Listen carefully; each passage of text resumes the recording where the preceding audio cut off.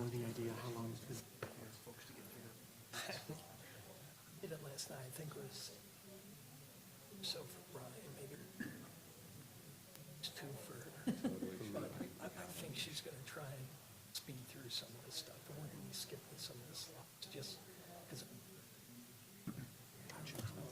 She's not terribly long, yeah, but you're gonna call your investigator, right?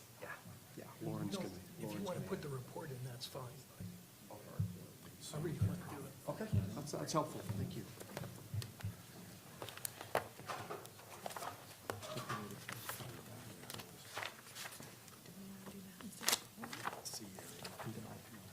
That's a clean copy of it.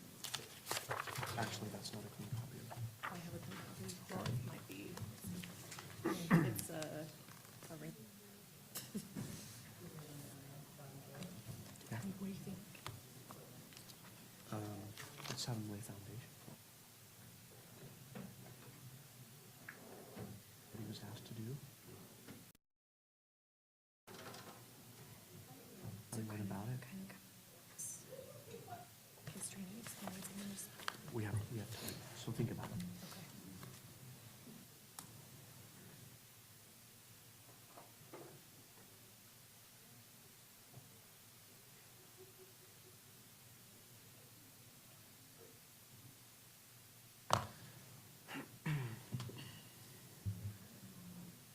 A bunch of fun.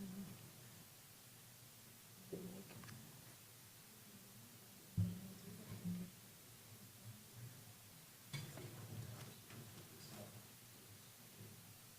there's something called.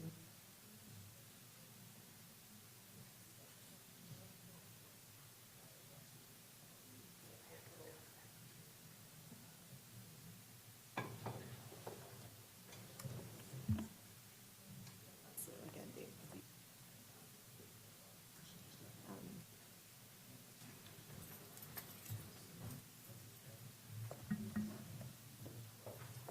yeah, like you can. They just.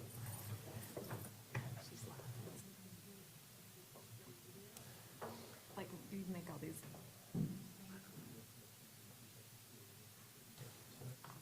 little stab it with the gauges and Yeah. needles. Thanks, Dad. All right, fourth district court, state you not now second, the Honorable County after Rapid Junior presiding.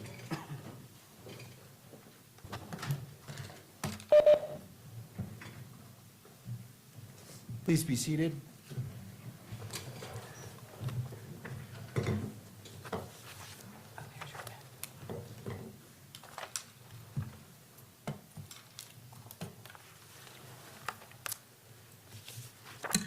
Good morning. It just take me a moment to set up a couple things here. Appreciate your patience.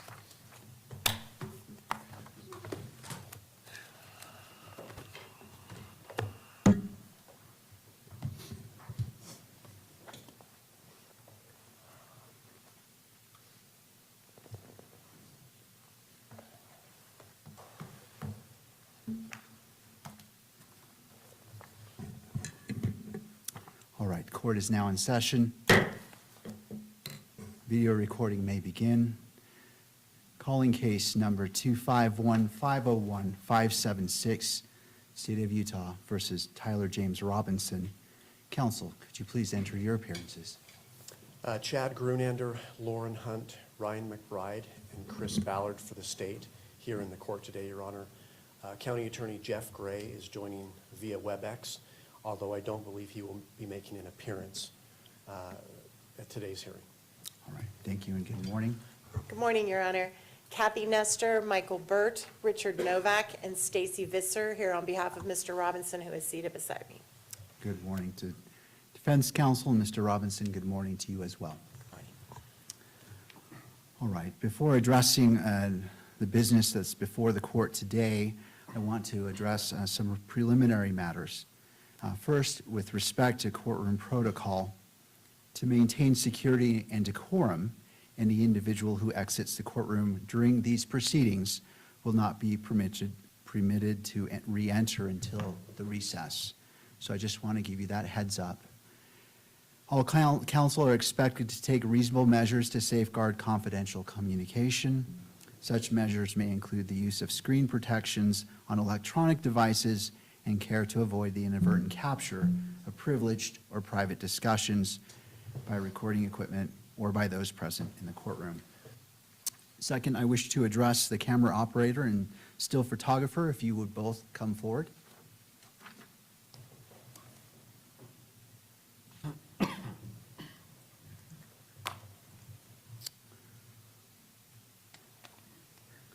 All right, so I don't mean to cause you any discomfort, but I just want to ensure the expectations of how we're proceeding today. Could you state your names and your respective roles, please? Trent Nelson as the still pool photographer for the Salt Lake Tribune. Thank you, Mr. Nelson. Adam Fondern, video pool for ABC4. Thank you. All right, have you both reviewed the court's standing decorum order dated February 24th, 2026? Yes. Yes, Your Honor. And do you understand the requirements set forth in that order as it applies to your activities today? Yes, Your Honor. All right. Do you require additional time to review the order or to adjust equipment to ensure compliance? No. No, Your Honor. All right. Do you anticipate any difficulty with complying with the order? No, Your Honor. All right. Well, Mr. Nelson, Mr. Fondren, I appreciate your cooperation. Thank you. Thank you. Turning next to discovery, counsel for the state, could you give an update? Your Honor, on April 3rd, I filed a notice of the state of discovery with the court. I don't know if you've seen that, but I attached to that filing a 225-page document that lists the discovery that had been provided as of April 1st of this year. There's over 20,000 files. That document has about 100 files per page listed. Discovery continues to come in. I believe it was March 26th, the defense counsel sent a discovery letter requesting special discovery or specific discovery of materials, case files, underlying data, and so forth of lab materials from scientific reports. We're going to address some of that in the motion to continue the preliminary hearing today. Those materials have been requested from the FBI and ATF labs. Both laboratories are responding to that. They're reviewing it, and they're providing information. As of Saturday and Sunday of this week, ATF, or some weeks ago, ATF provided to SBI their entire lab files, their entire case file. On Saturday and Sunday of this week, SBI was able to process much of that material, and we were provided at our office about 1,700 files from the scientific reports from the ATF. Just last night, I was updated that we received some more of those files, and that discovery continues. We're processing that material, bait stamping, cross-checking for duplication, and then providing those materials as efficiently as we can. Thank you, Mr. McBride. Appreciate that update. All right, the court will now, and to the other parties, did you want to weigh in or comment on that? Thank you, Your Honor. Richard Novak for Mr. Robinson. I think the status of the specific items of discovery that Mr. McBride was just mentioning is sort of the core of the present dispute about whether the preliminary hearing can go forward in mid-May. So I guess the best thing to do would be to reserve comments about that until the court wants to take up that motion. Thank you, Mr. Novak. I appreciate your input on that. Well, turning to that, I do want to outline the procedure for today's hearing, and it's to do so in an orderly and efficient presentation of the issues before the court. First, we'll be addressing the motion to continue the preliminary hearing, which is set for next month. And what I want to do is I'm trying to manage time as at the same time allowing all parties the ability to present what is necessary in order for this court to make a well-informed decision. And so here's where I'm landing. As it relates to the continuation of the preliminary hearing, I will allow both sides 30 minutes to present what you wish to present to this court. And this would include any allocation for rebuttal for defense. Upon conclusion of argument on that motion, the court will proceed to the pending motions concerning media access within the courtroom.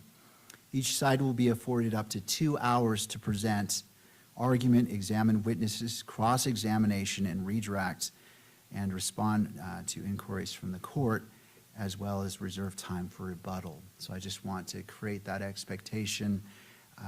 Knowing the expertise and experience of the parties, that's probably more time than you need, but I want to create an expectation so we know how to proceed. I encourage the parties to be succinct in presenting the evidence, and the purposes of these time allocations is for case management and not to alter or diminish any of the parties' substantial rights. Following the defense's presentation, the court will recess for approximately 30 minutes, during which time the courtroom will be closed. Proceedings will then resume with the state's presentation. If necessary, members of the media will be thereafter afforded up to 15 minutes for any responses. The court will then take a brief recess of approximately 10 minutes. Upon reconvening, the parties may proceed with closing arguments using any of the remaining allotted time. The court will monitor the time, and argument will conclude upon the expiration of that time. The court anticipates issuing its ruling at a later time via WebEx, as you may come to expect, to permit full and careful consideration of the record and the arguments presented today. The scheduling of that proceeding will be addressed at the conclusion of today's hearing. The court recognizes the significance of the matters before it and the preparation undertaken by all counsel. All participants are expected to adhere to the applicable standards of professionalism, civility, and ethics. The court finds most helpful those submissions and arguments grounded in the evidentiary record and supported by controlling authority and applicable law. Counsel are expected to ensure that their witnesses conduct themselves in a manner consistent with these standards. The court will now turn to the defense.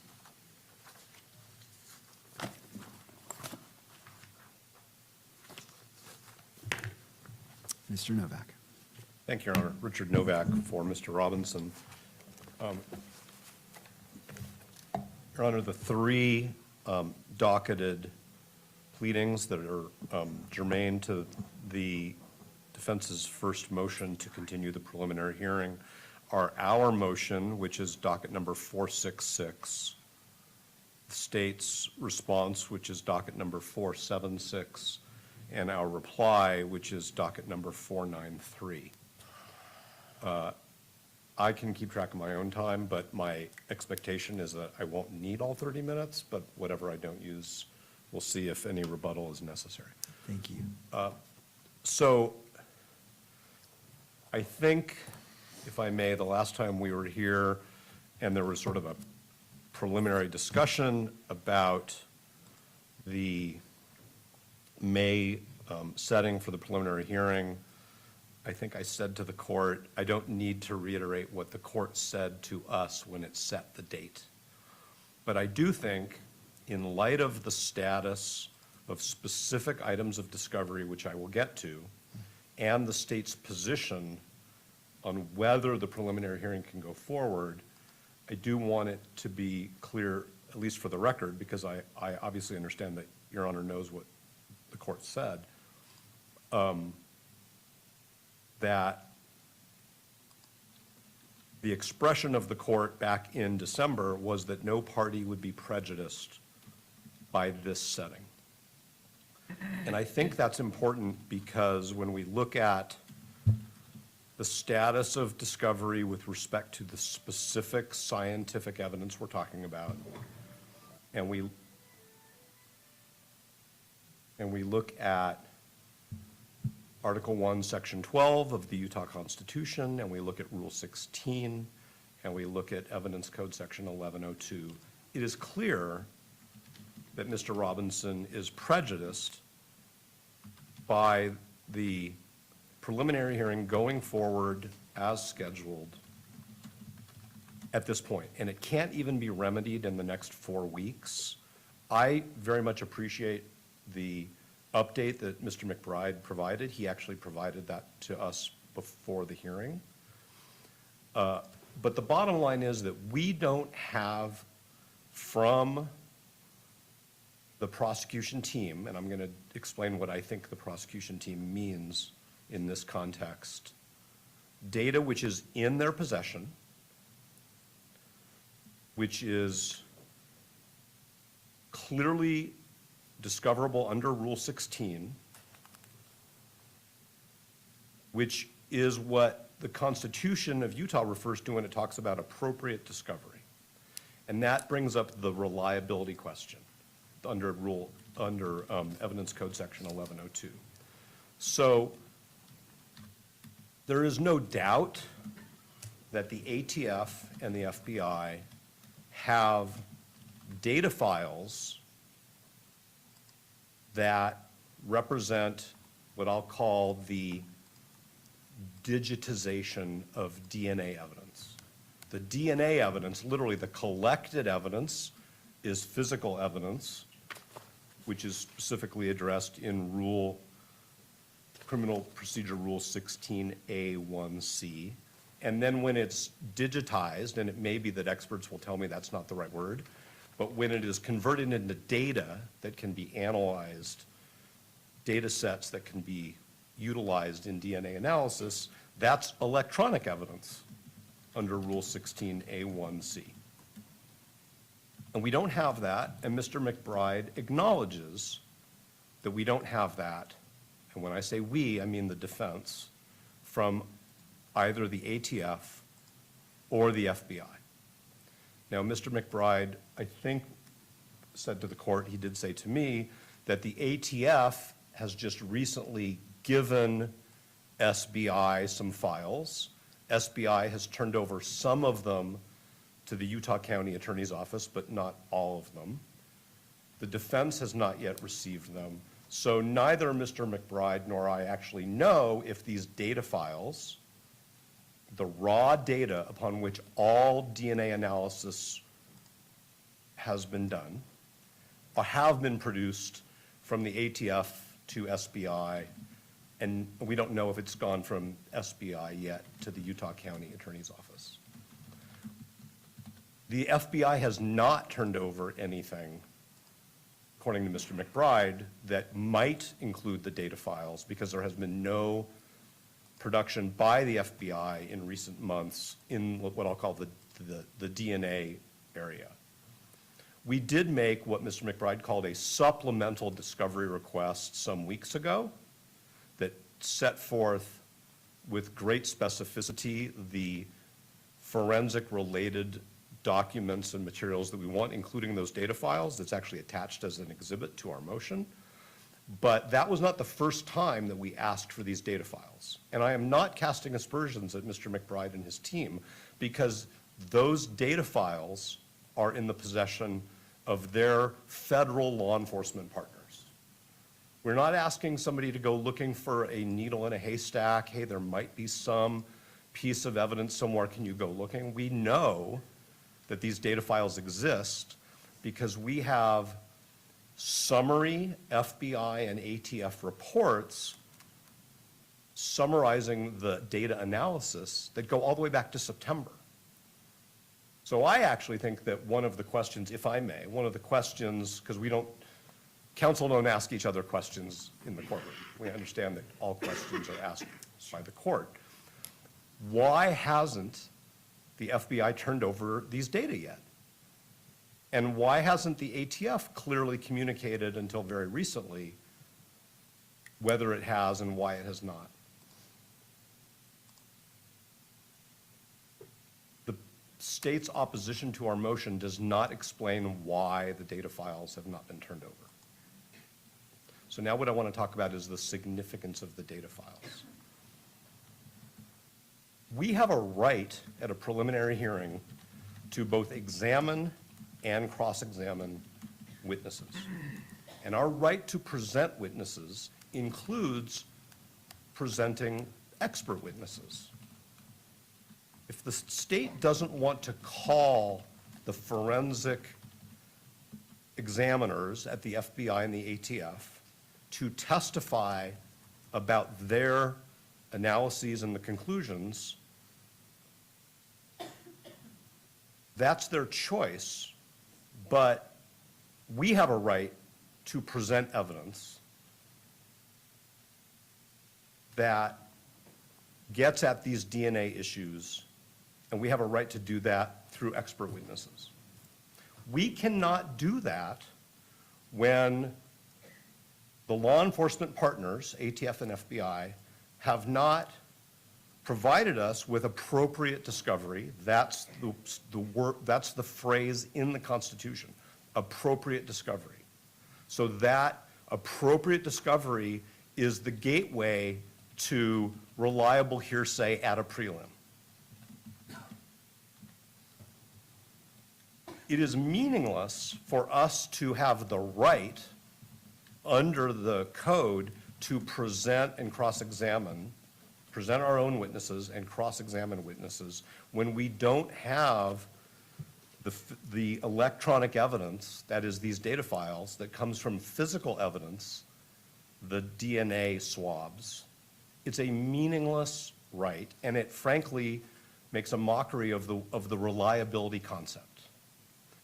We have identified for the court in public pleadings 2 DNA experts who we have retained who are waiting for these data and for other materials so that they can advise us on whether the opinions expressed in these reports, these are ATF and FBI forensic reports on the results of their DNA analysis, whether these reports are reliable. And if they are, if they're not, cannot be determined without that underlying data, those underlying data. So we have the experts, they're waiting for the data. We don't have the data. It's not Mr. McBride's fault. It's not SBI's fault. It's the law enforcement partners who have had these data files since September. Like, it's been over 6 months. And many of the DNA reports that they produce are also dated September, and I could go through each one of them if necessary, but maybe I'll do that in rebuttal because I don't want to run out of time. So we can't present any expert testimony on DNA without having the underlying data. Second step, if the state doesn't want to call the forensics examiners from the ATF and or the FBI as witnesses, we also have the right to call them as witnesses.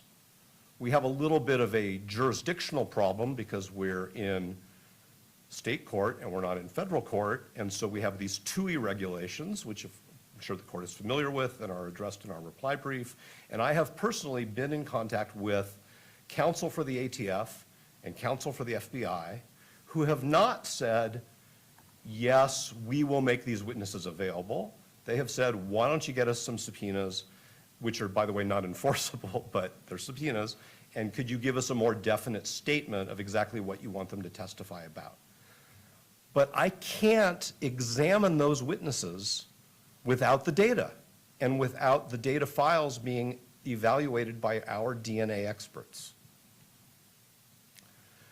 The state's suggestion that we just put these reports in through Rule 1102 before really calls into question the concept of reliability, because there is no way for this court to evaluate the reliability of those conclusions. There is no adversarial testing. If I don't have those data, if I haven't been able to give those data to our DNA experts, if they haven't been able to tell us what they think of the data vis-a-vis the conclusions in the reports. So we have a problem with adversarial testing. It's a critical stage of the proceeding.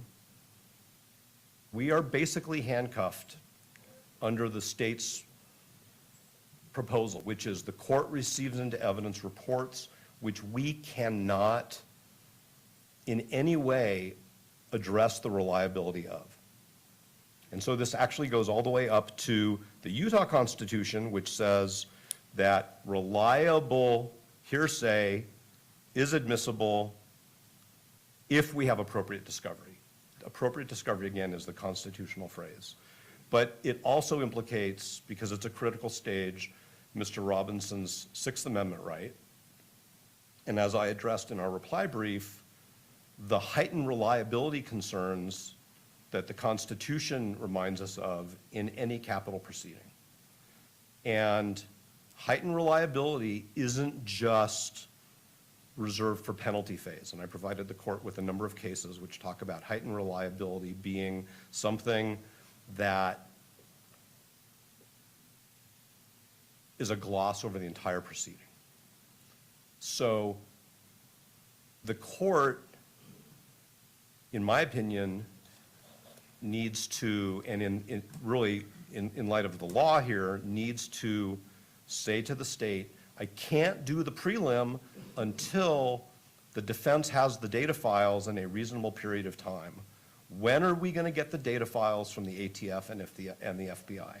And if Mr. McBride, given all of his due diligence, can only say to the court, I don't know because the FBI hasn't told us when, and the FBI hasn't told us why, then we're just going to have to wait. We're not interested in postponing this for the sake of postponing this. We're interested in having a meaningful testing of expert reports, which the state wants the court to just receive into evidence under 1102b4. And that's not reliability. That's not reliability under the constitutional test, which requires appropriate discovery first. It's not reliability under the Fifth, Sixth, and Eighth Amendments. And, I'm not in the business of telling the prosecution in any jurisdiction how they should do their job, but the state chose to proceed by way of preliminary hearing instead of proceeding through a grand jury, and this is where we are. We have a right under the Constitution to have appropriate discovery before this court receives into evidence what the statute says is reliable hearsay. And if the court says, oh, you don't need the data files, then we believe that 1102b4 is unconstitutional, as applied in this case. If we have the data files and a meaningful time to evaluate them, then the state has fulfilled its obligations under the Constitution, and the reports can be received at least statutorily as reliable hearsay, subject to our right to present evidence through direct witnesses and through cross-examination. So I think other than what I've said so far, I would be repeating myself, and if I've not used my 30 minutes, then I'll save the remainder for rebuttal. Thank you, Mr. Novak. Turning to the state.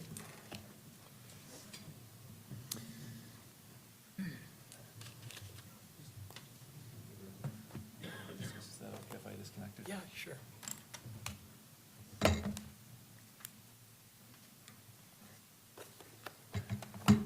Trina, do you mind allowing me to present?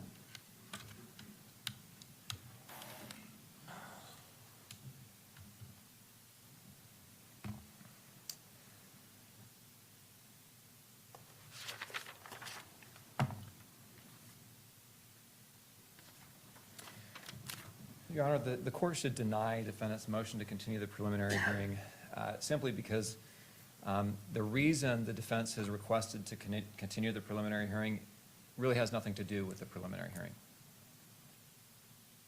It's unnecessary, the continuance is. It's necessary to expert discovery, it's necessary to expert notice, it's necessary to a 702 hearing, it's necessary to a trial determination of the weight to give to expert testimonies, but it is not necessary to a preliminary hearing. Now, before I jump into my argument, Your Honor, is my screen sharing? Yes, can you see it there, Your Honor, on your? Well, let's see. We're not seeing anything at council table. I'm not sure if it's being presented yet.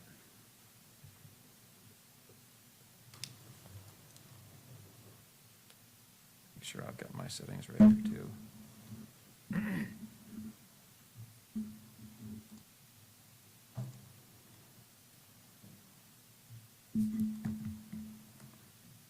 Well, I'll assume that will come up as I'm talking, Your Honor, but before launching into my argument, I want you to understand my structure here, okay? My first point that I'm going to make is the defense has not shown that a continuance is necessary to the purpose of a preliminary hearing. Maybe necessary for other reasons, this material, but not necessary. Maybe this material and discovery of this material is necessary for other purposes, but not for the limited purpose of a preliminary hearing. And the second point is the rules don't require expert notice before the preliminary hearing. Look at Article 1, Section 12, Rule 16, Rule 7B, Rule 1102. They don't require expert notice before the preliminary hearing. Now, I want to start with that first point, which is the real standard, the salient principle from whether it's Longcrier or Lopez is you don't grant a continuance unnecessarily, right? Axiomatic, right? That's the salient principle from those cases. That's what common sense says. You don't unnecessarily continue a hearing, right? Why? Well, because it causes delay in the proceedings. In this circumstance, this is not a nominal delay. We're talking at least 6 months for the defense to get this material, review it, and consult their experts, and for their experts to be ready to present expert testimony.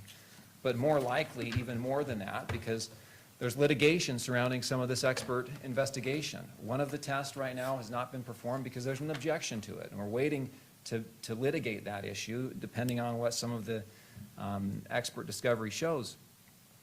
In addition, we're probably going to object to some of the expert discovery requests the defense has made and that they made on March 25th. So this is at least a 6-month delay, probably much longer than that because some of these expert issues have to be litigated. And when you consider the purpose of the preliminary hearing, right, it's an initial stage of this process, right? It's designed to protect a defendant from having to sit in custody and wait for all the trial preparations without there being any showing of any evidence, right? The Rule 16, the preliminary hearing is designed to ferret out groundless prosecutions. Probable cause is a very low standard. Reliable hearsay is admissible. The court doesn't weigh the evidence at this stage. And that's because this is a very early stage of the proceeding. And the rules contemplate discovery and investigation ongoing throughout and even past the preliminary hearing and even all the way up until trial. So the question is a continuance necessary for the purpose of a preliminary hearing? And to understand that, you have to understand two things. One, what is the purpose of the preliminary hearing? And two, what is the evidence that's likely to be presented at the preliminary hearing? And then you get to three, is a continuance necessary? First, the purpose of a preliminary hearing is clear. There's very few principles in Utah law that are more clear than this. There is one purpose to the preliminary hearing and one purpose only, and that is to determine probable cause. Every time a defendant or a trial court tries to expand the preliminary hearing beyond that, whether it's on constitutional due process grounds or discovery grounds or something else, the courts uniformly and repeatedly reject those arguments. There's only one purpose. It's clear in the Constitution. It is to determine probable cause. It's not a discovery hearing. It's not a due process notice hearing where the defense learns what the state's theories are or what evidence the state is going to present at the trial. It is not a suppression hearing under the Fourth Amendment. It's not an admissibility hearing under the rules of evidence. And it's certainly not a 702 hearing. It is only one thing, a probable cause hearing, and that's it. That's important because that relates to what a continuance being necessary means, right? Can the defense show they need to continue this hearing because it's necessary to a determination of probable cause? If they can't, it's unnecessary and it's going to infringe on the victim's right to a speedy trial, as well as the state's ability to present the case. Justice delayed is justice denied, as the saying goes, and that's because it affects a victim's right to a speedy trial. It affects the public's perception of legitimacy of the prosecution and the judicial system, and it has real effects on the evidence that may be presented at trial. Witnesses become unavailable, memories fade, evidence grows stale. And so the court should not be granting a motion to continue and delaying the proceedings unless it's necessary, especially for such a lengthy period. The next stage in understanding whether or not a continuance is necessary is, one, understanding the purpose, the limited purpose. Two is, what's the evidence going to be at the preliminary hearing, right? Because if you understand what the evidence is going to be, then you can determine, well, is what the defense wants to present, is that going to affect the probable cause determination, right? The only way to know that is to know kind of what the evidence is going to present. That's why Lopez says you listen to the evidence first, and then you should consider, in that case, whether or not the defense should be able to subpoena the victim. And I think the same analysis applies here. Listen to the evidence first, then you ask the defense, well, what are you going to present, and will it be necessary, will it be relevant to a probable cause determination or not?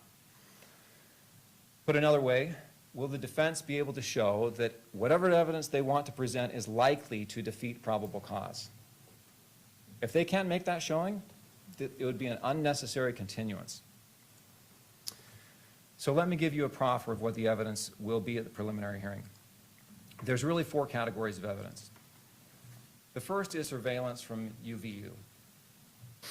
Now, UVU has a great surveillance system, and they capture the defendant coming on to campus at about 7 a.m., or I think about 8 a.m., okay? It's clearly him. He's driving his gray Dodge Charger, and I should say he's from St. George, so this isn't just a casual passing by Utah Valley University. This is a 3.5-hour drive from his home, 250-plus miles from his home. They capture his car pulling into the Utah Valley University parking structure. He gets out of the car. He's wearing his favorite Hurley hat, a maroon T-shirt, shorts, and Converse shoes, the same clothing he's wearing when he turns himself in the next day. Clearly him. There's good facial images and everything. He walks around campus and he scouts campus out. He then leaves the campus.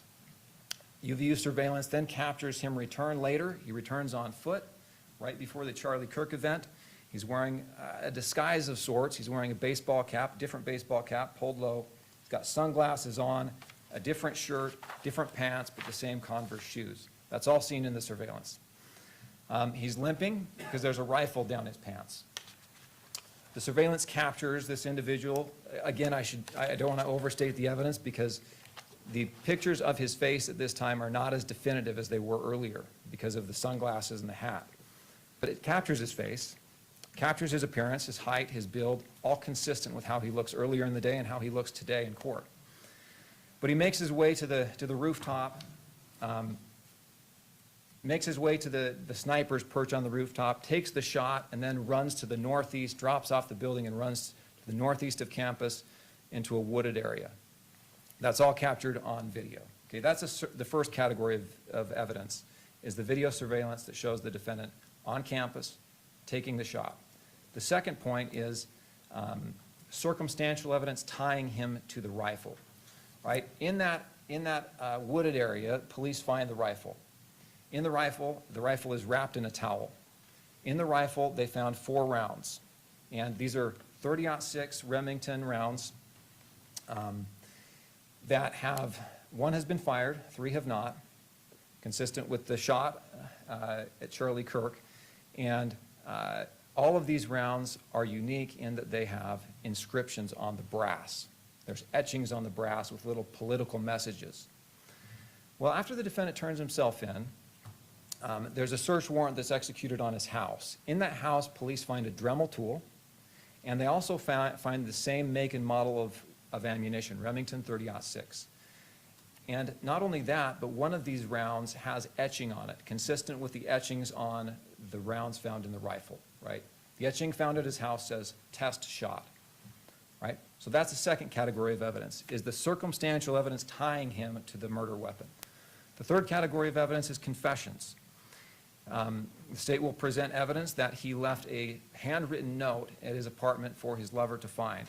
In that note, he says, I had the opportunity to take out Charlie Cook, and I took it, right? This note was written before he left St. George and came to Orem, and was left in his apartment. His roommate finds it, roommate/lover finds it, and this initiates a text message conversation back and forth between the lover and the defendant, where the defendant says, yeah, I shot Charlie Kirk.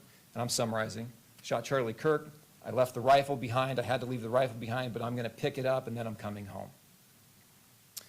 Then he also confesses to a group of friends on a messaging application. Before he turns himself in, he says, "Hey guys, it was me. I did it. Thanks for all the good times. Goodbye." And the final confession is an acquaintance is a former law enforcement officer, and he helps arrange the defendant turning himself in to the sheriff's office. And when he's talking to that former law enforcement officer, he says, "I got rid of the clothing I wore." Right? So there are three categories of evidence that have nothing to do, that show probable cause, have nothing to do with the DNA evidence, which is what defendant's issue is here. The fourth category of evidence is that DNA evidence. And you have to understand what that DNA evidence is. The towel that the rifle was found wrapped in was sent to the FBI lab for testing. There was also a screwdriver found on the sniper's perch that was also sent to the FBI lab for testing. The rifle itself was sent to a different lab, the ATF lab, for DNA testing. And both labs tested those materials completely independently of each other, different analysts, different labs, different locations. Both of them come back showing the defendant's DNA on those materials. Okay, the screwdriver, the towel, and the gun. I say they found the defendant's DNA on those materials. The experts and the reports that we'll present at the preliminary hearing were much more precise than that, right? Really what they say is there's astronomical odds that this DNA belongs to anyone but the defendant. But you'll see that, and I think you take my meaning here. The point is that there is substantial evidence of probable cause, far exceeding what probable cause requires. And it comes from a variety of sources. And so the defendant cannot show that the material he wants to present at the preliminary hearing would defeat probable cause. And in his reply, he says, well, that's circular, because how could we make that showing if we don't have the underlying data to be able to attack the DNA evidence? Well, first of all, that attack wouldn't even affect those first three categories of evidence, right? The confession, the circumstantial evidence tying the defendant to the rifle, or the video evidence, right? But even if they were to find some expert that would say both labs independently got this wrong, and even if they're to find that kind of expert, which I think is speculation and probably against the grain, but regardless, you take that assumption, it still wouldn't defeat probable cause, because at this stage, the court doesn't weigh contrary evidence, right? The standards are very clear. At this stage, because it's such an early stage with such a limited purpose, the court views all evidence in the light most favorable to the state, right? That's State v. Virgin.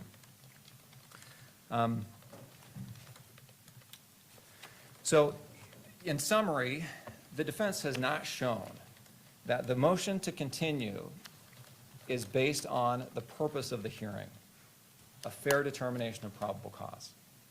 They just haven't shown it, and they haven't even tried. And I think one of the reasons they haven't tried is because they know that these are experienced practitioners. They know what the standard is here. It's low. The evidence is viewed in the light most favorable to the state. They're not going to be able to defeat a confession, multiple confessions nonetheless, or DNA evidence, right?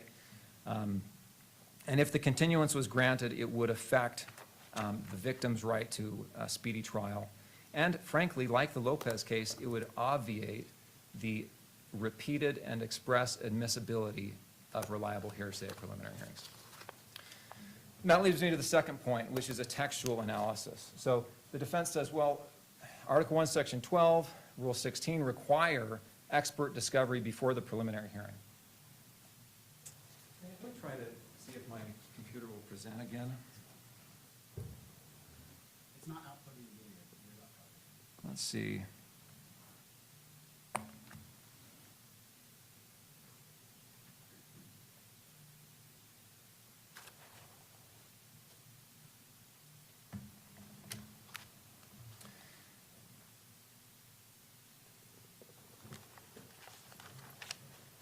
Showing it's connected.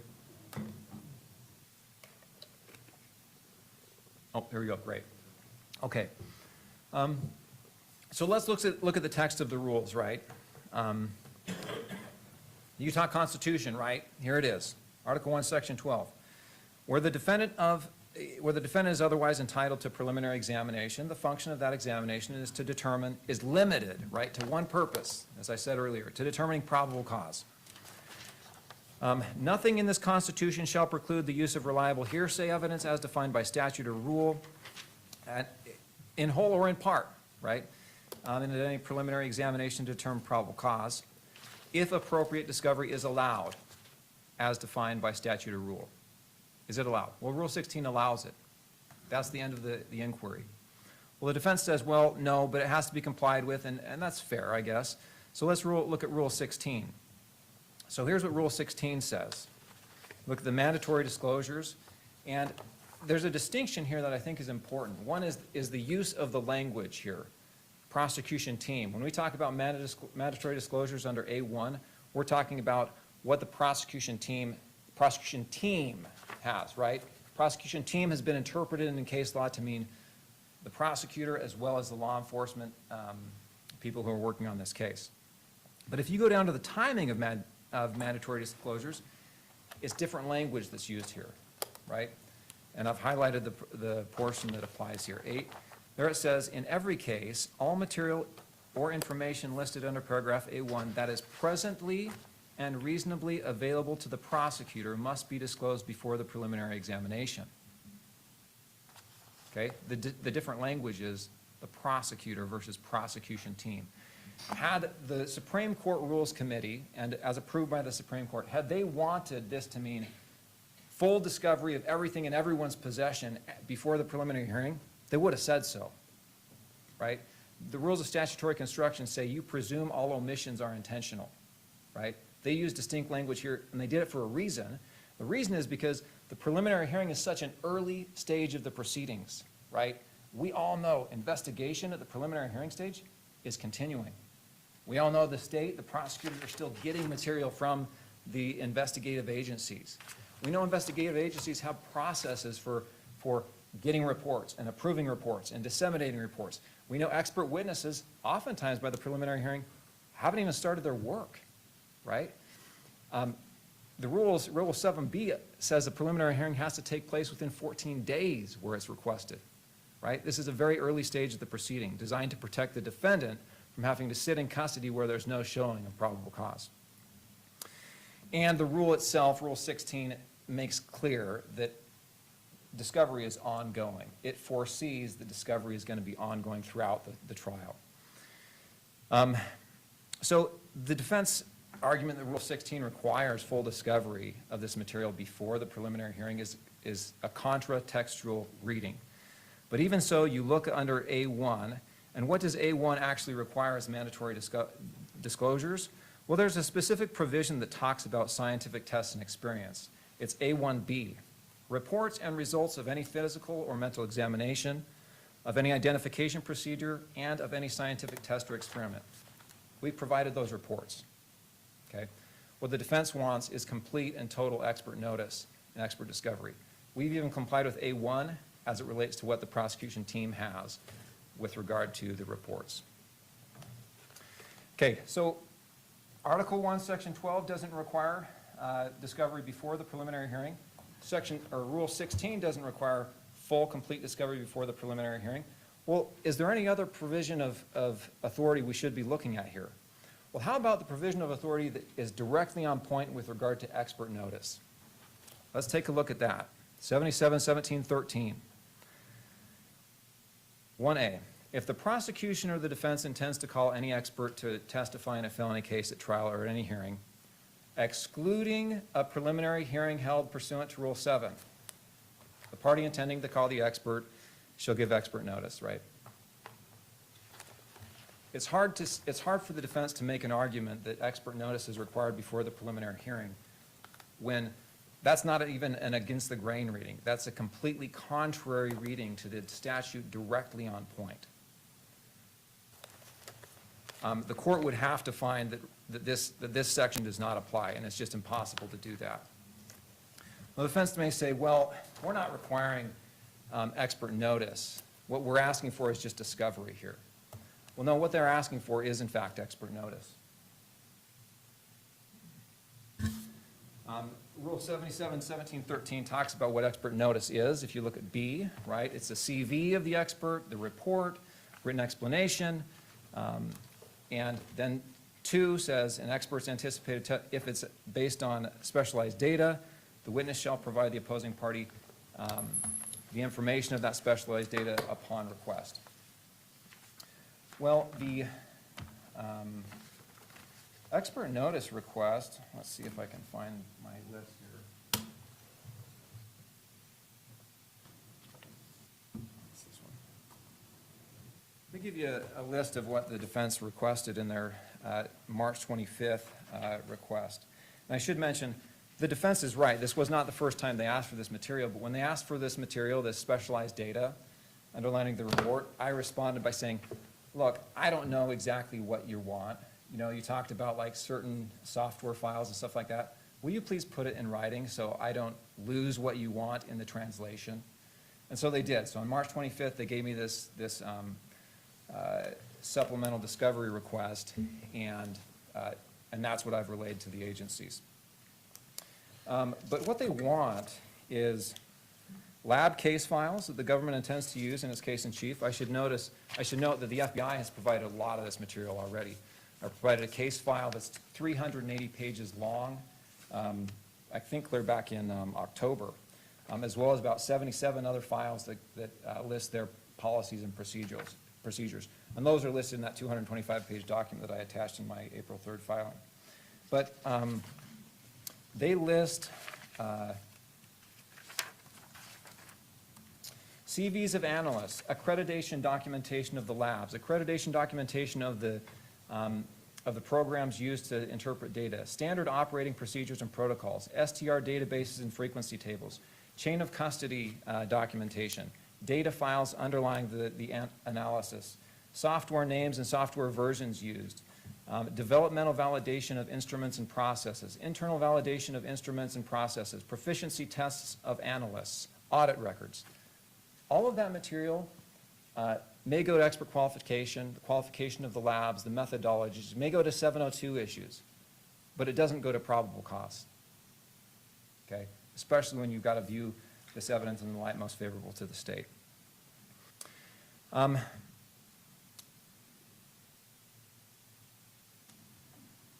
the final reason why we know that expert discovery, expert notice is not, I didn't finish my point here, which is this material they're requesting is expert notice.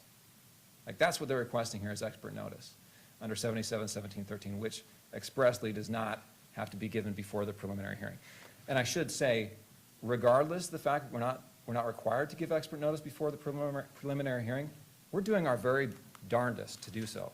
And we shouldn't be penalized for being on the ball and getting ahead of things by trying to get the expert reports and investigation done as soon as we can.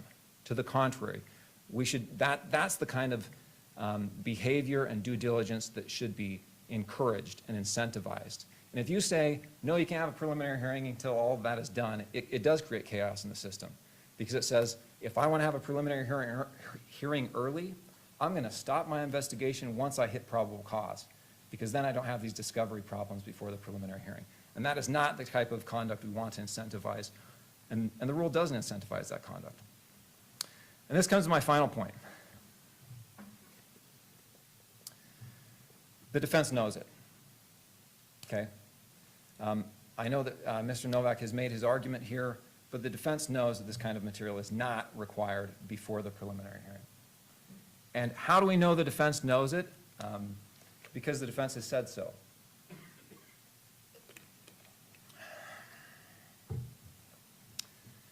In one of their earliest pleadings in this case, docket number 16, I think it's 16,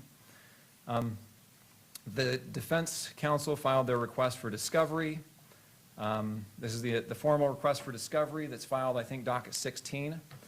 And in that docket, they recognize that discovery is an ongoing process. You get down to page 11, and the defense cites Rule 16 saying, the prosecutor's duty to disclose material is ongoing. In every case, all material that is presently and reasonably available to the prosecutor must be disclosed before the preliminary examination, right? But here's the key phrase that I think shuts the door on this argument the defense has made, is highlighted in red there. And I quote, "Defendant acknowledges he does not have a right to discovery prior to preliminary hearing pursuant to Article 1, Section 12 of the Utah State Constitution." That's it. The defense concedes this point. Now, the point I'm making is what the defense makes right here in the next sentence. However, defendant relies upon this initial discovery request through trial, post-preliminary hearing, to enforce their rights encompassed in the Utah Constitution to a fair, speedy trial. That's the point I'm making, is the state should be pursuing expert investigation, their due diligence, getting the investigation done as early as possible, and providing that discovery as it comes in on a rolling basis, right? And that's what we want to have happen.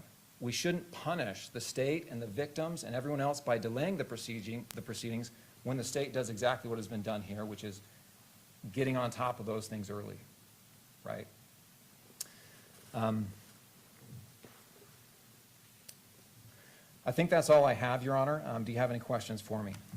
I will. I'm going to turn to defense for their rebuttal and then have questions for both parties. Thank you, Mr. McBride.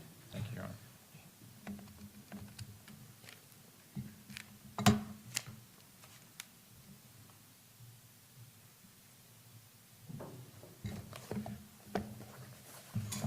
Forgot one piece of equipment.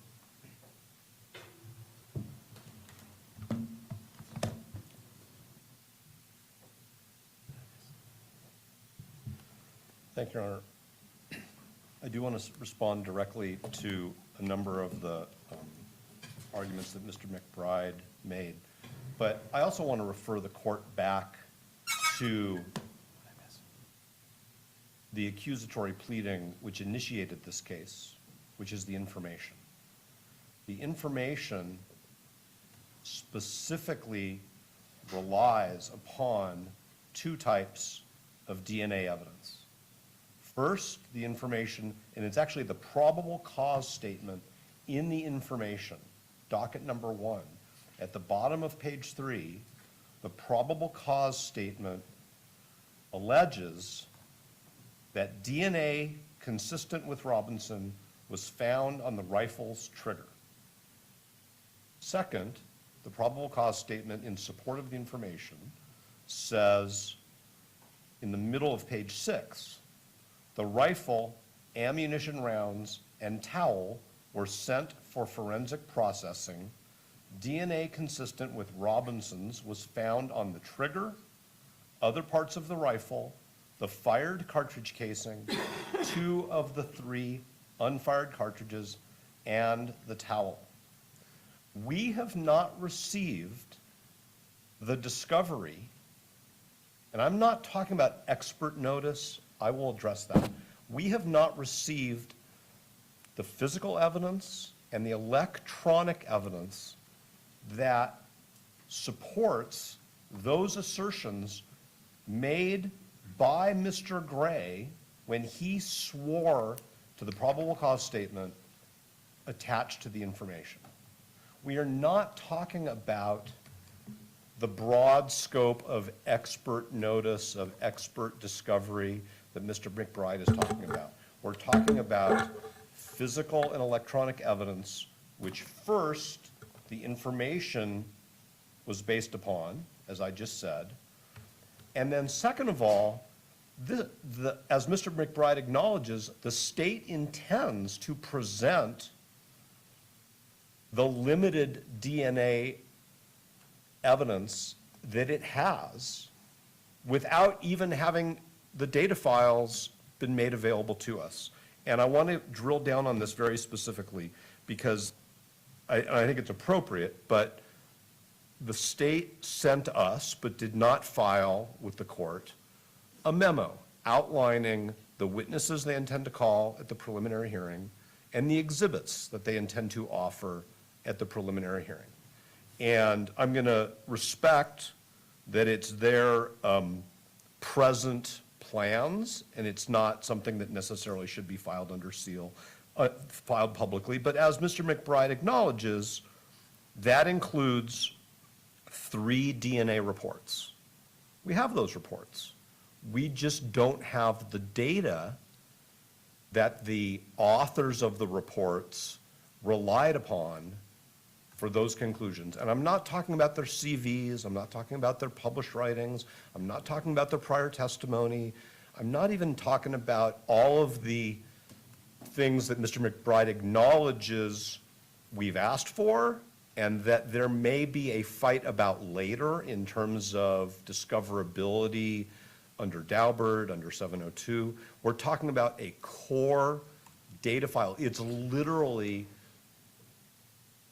a data file, one from the ATF and one from the FBI, that they generated back in September that hasn't been provided to us. So we can't provide that to our experts to help us assess whether or not there are reliability problems with the reports that the state wants to offer through 1102B4. So we're not talking about the slippery slope and months of litigation of Daubert-type expert notice. Mr. McBride is right that at a certain time and place, there will be discovery litigation related to experts and then admissibility litigation related to experts. That's not what we're talking about here. We're talking about very concrete data files that our experts are waiting for. And when I say data files, I literally mean the digitization of physical evidence obtained from our client and from these objects. We didn't choose for the state to present DNA evidence at the prelim. That's their choice. And that's why we are having this dispute right now. The question that I think this court needs to also address is when Mr. McBride talks about what discovery is, quote, reasonably available to the prosecution. How can this court conclude that not having these data files is reasonable, given that the ATF and the FBI generated these data files from the swabs months ago? They've concluded their work, as far as we know. They've generated reports. The state believes that the reports are sufficiently final that they would offer them into evidence in a preliminary hearing. So I think this court should make the finding that those reports are reasonably available and that they should be produced to us. Mr. McBride, probably because he can't, still hasn't told the court why we don't have the data files. So where Mr. McBride, with all due respect to his advocacy, because he's a fantastic advocate, goes, is he goes into the slippery slope of expert discovery and expert notice and Daubert, and that's really not what we're talking about here. We're also not talking about the bullet fragment further testing issue, which has previously been described as the January 9th motion, which the court unsealed. That is not a DNA issue. That is about what happens to a bullet fragment when a federal law enforcement lab wants to do what they call destructive testing. It's not to get DNA off of it. It's to look at whether that bullet fragment can be related to the other evidence in the case, because the ATF's first conclusion, as the court knows, is that they couldn't say either way where that bullet fragment came from in terms of firearms. So that is not what we're talking about here. There is a ballistics report that the state wants to offer into evidence at the prelim, but we're talking about DNA reports. And I do want to say, however, that we are not suggesting that the preliminary hearing be postponed until this dispute about the destructive testing of this bullet fragment is resolved. But it was a federal law enforcement lab that said, we're not going to permit a defense expert to observe the destructive testing, and we're not going to videotape the destructive testing. We're going to do this behind closed doors. But that's not what we're talking about here today. That's a different issue for a different time. And I don't think it has anything to do with when the preliminary hearing occurs. Mr. Novak, just to be consistent, do you have some final thoughts as your time is coming to a close? Yes, thank you. My final thought is that this court should direct the state attorneys to find out when the data files will be produced. And once we know that date, and they actually are produced, then we've already told the court that there's a concrete amount of time that our experts need in order to analyze them. Otherwise, I've already argued about the constitutional and legal principles that are at stake here, and I think that the court has those in mind. I also want to say, finally, the Lopez case has nothing to do with this. I understand it's a Supreme Court decision, but the Lopez case is about a defendant who tried to serve a subpoena on the victim of a sex offense to have the victim testify at the defendant's prelim. That is not what this is about. We're not fighting about a subpoena. We're not talking about victim testimony. It's really not applicable. Thank you, Your Honor. All right. Well, I'll have questions for both of you. I'll start with Mr. Novak. Again, thank you both for your presentations today in such a succinct manner. The court appreciates that. So one of the questions that's before the court, and Mr. Novak, it goes to the heart of the matter for this court as the court is weighing whether the continuance should be granted or not. Has defense reviewed all the discovery that has been presented up until this point in preparation for a preliminary hearing set for next month? We have reviewed the discovery that is tied to the exhibits that the state intends to offer at the prelim where there is discovery available. If the court is saying, have you reviewed the thousands, have the lawyers reviewed the thousands and thousands and thousands of pages of discovery that are well documented in the index that Mr. McBride provided the court privately? The answer is no. Our paralegals are doing their best to organize it, but have counsel reviewed that discovery and have we had reasonable time to do so? No, because it's gigantic and it's voluminous. We know that some of it has nothing, some of it has been provided in what I guess the state would call an abundance of caution. 30 days worth of surveillance video from UVU. We don't believe that we even need to review 29 of the 30 days. So we're not going to waste time and resources reviewing hundreds of surveillance camera hours without some suggestion that we need to, and we don't believe that we do. Have we reviewed, every FBI report interviewing people who claim to have known Mr. Robinson or known his roommate? Yeah, we've reviewed all of that. Have we reviewed the forensic materials that we have received? Yes. Have we reviewed all of the law enforcement reports about the events at UVU? I mean, I can only speak for myself. No. Because it's so voluminous that we haven't had that time. Well, in really the heart of my question is, have you reviewed all the discovery that has been passed that enables you to be prepared for a prelim next month? That's that you're saying is applicable to what you understand the state will be presenting or what you need to review. Just because the state says they're going this direction, you have to do an independent determination of the discovery on what you need to review to be prepared. And so my question is, have you done that and are you there? No.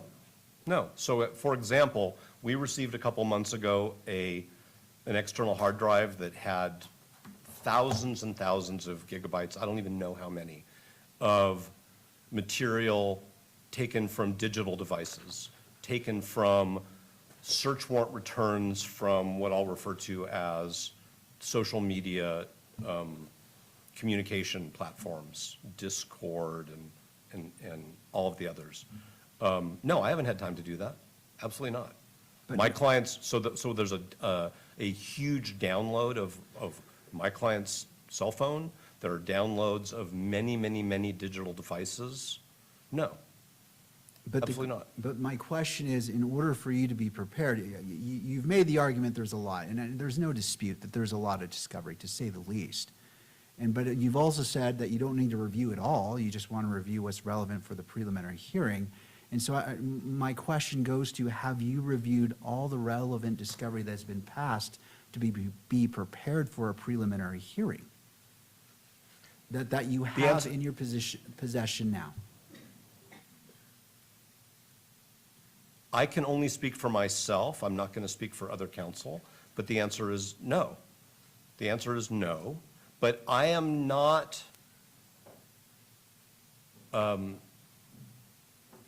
able to, maybe this isn't the court's question, but I'm not even able to approach this fourth category of evidence that the state wants to offer at the prelim, which is the DNA evidence, because we don't have the underlying data files to be able to assess what to do about those reports. So if the court said to me, Mr. Novak, have you reviewed all the drone images that they want to use? Have you reviewed all of the video that they want to present? Have you reviewed all of the UVU surveillance? And by the way, this is a letter we received on April 4th. Have you reviewed all the Discord chats that they want to present? No. And I believe I've been diligent. Would you like time to confer with your counsel? Because I need to know that information. I need to know that if we move forward with the preliminary hearing, either next month or a different date, that there's effective assistance of counsel moving forward. And that's one of the factors is, have you reviewed the necessary discovery? Typically in criminal cases, defense attorneys say, hey, I haven't been able to for whatever reason. And the court recognizes that, right? Like, I get it. But I need to check that box and say, okay, defense is saying we're ready to go forward with the discovery that has been provided. That's a part I want to be sure is been accomplished. And so as you're presenting for the defense, I would ask you to confer with your counsel, because I understand that you've probably parsed out different areas for each counsel given what's there, but I need that answer as it relates to the defense team. I now understand the import of the court's question, and I appreciate that the court has clarified that. So we can present that information verbally, we can present it shortly thereafter in writing, however the court wants to present it. But I understand that. So I'll just give the court by way of an example. I have not personally, and I don't think any of the other counsel have, but we should probably take a short break and we can discuss that, reviewed significant portions of the electronic discovery. And when I say electronic discovery, I mean images of device downloads, as well as, sort of cloud-based information produced to the state pursuant to subpoenas for chats, postings, gaming communications. I mean, the primary platform is Discord with a capital D. It's a thing. Sure. Right? So I think I'm just repeating myself, and maybe that's because obviously I would want to speak with my Sure. co-counsel No, and not speak for them. And I respect that. I understand that you're being cautious. You don't want to present something that someone may or may not have reviewed. So I respect that, and you'll be given time to do that. But that's an important factor for the court to determine. Totally understand. I mean, we've been trying to focus on the very specific items of discovery that we don't have, which relate directly to evidence that the state wants to present at the prelim. And the court is asking, I think, very helpfully, a broader question. And the court is not challenging, the court is not really confronting us on the question of diligence, so I'm not even going No. to go there. But obviously, there's been a lot of pretrial litigation on a lot of different issues. And as the court knows from our filing yesterday, there's more coming. Right, no, and I appreciate that, and the court's intent is I just want to make sure that when we move forward, we can move forward properly and uphold the constitutional rights of Mr. Robinson and all parties to ensure that what we do is proper and appropriate, because quite honestly, I don't want to do it again. And so, and I recognize, and I can do so, that both sides have been very diligent and have worked extremely hard. Obviously, I'm not in your offices, I don't know your communications, but it is evident to me that both sides have. And so the purpose of that question is, that's just a checkbox I need to know to move to that stage, and only your team has that answer. And again, and I recognize the amount of discovery that's been, is out there, and so it is no way to impugn defense at all, saying, well, you're not doing your job, you're not working hard, not at all. I just want to know that answer, and so that's I the sole appreciate that. purpose. And I didn't feel that the court was making those assertions. And I want to say, we hear that the court doesn't want to do it again. Mr. Robinson and his family don't want to do it again. Counsel don't want to do it again. We know that the state doesn't want to do it again. And we also don't want Mrs. Kirk and her family to have to go through it again. Because that's actually, in my opinion, the greatest harm to surviving victims in a case like this is the long run when cases don't proceed as the Constitution requires. And so going to that point that you just asked, so how do you propose the court balance your request for a potentially large, a long delay against the constitutional rights of the victim representative, Ms. Kirk, in her right to a speedy disposition of the case? For example, I noted in your motion, you stated that your DNA expert needs, I believe it was 6 months. That was her estimate. And so how do we balance that? And I appreciate your statement, but going to your statement as it relates to Ms. Kirk's right to a speedy disposition of a party outside, right? Not counsel from either side, but it seems like we're going to be held to the timeline of somebody outside who's an expert who's saying 6 months. And that concerns the court about that is a potential hangup of, well, we can't move forward until we comport with their timeline, and that's concerning. So how do we reconcile that? Well, first of all, if the expert needs 6 months, the data files were available in September, which was 6 months ago. And so I actually think, while I will answer the court's question, another important question is, why haven't the FBI and the ATF provided data files that they utilized 6 months ago?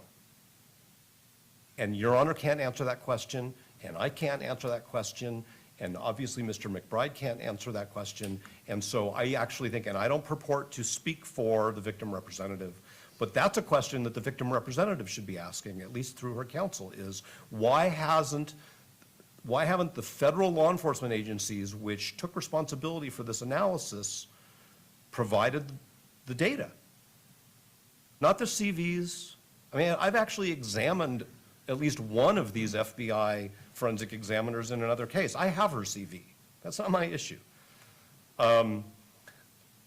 We cited in our reply brief the cases which show that the victim's right to a speedy trial does not, I'm sorry to use this word in the current environment, but that's the word we use, does not trump, lowercase t, the defendant's constitutional rights.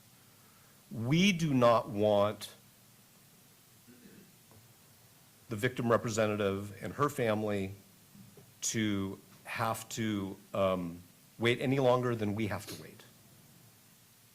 But it isn't sufficient for the state to say, we've turned over gigabytes and gigabytes, and the defense, doesn't really need to review it before the prelim. That's not, obviously, and the court, I think, tends to agree with what I just said, that doesn't make a lot of sense.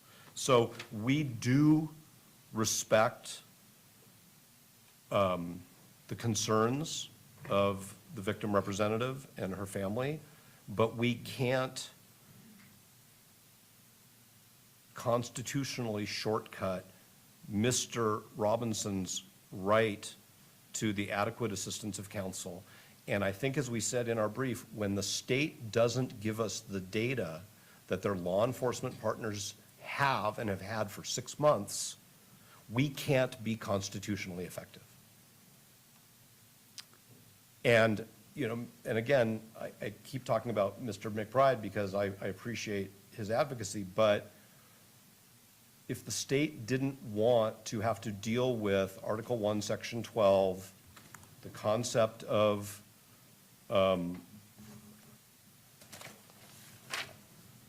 appropriate discovery, this court's need to apply constitutional standards of reliability, Mr. Gray could have presented this case to a grand jury. And instead, what Mr. Gray did was he filed an information with probable cause that relies on multiple assertions of DNA results. We should have had that discovery under a different rule immediately. If he knew, if he had reports that are based on these data files, when he filed his information and probable cause, those data files existed. Those data files must have existed on September 15th or whatever the date of the information was. And here we are past April 15th. So I will confer with my colleagues on the court's question. We will obviously answer it because it's an important question. If the court has other questions for me, I do. And I'm so prepared. going to the state's argument that there's these 4 prongs that can be pursued in regards to the categories of evidence, and that the standard is clearly articulated in State v. Virgin, and so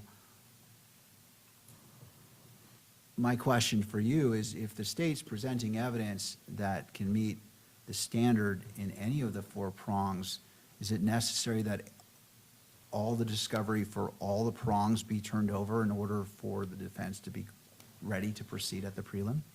I'm not going to speculate about how the state's presentation at a preliminary hearing would go as to prongs 1, 2, and 3, nor could I concede that without seeing the way the witnesses testify and which reports are actually received into evidence that they establish probable cause. It's the state that wants to present DNA evidence through summary reports, not through the witnesses who wrote the reports, not through their own state lab analysts. So it's not for me to comment on categories 1, 2, and 3. I understand what Mr. McBride is representing, but I can't comment on what this court will think of that evidence. But it's the state's decision to present 3 different DNA reports, at least at the current time, according to the memo that they gave us earlier this month. And it's their federal law enforcement partners who have not complied with that reasonableness test. And that's got to be imputed to the prosecution because we don't have it. Nobody's accusing anybody seated at counsel table or over there of stalling out anything. And I think the court deserves to know why the FBI and the ATF haven't turned over these data files. Well, I mean, I understand, but that doesn't get us to where we are today. The why doesn't help us right now. Well, the why might tell us when. I mean, Your Honor is absolutely right. The better question is when. And then when we get them and our experts look at them, maybe there is a refined assessment about how long that takes. So my final, I'm sorry. No, keep no. going. My That's all final I'm saying. question is I'm trying to avoid a slippery slope of, wait, we need one more thing, we need one more thing, we need one more thing. Are you saying, my understanding is, and I have, I understand to a small degree, given my experience about what you're requesting. You're requesting the lab notes, like all the underlying data that was put in to generate the DNA reports and the findings. Is that my understanding? What you're requesting is that is still outstanding? What is actually outstanding is Yes, but most importantly, the data, the electronic quantification, digitization of physical evidence taken from our client and certain objects that leads these forensic examiners to conclude that there are matches. Mr. McBride says, oh, there's two different things, and so they're both right because they each independently reach the same conclusion, but they're testing different objects in different labs with different protocols. We don't even have those data. And yes, with respect to, the court may be asking me a question that is better addressed by Mr. Burt, because he's the one who specifically crafted the discovery request. And I know that Mr. Burt has reviewed more of the DNA forensic discovery than I have, but I can tell the court that without those data files, we can't even start to analyze, to understand, to appreciate the conclusions, the statistical analyses, the results of those tests. So yeah, the bench notes and the protocols that were followed, yeah, that's all important, but we don't even have the data files. And there's no reason that I am aware of that has been provided why the ATF and the FBI, first of all, the ATF, why they provided it in the last 3 weeks, and why the FBI still hasn't. And so I don't think it's going to be a dribble of this and that and this and that. It should have all been produced, some of it 6 months ago, because we have DNA reports from September of 2025 that Mr. Gray relied upon for his information.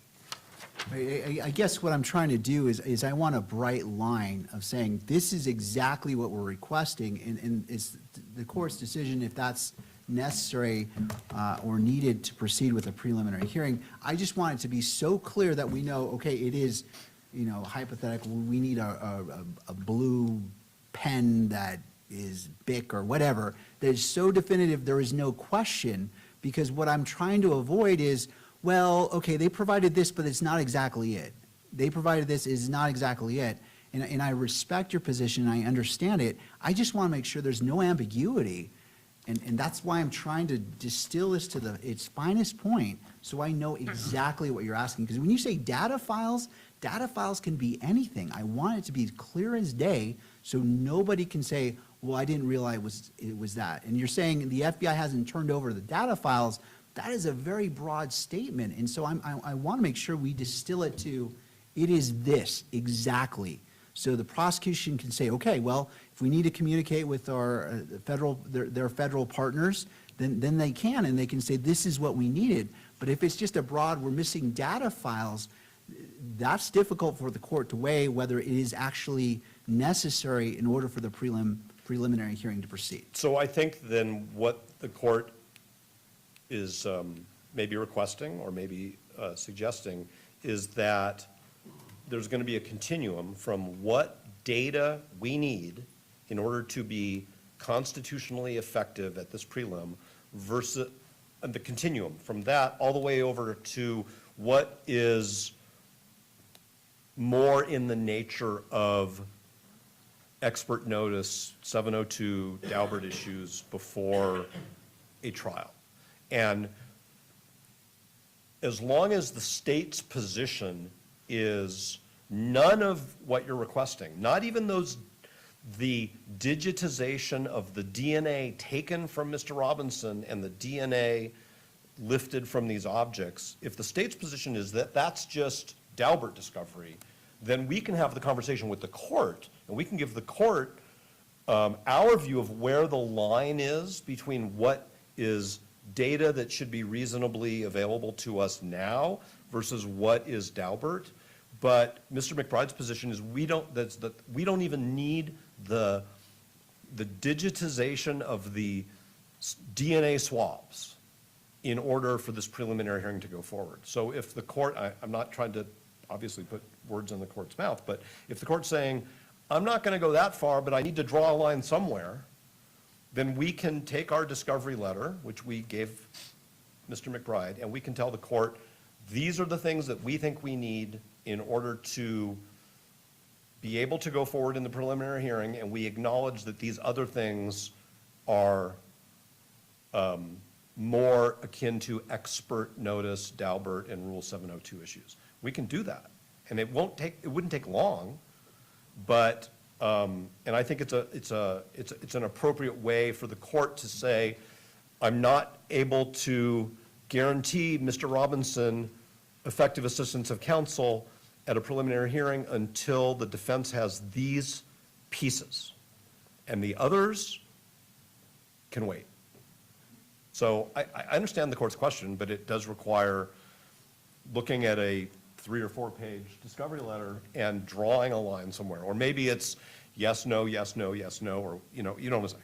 No, but to be quite blunt, that was the hope of the court for today. You're asking for the continuous because some discovery hasn't been provided, but I want to know what that is in order for the court to weigh that. Well, we will do that today. We'll do it the moment the court wants to take a break. We can do that. Okay. And we can tell the court, these are the things that we think that all the different authorities that I've cited require now versus the things that Mr. McBride is saying are expert discovery. And then the court will make its determination of which bucket each of those items goes in. Sure, I appreciate that. I think that's fantastic. All right, thank you, Mr. Novak. I think I've asked plenty of questions. I want to afford the other side the opportunity. Always open to questions, Your Honor. To have that same experience. All right. All right, turning to the state.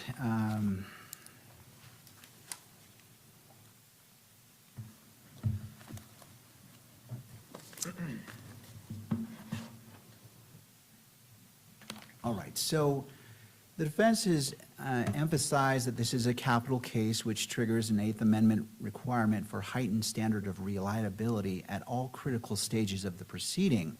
How does the state's proposal to proceed with highly technical, uncross-examinable forensic hearsay reports without defense having access to the underlying data, I use that word loosely, satisfied this heightened constitutional requirement and the defendant's Sixth Amendment right to effective assistance of counsel? Well, my tendency is to say, well, if you require these experts to come in and testify, we're doing the same thing that happened in Lopez, that was rejected by Lopez in obviating the admissibility of reliable hearsay. And I don't think that just because it's a capital case, you throw, the baby out with the bathwater here. The rules are the rules, and they satisfy constitutional muster, and they don't change because it's a capital case. Should we pay special attention to them? Absolutely we should. And we should keep in mind what's at stake here. But it doesn't mean there's a completely separate set of processes and rules that apply to a capital case, right? It's just that we are very rigorous in the analysis of how we apply those same rules to these facts. So I think reliable hearsay is still admissible, and that's where we are. The rules govern, and the rules clearly don't require expert discovery and expert notice before the preliminary hearing. I don't think there's any way to read the rules to require that. All right. One of the other issues that's been brought up is defense argues that the FBI and ATF act as your law enforcement partners and therefore are part of the prosecution team. How do you reconcile your position that you only need to provide what is physically present and reasonably available to the prosecutor under Rule 16A2 with the broader definition of the prosecution team? Does the state have an affirmative obligation to compel its federal partners to produce the underlying forensic data for this hearing? I don't think for this hearing. I think the state does have an obligation, absolutely. I think that obligation, the case law is very clear, that obligation certainly applies by trial, right? We've seen numerous cases reversed because the prosecutor has not gone out and gotten material that's in the possession of a law enforcement officer. Some of that stuff, the prosecution probably couldn't have gotten anyway because it was hidden by police officers, right? But yeah, certainly by trial, the defense is entitled to all this material. I can't say all of it because there's probably going to be some objections to some of the material they've requested, like the source code for some of the proprietary software developed in this case or used in this case. But they're entitled to most of that stuff, and we're going to provide it. And because that's the basis of 702 hearings and also admissibility under 702 and weight questions at trial. But at the preliminary hearing stage, no. The state does not have the same obligations, the same discovery obligations that apply at trial. Now, that doesn't mean the state can put its head in the sand either. What I think is important under Rule 16 is what is reasonably available to the prosecutor. And that's what we're doing here. The point of my April 3rd filing was to say, Judge, look at our over 20,000 documents or files that we provided to the defense. You can see in there, and we asserted at that time we'd provided approximately 100% of the materials that we have, right? And you can see that we're not burying our head in the sand and saying, don't give us anything else, guys. We don't want to know. No, we're saying, give us everything. And as soon as stuff comes over, we send it out. And you can see in there the dates that we receive materials and the dates that we push them out. And we're talking within a week, generally speaking. Sometimes within days, no longer than probably 2 weeks. We're pushing everything out that we get. And so what is reasonably available to the prosecutor, what does the prosecutor have in his possession, those are the materials that we've provided, and we've satisfied Rule 16. What we can't do is bury our head in the sand and say, don't give us anything else. And that has not been what's happening here. But neither do the rules require complete expert discovery and discovery of these highly technical data files. And that, you know, your line of inquiry with Mr. Novak just a minute ago raises the importance of this. Yes, the defense, I can't tell you the first date that we had a conversation, an oral conversation, where they said, hey, we need the data files. And I remember a conversation we had, I can't remember, Mr. Burt, if it was with you or Mr. Novak, and I said, well, look, assume I'm an idiot. I don't understand what data files are. Tell me exactly what you need. And they say, well, we need the software files that can be used in the software program so our experts can run it. Okay, put that in writing so I understand and don't misrepresent what you want. And so when did they put it in writing? March 25th. So once I got it in writing, that's when we started looking through. I looked through my file and analyzed, do we have this stuff? Have we provided it? Help me understand what's going on. And after I did my analysis, I sent it off to the labs and said, hey, I've done my analysis of what I think we've provided here. Will you guys look at this and see what you think you've provided? And then tell me if you'll, if you haven't, get it to me. If you're not going to, tell me why. And we had that communication, we had a communication about that this week with both ATF and FBI. And I think a lot of this material they've requested, we have provided it. Some of this material is provided clear back in October, most of it. A 380-page digital case file from the FBI, disclosed October 24th, debate stamp 79. CVs of 3 of the analysts from the FBI. There's case notes were provided October 24th, that's Bates 122, and Bates 845 to 848. 73 files of policies and protocols, validation, testing procedures, analysis, proficiency procedures, provided October 24th and 12 on December 9th. Now, the ATF lab, they were continuing to do investigations, not investigations, but expert scientific work on this case until the end of February. They chose to wait until they finished to compile all of their case files and to get them to us. We're talking thousands of documents. You don't snap your fingers and have them all together. It takes time to put them together. Once they got them together, they sent them to the SBI for processing, make sure that the detectives and investigators are aware of the materials, and they provide them to us. We bait stamp them and send them out, and those are the materials we received this week. Okay, so there's been no delay here, and we've done what's required under the rule. But I think the important point is to go back to the purpose of the preliminary hearing, because what you're talking about here is, have we completed full expert notice?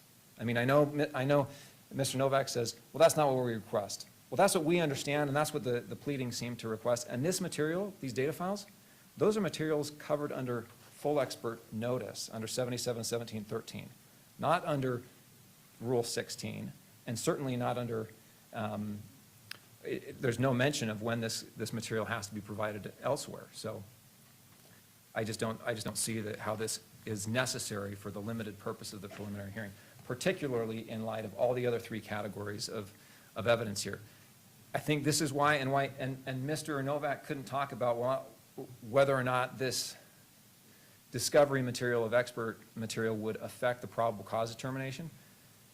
This is why the Lopez analysis is so important, is because you can hear the evidence, you can listen to it, and you can say, You know, there's the confessions, there's the circumstantial evidence, there's the video evidence, and then there's the DNA evidence. I don't even need to consider the DNA evidence. And there's probable cause here. And that's the state's position, is that there's probable cause regardless. And there's no showing the defense can make that would say it's going to undermine probable cause here. That whatever their experts say, best case scenario for the defense is they get an expert that says both labs messed up. It doesn't affect probable cause because you weigh the evidence in the light most favorable to the state with relation to the DNA evidence. And there's all this other evidence anyway, a confession. That's clearly probable cause. So I would ask the court to hold off, deny the motion for now, hear the preliminary hearing evidence, and then let the defense make their showing. And if they can make a showing that undermines probable cause, fine, give them their continuance. And at the same time, have them tell us exactly what data files they're talking about here, because that's exactly what I asked for, and they gave it to me on March 24th, less than a month ago. So that's the process I think you should follow. And, you know, I know the other thing the defense has said is, well, look, the state doesn't have to use this evidence. They're right, we don't have to use the evidence, but we're not going to not use it where the rules allow it. We're not going to back down because of an argument that's meritless in our view. We're entitled to use it, we're going to use it. If the court decides not to rely on it, that's fine. You know, so that's my position on that, Your Honor. Final question, and I appreciate both sides in their presentations. Is there a reason that you recognize that the defense would be entitled to a continuance? Well, I think there's two components to that in my mind.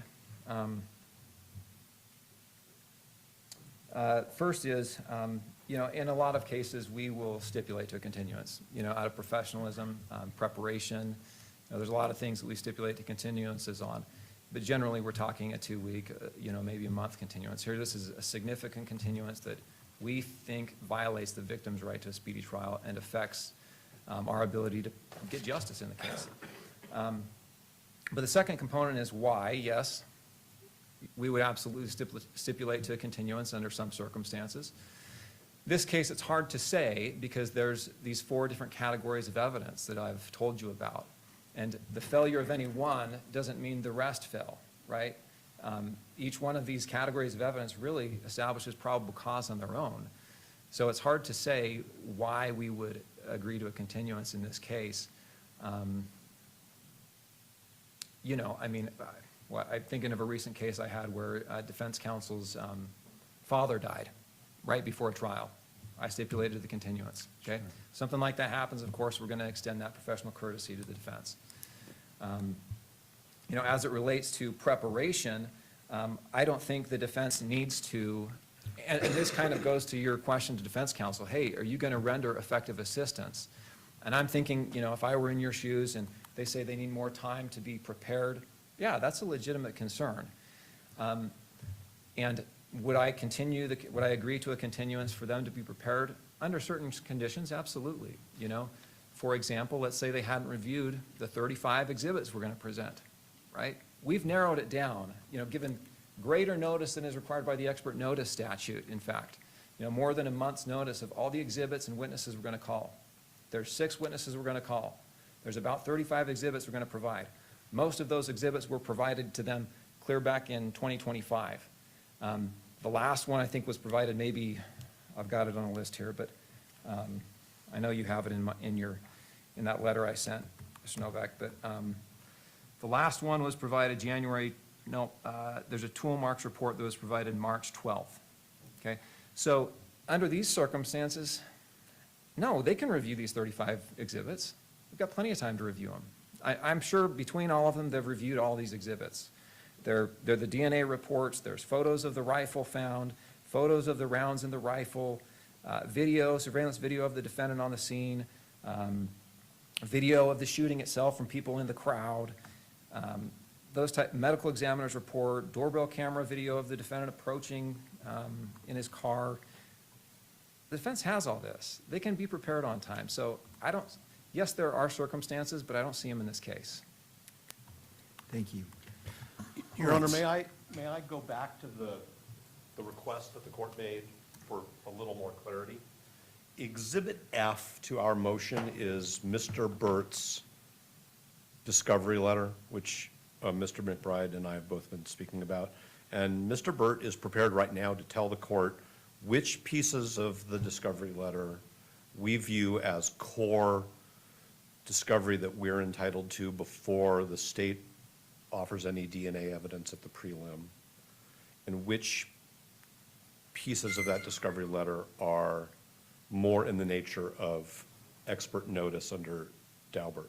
So if the court wants to hear from Mr. Burt right now, we don't have to delay that, but I want the court to understand that Exhibit F is probably the template for that. All right, and I'm happy to hear from Mr. Burt. Is more time needed, Mr. Novak, to confer on what, to my first question about the discovery that's been reviewed? Yes, I think that would have to happen during a short break. Would a 15-minute break help accomplish that? Very much so, and I'm sure others would appreciate it. All right, well, let's turn to Mr. Burt, and then the court will take a 15-minute break, recess. Mr. Burt. So, Judge, to simplify a pretty complicated issue, this DNA testing, it's a black box technology. That technician processes a sample, puts it into a genetic analyzer, and what he gets is electropherogram, these little squiggly lines. I'm sure the court's familiar with that. But the machine that they put the sample into generates internal electronic files. And when the FBI or the ATF analyzes the samples, they can adjust the parameters to decide how low of a level do they want to look at the sample. And they have set standards. If it falls below a certain level, they don't want to look at it. That's just the way they do it. And in this case, what you have on all the samples, they're what are called complex mixtures, up to 5 people in each of the samples. So when they have that kind of a situation, then they use another software program called STR Mix. And they run this program, which also has internal files.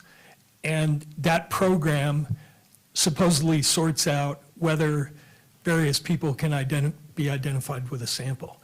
So of the information we requested initially, way back on September 16th, we requested all electronic files. And in dealing with the FBI and the ATF for many years, when you make a discovery for electronic files, they know, Mr. McBride might not know, but the FBI and the ATF knows that what you're talking about when you're asking for electronic files is the machine output that can be used by another expert to reconfigure where the DNA readings are taking place. And they can only do that when they have the underlying electronic data from the genetic analyzer. So the FBI was given our initial discovery request, and I don't know, I've done probably 100 cases with either the FBI or the ATF, and when you ask for electronic discovery, you get 2 things. You get the case file, and that contains all the underlying notes of the analyst who is processing the scene. You get the electropherograms, which are the little squiggly things, and you typically get a disk with the electronic files on them. Those files cannot be read by lawyers.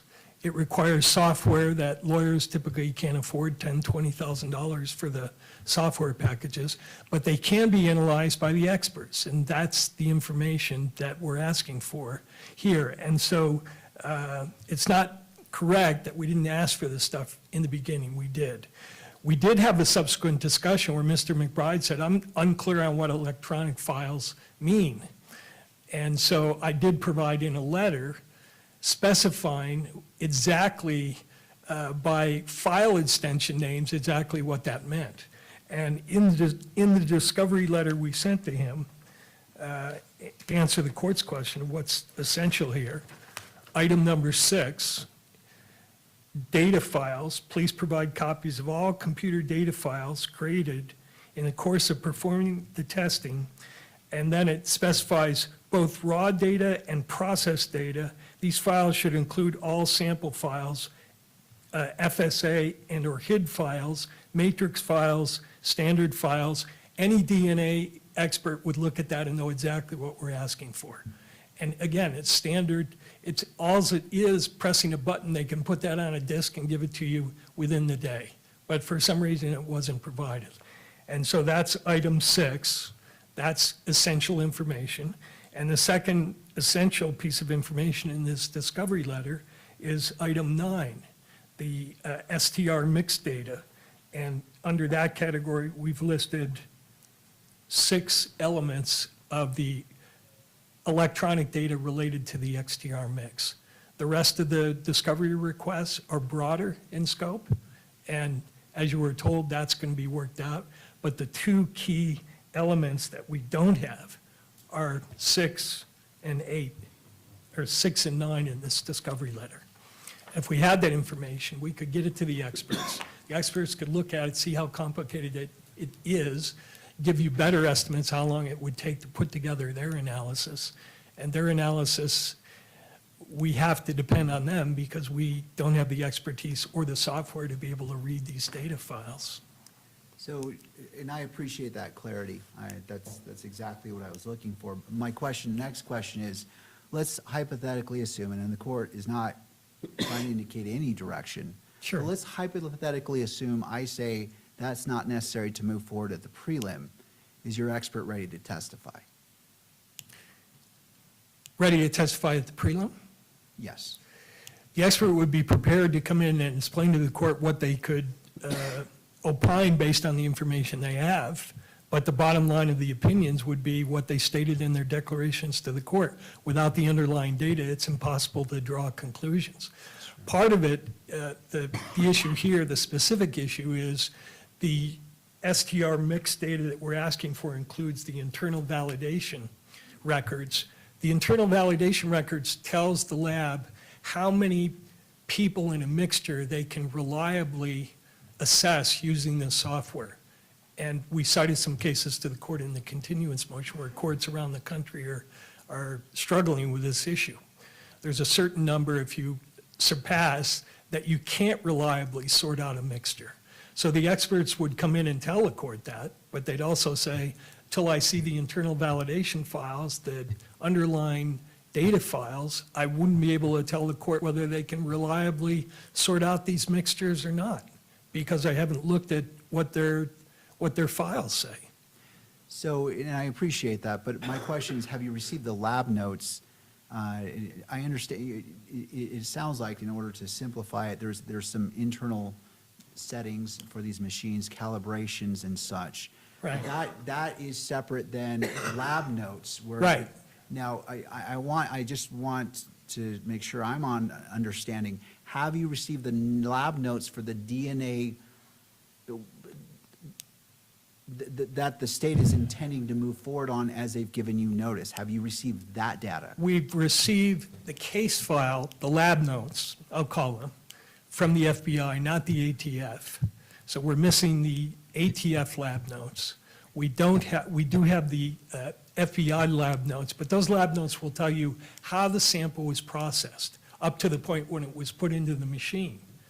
It will not tell you anything about whether the machine reliably spit out the number of contributors in the sample, or how they sorted out, how they're matching one of the 5 or 6 people in each sample to Mr. Robinson. That's where we're lacking the information. So I have reviewed the lab note files that tells me how they process the sample. But the critical issue here is, can they reliably sort this out given the complex mixture that they're dealing with? And so that question cannot be answered based on the information that we have and we reviewed. Thank you, Mr. Root. I appreciate that. Thank you. It provides a lot of clarity. All right, let's go ahead, and we're at the 12 o'clock hour. Let's break for 15 minutes, come back at 12:15 to confer with defense in regards to discovery, and then we're going to transition to talking about the media in the courtroom. As indicated, it's not the court's intent to issue a ruling about continuing the preliminary hearing. I want to weigh the evidence, the oral argument, the information today, but I am also cognizant of the timelines, and so that ruling will not be delayed because both parties require that, as they should. With that, court is now in recess. All right.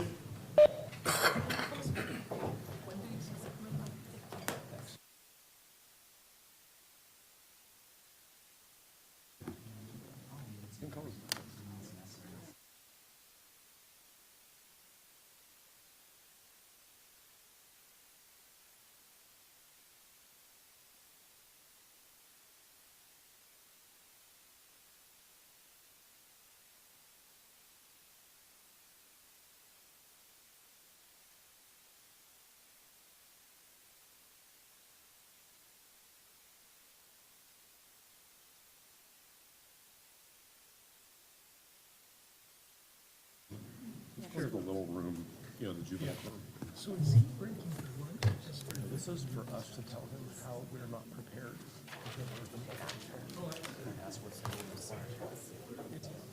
We take a lunch break.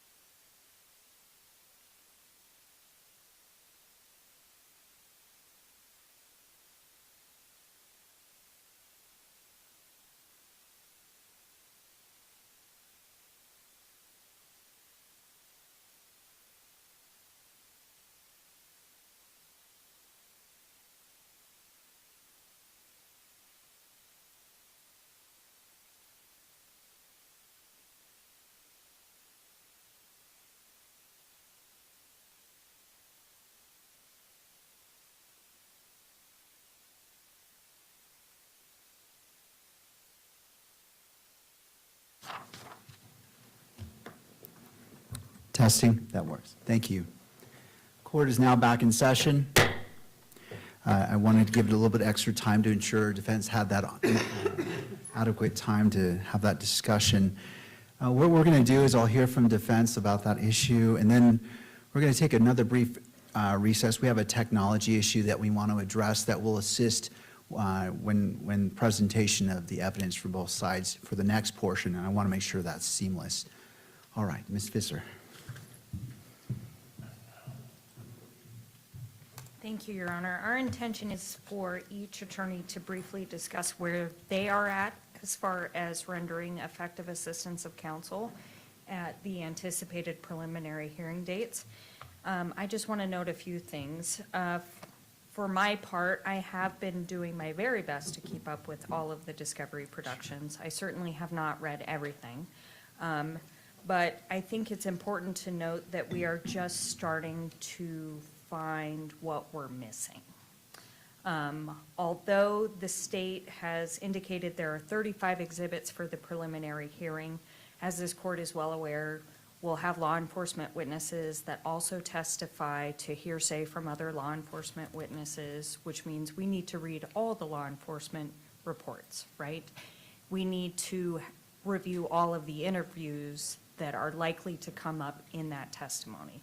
So we are in the process of determining what reports we're still missing, and there are some still missing, and what interviews we are still missing. And we are still missing interviews. And we haven't sent an updated list to the state as of today because we don't want to piecemeal it. We don't want to just ask for one thing at a time because we know it's a process to go to the law enforcement partners, get it to SBI, SBI get it to the state. But we are creating a list. And the discovery in this case, the only way I can really describe it is that it is like a living, breathing organism, right? Every time something comes in, we have to check our list, see if it's something that we've been waiting for, something that we've anticipated or requested. So if the court is asking me personally if I feel like I'm ready to render effective assistance of counsel in May at a preliminary hearing, the answer is no. Both because there is not enough time to determine everything that we are missing and get that requested and review it in sufficient time to render effective assistance of counsel, and just the sheer magnitude of what we're dealing with. We're dealing with dozens of law enforcement agencies, hundreds of reports. We are going through it as quickly as possible, but of course, the most important thing to us is rendering effective assistance of counsel. So if the court is asking my opinion of me right now, the answer is no. So, Ms. Visser, I appreciate that. When will you be ready? With what you have right now? With what we have right now? So this is one of those things where you're ready when you have to be ready, right? Based off of my calendar and what I believe I need personally, well, we need the DNA, so. Well, let's focus outside of the only DNA? on what you have, what's before you now. I would say I need at least 4 months to finish processing what I have, based off of my calendar, my trial calendar. All right. Thank you. Thank you. Good afternoon, Your Honor. Kathy Nestor on behalf of Mr. Robinson. I don't know if you recall, it's been a long time, but when we were first setting this prelim, I mentioned to the court that for the months of February and March, I would not be available. I was involved in a murder trial in Summit County. And so for the entire months of February and March, I was not able to work on this case. The trial ended, I think, March 17th or 18th. Then I got sick for like 10 days. So I have not been able to turn back to Mr. Robinson's case until the beginning of this month. In the time that I was in trial, we've had 7 disclosures from the state. Many of those disclosures involved thousands and thousands of pages. One of the biggest disclosures we got was on March 5th while I was in trial, and it consisted of the entire FBI file, which was massive. That's what I've been focusing on the last 2 weeks, reading it as fast as my eyes can read it. because a lot of the reports, I think, that are going to come out through the SBI originated through interviews with the FBI. So I've been trying to get my head around that file. And that's just one portion of one of the 7 disclosures, and there were thousands of pages. And I think I've made it through the FBI file now, but I haven't even touched any of the rest of it. And as lead counsel, I do expect to have at least a portion of the witnesses at the prelim. I share Ms. Visser's concern about, even though there's only 35 exhibits they're going to introduce, that doesn't limit the testimony that's coming in. And I feel like if I'm going to do a job, a good job, that I need to be able to be familiar with everything that officer has touched, and really what the SBI has done generally. We went to examine physical evidence this past week, this week. It took us 6 hours. We did finish what the SBI has. However, we still have never seen the gun. The gun is at Quantico.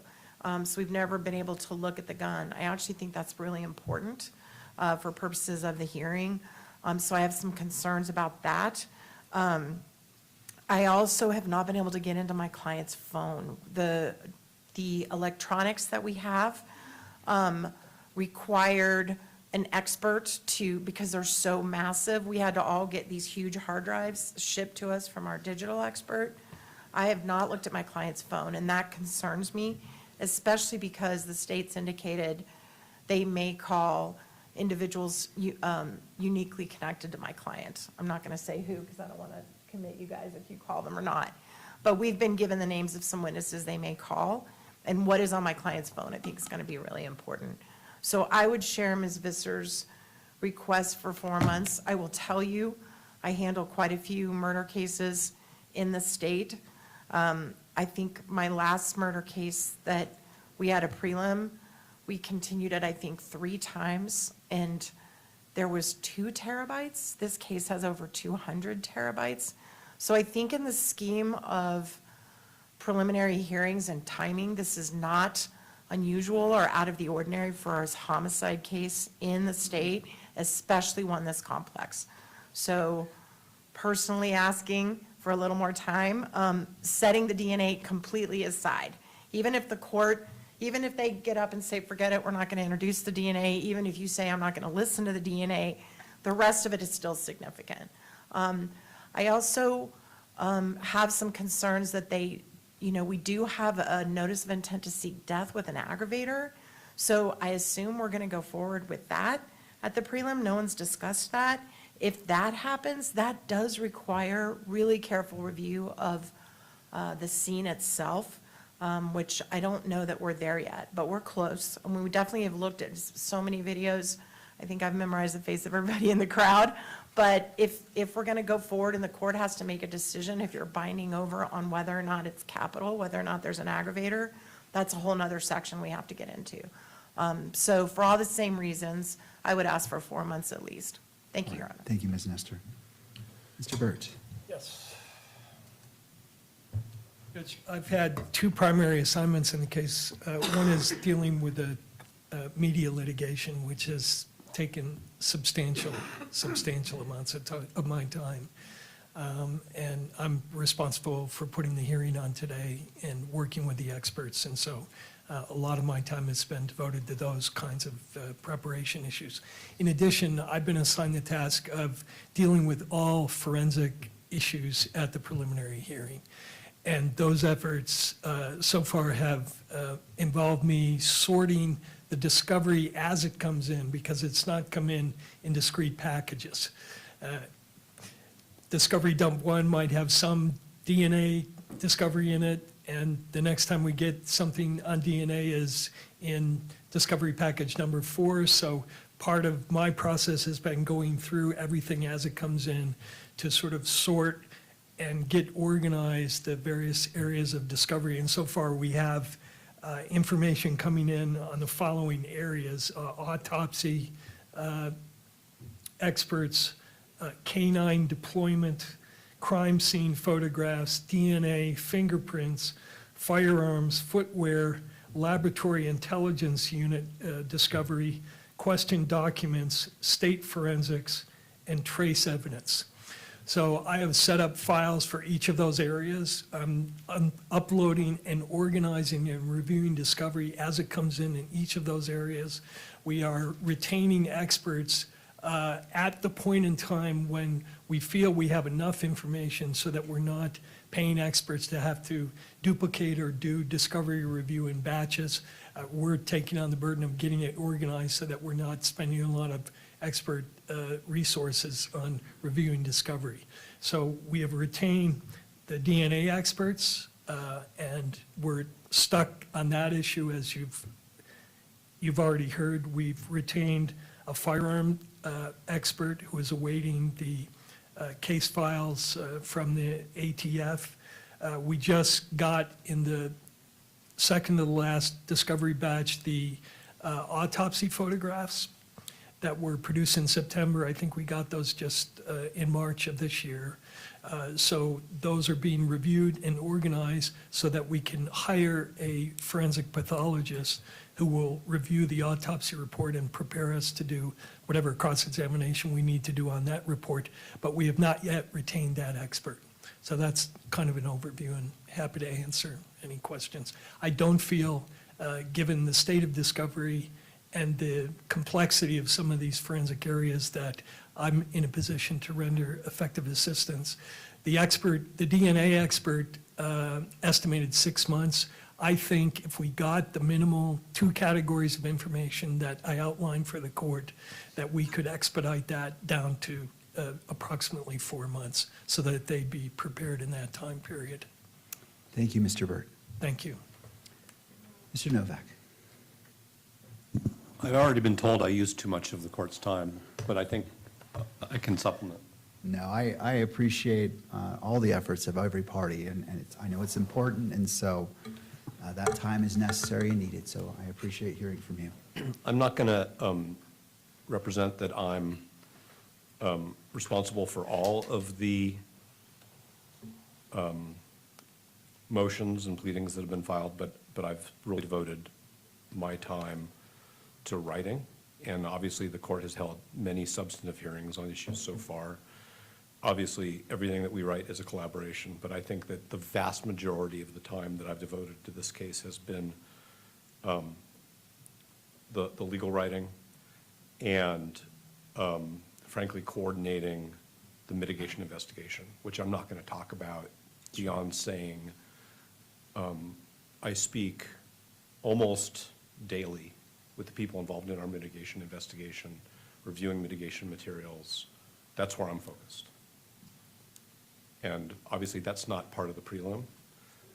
So if we were shifting to fulsome preparation for the preliminary hearing over, say, the next 30 days, I would have to basically put aside all of the writing that needs to be done and direction of the mitigation investigation, and figure out where, with my colleagues, they need me to fill in so that we are all constitutionally effective when it comes to the preliminary hearing.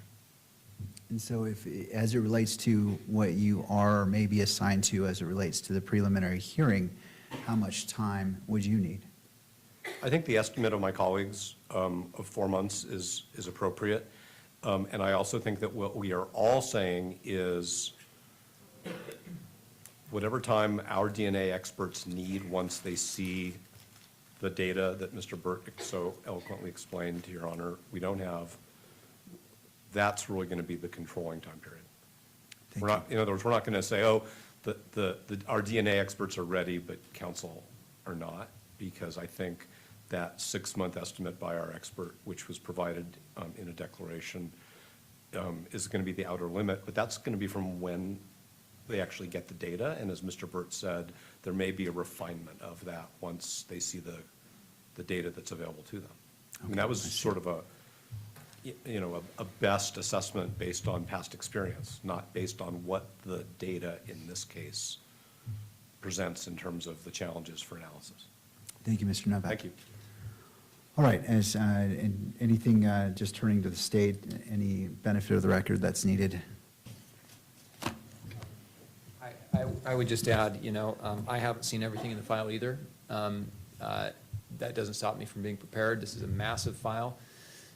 Probably, I don't know, 70, 80% of the file is running down leads that did not lead to any fruitful evidence. And so a lot of what this is categorizing evidence. And the core evidence that's required at the preliminary hearing has been provided for a long time, with the intent that I could help the defense. And this is exactly what I said in my letter that I wrote to them with the witness and exhibit list.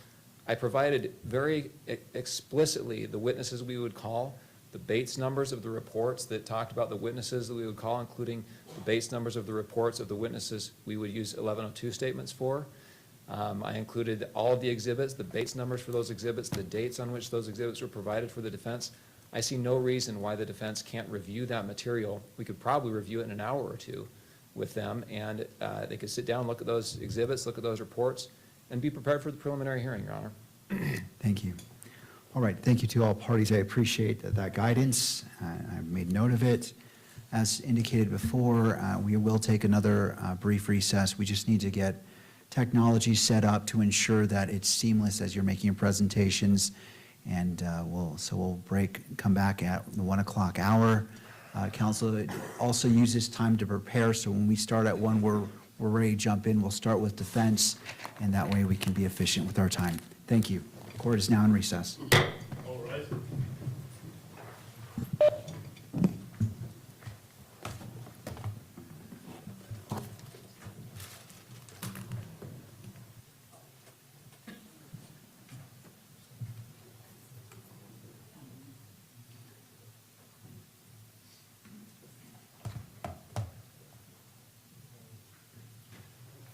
Is this? I should go talk to you.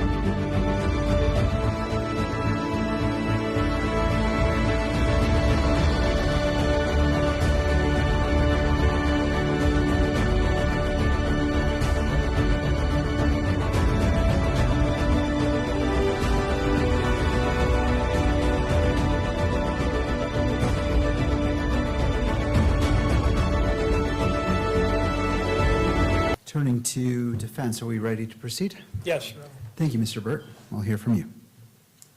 Your Honor, by way of introduction and to expedite things, we've prepared for the court a binder with all the exhibits in it. I've had it marked as A, Defendant's A. All right. And within that binder, there are 12 exhibits. And I think because of the time limitations regarding the hearing, we do have an agreement that there'd be no objection to introducing these exhibits. And I believe the state also has a report that they want to put into evidence. We have no objection to that. So I'd like just briefly to review with the court what's in this exhibit binder, so the court has an overview of where we're going and what the evidence involves. All right, so Mr. Grunander, I notice you standing. I was simply going to just indicate that that is an accurate report with respect to the stipulation from the state. Thank you. I appreciate the parties working together to streamline. That makes it easy for the court, so thank you. So, Your Honor, in light of the agreement, I would move into evidence the exhibits that are in the binder. Exhibit A, it would be A1 through 12. All right, and per stipulation, they are admitted into evidence and may be published at your discretion. Thank you, Your Honor. Second of all, we have put on a hard drive that we're marking as Exhibit B all of the PowerPoints that are going to be displayed for the court, all of the scientific studies that are going to be cited by Dr. Ruva, as well as the underlying videos that are going to be displayed. Some of the videos are, because of the time limitations, have had to be edited. So we get to the gist of what we want to show to the court. But the entire video clips are on the hard drive if the court wants to look at it. I've also provided a document of all the transcripts of all the electronic media coverage from September 10th through today. It's about 6,000 pages. I see. But just in case the court wants to look at any of the material, the actual full context of some of the clips we're going to show the court, it's there. And in terms of what else, so I'd move that into evidence as well. So that would be Defense Exhibit B? Correct. All right, and No objection for the purposes of this hearing. And I would just say, Judge, that while these are being received into evidence, the state has no objection for the purposes of this hearing. If we move to another sort of challenge with respect to venue, for example, I see. we may have to revisit any sort of stipulation. Thank you, Mr. Grunander. And just for the benefit of both parties, I meant to start with this. So we have a monitor set up here for a court reporter. I just want to make counsel aware that it could be picked up on the camera, the transmission. So if there's something that should not, please make the court aware and we can adjust accordingly. But I just want to make aware so our court reporter can look and accurately make note of what's happening in court. So just FYI. Thank you. And Your Honor, just in terms of what's in front of the court in Exhibit A, tab number 1 is the CV for Dr. Edelman. He will be our first witness, a social psychologist and the person who conducted a survey of the community opinion. He's going to talk about that. The survey he conducted is tab number 2. Tab number 3 is his PowerPoint, which is very lengthy, and there's no way we're going to be able to get through it in the time allotted, so I'm going to do the best I can to summarize it for the court. Tab 4 is Dr. Ruva's declaration, and Dr. Ruva's, Christina Ruva, R-U-V-A's CV. She will be our second, and we're only going to have 2 witnesses. We're originally going to have 3. We've condensed it down to 2. Okay. So you have her CV on tab 4. Tab 5 is the report she submitted in support of the motion that we filed back in December. Tab 6 is a supplemental report that she wrote after the state and the media filed their opposition to the motion. Tab 7 is her PowerPoint, again, very lengthy, and because of its length, we're not going to be able to present the entire thing to the court. 8 is a document that is currently under seal. It's a declaration of Amber Robinson, and the court has sealed that. So one of the issues is whether it should remain sealed. And it relates to the issue of the privacy prong of the rule that indicates the court has to take into consideration privacy concerns of witnesses and others. So that is currently private. 9 is the declaration of Matthew Robinson, also private. 10 is a declaration of Ms. Nestor regarding some threats she has received. And that's, we're not offering that as private. That's something that the court can consider. 11 is a declaration from a prosecution witness whose name is Samuel New, N-E-W, indicating his objection to being televised and the reasons for it. 12 is a declaration of another prosecution witness, James Rawlinson, indicating the same thing. And, Your Honor, just to let the court know, there are over 3,000 witnesses, so we have not been able to survey any of them except the 2 that we're providing to the court in terms of whether they have privacy concerns. When we get to the argument, I'll be addressing that issue, but I wanted to alert the court that we do have witnesses who are, at least these 2 who so far have stated their opinions. Thank you, Mr. Byrd. So I'm prepared to call Dr. Edelman at this point. All right, and just before we do, this may not be applicable, but just to be thorough, is either party invoking the exclusionary rule?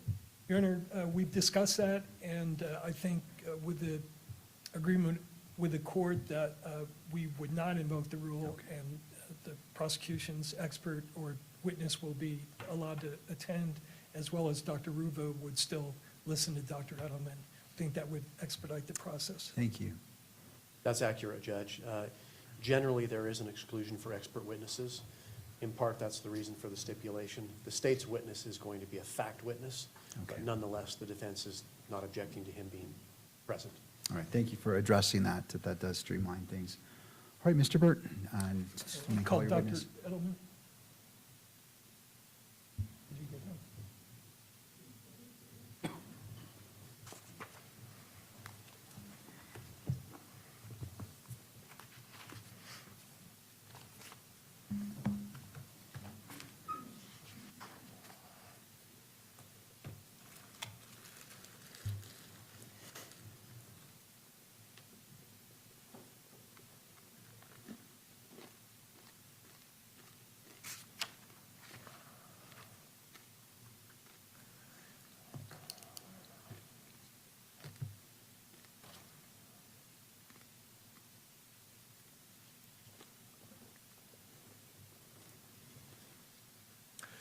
Your Honor, there was one other issue I wanted to raise with the court. When the court made its ruling on the 13th, opening this hearing to the public, I believe, if I'm not mistaken, that the court reserved the issue of whether particular parts of the hearing would need to be closed. And there are certain slides, video presentations, that when we get to those, I will be asking the court to take them in camera, explaining why I think so, and we just, for the record, ask the court for a ruling. Thank you. I appreciate that heads up. Sure.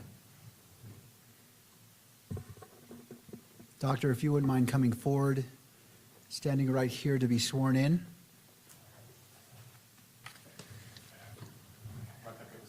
Sure, go ahead. Well, either way.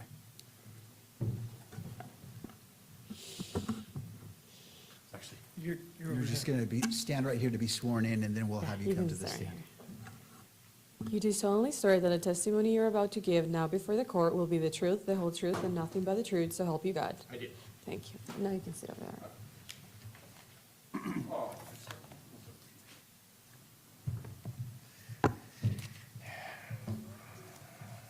All right, if you'd like to get seated, make yourself comfortable.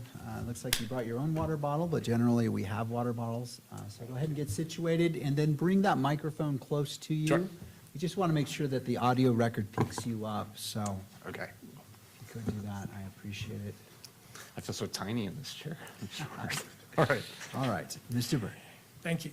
Tell us your name and tell the court what you do for a living. Sure. My name is Brian Edelman, and I am a trial consultant based out of California. And what is your educational background? I have a PhD in social psychology and then an LLM in international law. What does a trial consultant do?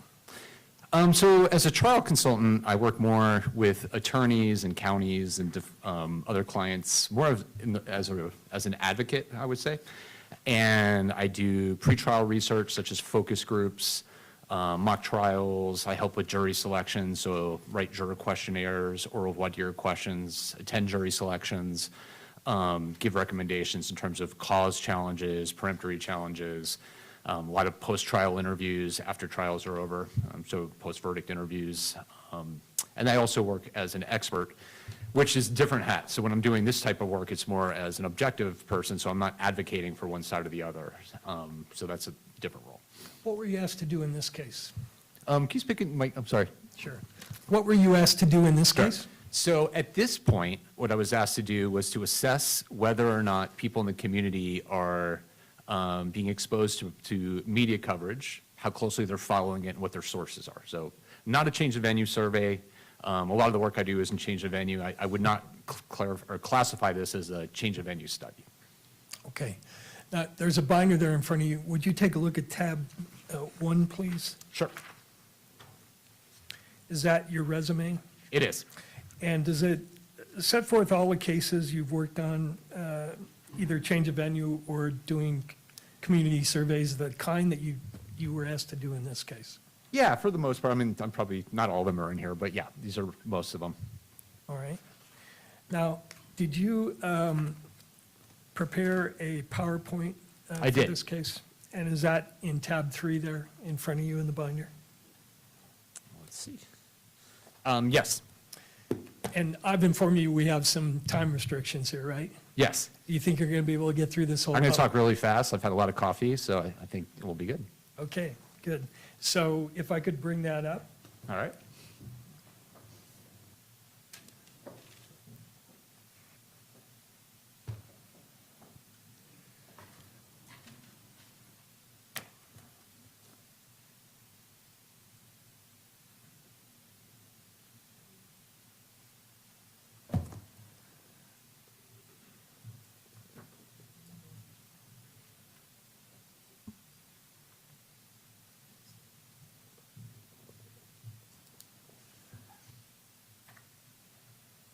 Okay. So why don't you walk us through what you were asked to, or what you're going to present here in your presentation? So I'm not going to talk about the social science literature just because Dr. Riva is going to do that. But primarily we'll focus on the extent and nature of the coverage in this case. And this isn't a change of venue study, so it's really focusing on what coverage has come out of these hearings, more of from the video streaming and video cameras in the courtroom. So not looking at an analysis of the prejudicial nature of the coverage per se, like we would in a change of venue survey. And then the second part is the survey that was done to see what impact this has had on the jury pool. Are people following it? What are they seeing? And what impressions they have at this point. So I would consider this like the baseline. This is the floor of where we're at right now, and we'll see what happens moving forward. And then the last section, if we have time, talks about some of the challenges cases like this pose when you're trying to pick a jury in a community like this. Right, so you said on the first area, the social science literature, that's something Dr. Ruba's going to talk about, but did you have one key point you wanted to make there? The only thing I want to say about it, because we'll touch on it when we get into the media coverage, is, there's a lot of research on this, and the main takeaway I want to talk about is the types of pretrial publicity that are most prejudicial is emotional pretrial publicity and pretrial publicity around the character of the defendant. So all I'm going to say is because it'll come up later. Okay, so I'm going to skip ahead Okay. to the extent of the coverage, and has the coverage impacted the jury pool? Right, okay. So again, this is just looking at two things. Where are we at today in terms of the extent and nature of some of the coverage, focusing on the question of whether or not having cameras in the courtroom is potentially prejudicial, and if it's creating sensational content, or is it more of a neutral nature that, people watching live streams and things like that. And then what impact has this coverage had so far on the jury pool? And question 2 is answered by your survey? By telephone survey, All yes. right. So let's take a look at the first area, the media coverage. Okay, so I just wanted to touch on the extent of the coverage. So the data here come from 2 different sources. The first source is called Newsbank, and that's an archive of newspaper coverage. So when it's looking at the coverage in the state of Utah, there's 831 articles in that Newsbank that are sources that are based in the state. And it's probably a conservative number because it's not exhaustive. There's things that are missed. But I'd rather be conservative than overly inclusive. Right. And then Utah County, 697. And I believe it looked at like 15 sources primarily, 15 newspapers. It also includes Fox KSTU, the local Fox station, and there's 209 news segments that are in that archive. The last section there, that row, is from a Lexis search, which is different, and it captures transcripts. So there's 441 of those that are nationwide, but it is limited. So it doesn't include Fox News, it doesn't include, I think, MSNBC, NBC, so it's not an exhaustive list. It's only certain. I'm sorry, to include CNN, the major It has networks? CNN, I think it has CBS, NBC, or maybe ABC or something like that, but it's missing some of the networks. And I told the court that on his thumb drive, or on his drive that we provided, was the 441 transcripts, Okay. 6,000 pages. Yeah, that's right. You've seen that? I have seen that. Okay. Next, I think you're going to look at the nature of the media coverage, and what was the framework you used to do that? Yeah, so one thing I wanted to touch on is, this is the American Bar Association rule, so 3.6 about pretrial publicity. It's not the rule, whatever the Utah one, this is just the ABA. And the thing that stood out to me initially is, when we talk about people who work in, attorneys, people involved in the case, like what they should and shouldn't introduce to the public. And one of those things that are key factors to me are extrajudicial statements that the lawyer knows or reasonably should know, will be disseminated by means of public communications and have a substantial likelihood of materially prejudicing the adjudicative proceeding in the matter. So anything that's particularly prejudicial in nature, you shouldn't be releasing if you know it's going to lead to bias.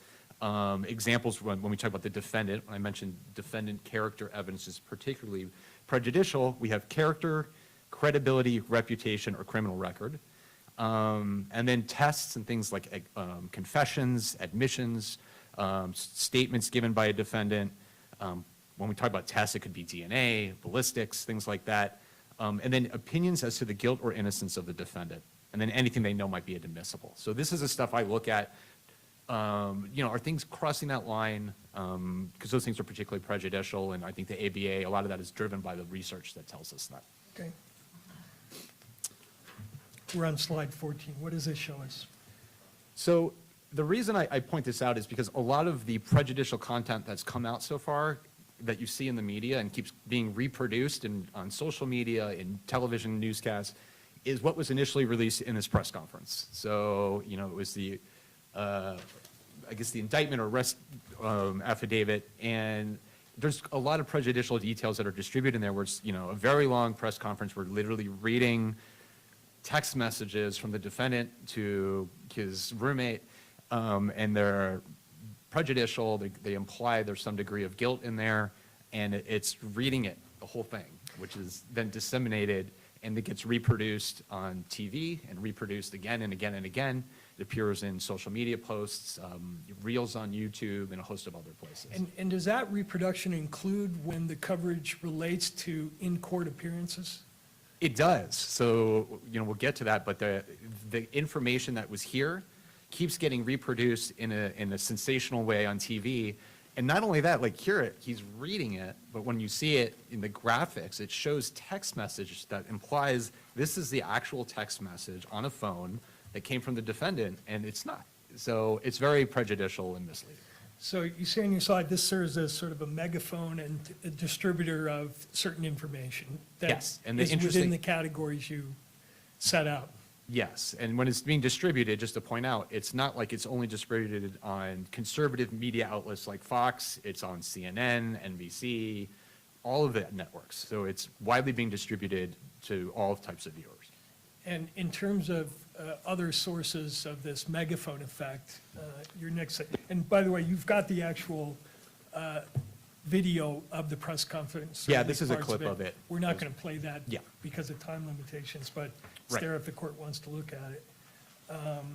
Are there other sort of megaphone factors here? Yeah, so this is a unique factor in this case, in the sense that people who are very influential, obviously the President of the United States, or former Attorney General, these are people that have a lot of influence and power, perceived credibility, and they're making strong prejudicial inflammatory statements, and I think that's unique. I don't usually see that in cases.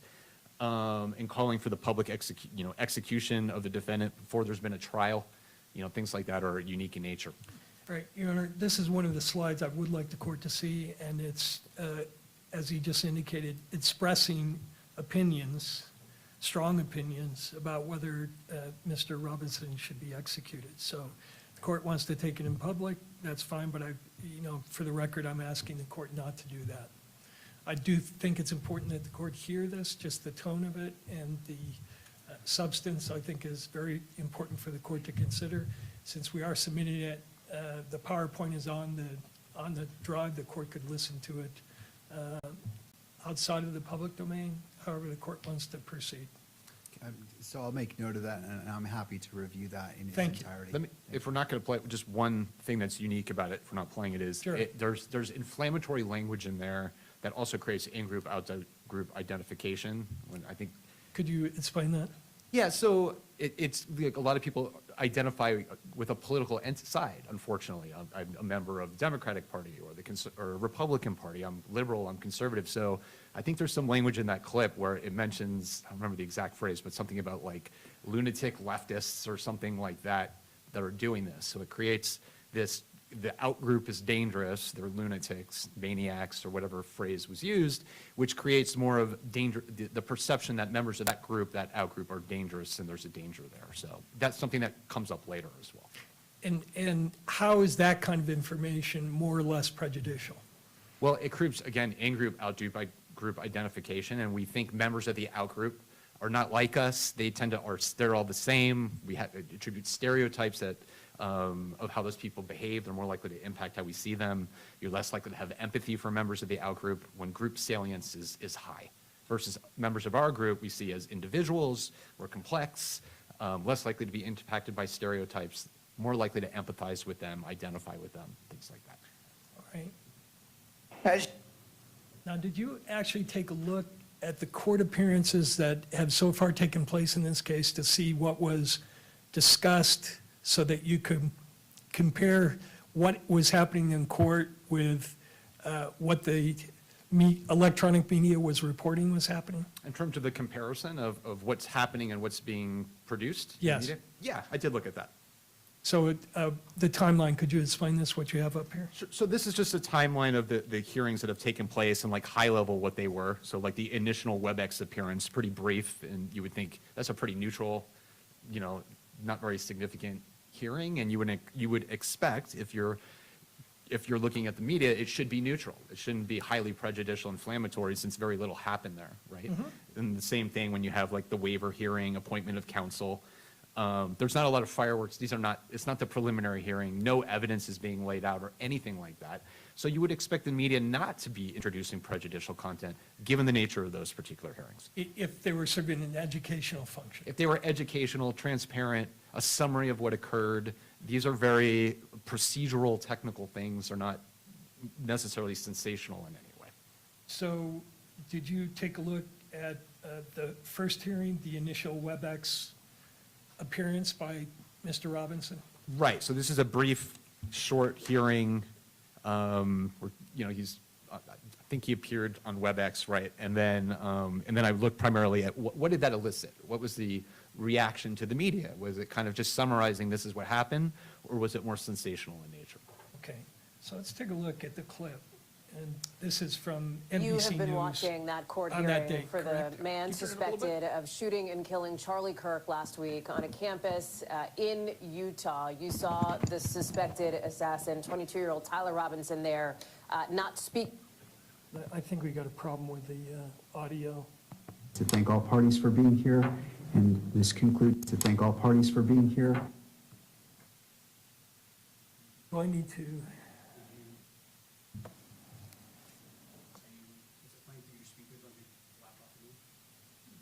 Let me check and see.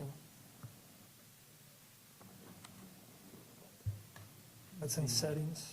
Is this source, yeah, the volume for the source might allow for amplified volume.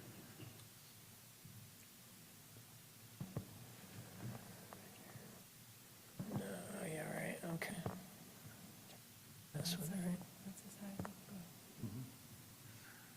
Let me unplug this and replug it, that's the way it happened last time.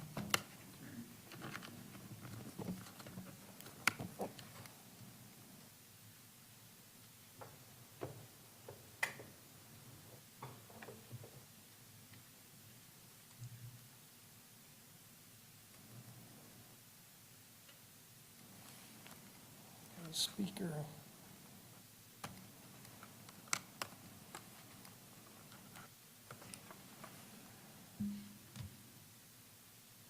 It's not coming up.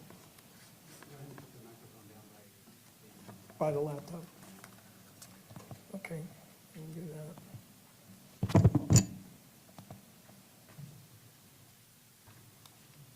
Okay.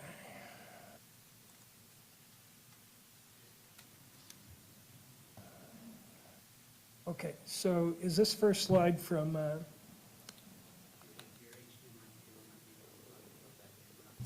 it's not in there?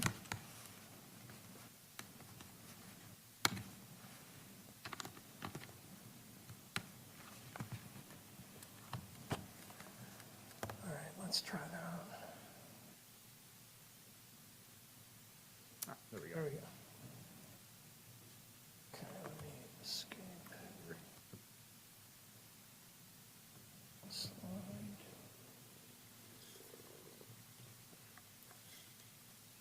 Okay, Did you skip the previous, yeah, let me go back. 19? There you go. There we go. So is this, as you indicate on the slide here, this is ABC's coverage of the September 16th, 2025 WebEx appearance? Yes. And in this clip, are you picking up the coverage right after the court says we're in recess? Yes. Okay.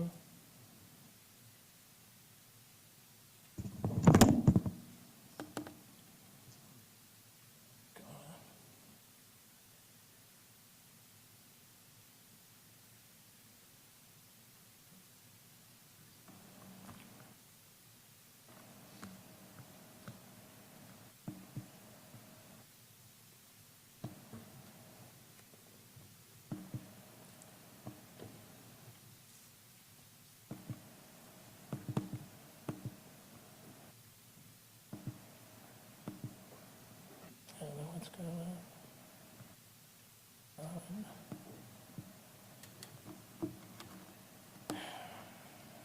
Frustrating.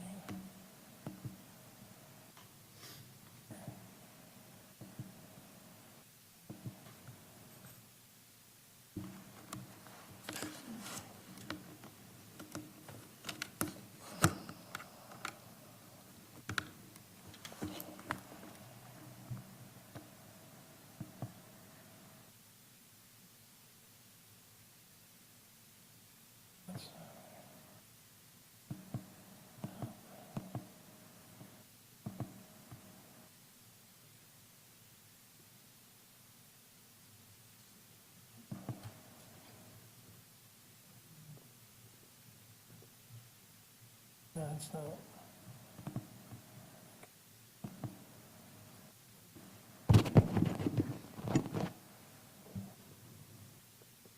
Getting no audio at all. Want to try a different laptop? I'd have you reread that laptop first before you try a different one. I'm sorry. I'd recommend rebooting the laptop. Okay.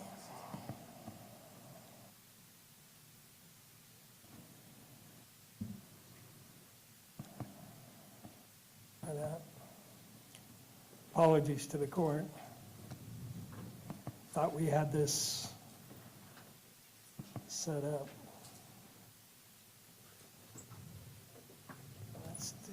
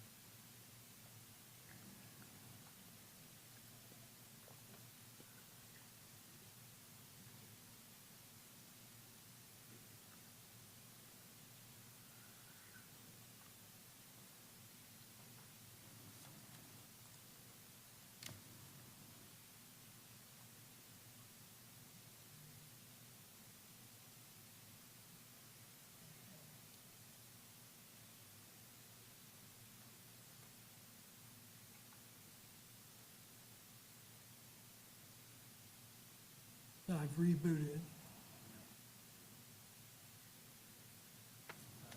Pull the cable out one more time, and then plug it back. Say again? Pull that HDMI cable out now that you've rebooted it. And plug it back in. Okay.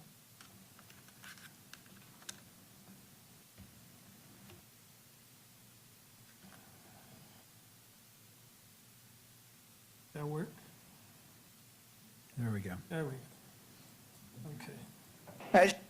Yes, I think we're good. Okay. My apologies. So you're picking this up from the point in time right after they've shown the whole hearing? Yes. And this is kind of the aftermath? Right.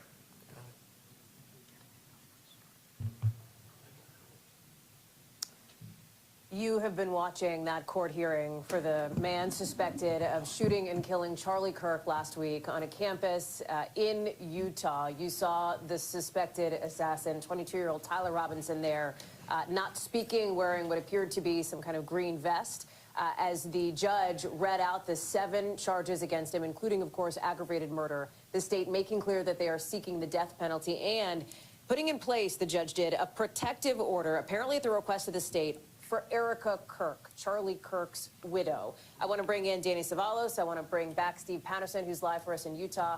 Danny, here too, some of the paperwork is just into us on that protective order that the court finds the defendant represents a credible threat to the physical safety of that person here being Erica Kirk. Danny, stand by for a second. I want to go back to Steve Patterson here. And Steve, it has been a remarkable series of developments over the course of the last several hours as state officials, the Utah attorney there earlier in the day described, and the charging documents, some of these probable cause documents showed step by step, almost minute by minute in some instances, how they closed in on this 22-year-old as their suspect. They did, and in doing so, we got the TikTok, we got the charges, also these, the exchange of text messages between Robinson and his roommate. These are details that we simply didn't have before. One thing that sort of gels with what we saw in the text messages, this exchange again before and after between Robinson and a roommate who is believed to be romantically linked, is how cognizant and lucid Robinson appears. And I would say that for looking at this video, although unblinking, so unblinking and eerily at times that it almost appears like the video is frozen. Just want to comment a little bit more on the physical appearance of Robinson, appearing over WebEx on video, appears to be wearing what is described to me as a safety smock. We know he's on a special hold, right? They're going to hold him there in a separate unit before they evaluate his mental health, before they put him in maybe a more different location, a more general location. They do that as a matter of procedure, right? But it is sort of interesting. He did say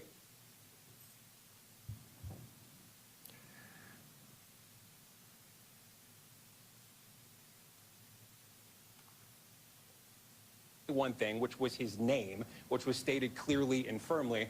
And again, I want to say gels with sort of what we saw in that exchange of text messages, because he's talking to his roommate who clearly appears to have no idea, the roommate, what is going on, or that he is the suspected shooter. And yet he's sort of talking a TikTok of what he has done and why he's done it, and admitting to do it, essentially shocking this roommate through these series of exchanges, which sort of gels with his physical appearance today. Obviously, we also heard during the hearing the Utah County following the course of action to introduce the death penalty as well. That was filed as this was being read in court. So definitely some developments here today. And just the amount of information that we got, the blanks that were filled in. That's right. Not only that, but also on the apprehension, the involvement of the mother as well, and sort of bringing him in.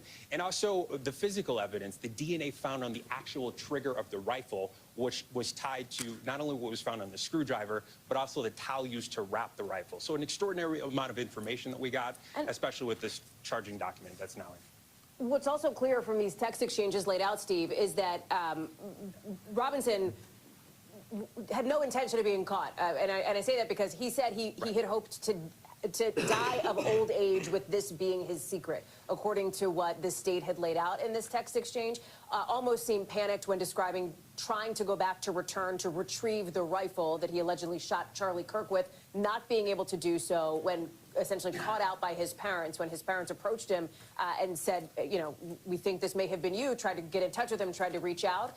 The state says that Robinson suggested or implied that he may try to take his own life here. So you can get a sense of his mindset, at least based on some of these text exchanges and what law enforcement has laid out over the course of some of these documents here. All of it, as we should note, these are the state charges here. It's possible federal charges could come. Yeah, federal charges possible. One notable sort of omission is we didn't see any federal officials. We don't know if federal charges will be filed, although it's heavily implied that they will. You know, one thing also is sort of the level of deceit, both with the parents. The father did something that sounded very clever. It was heard the description of the rifle that had been described by authorities, federal authorities, state authorities, and that he assumed, you know, obviously with the pictures of Robinson himself on camera at the university, assuming this is his son, tried to get in contact with his son, trying to ask, hey, could you send me a picture of the rifle that I gave you?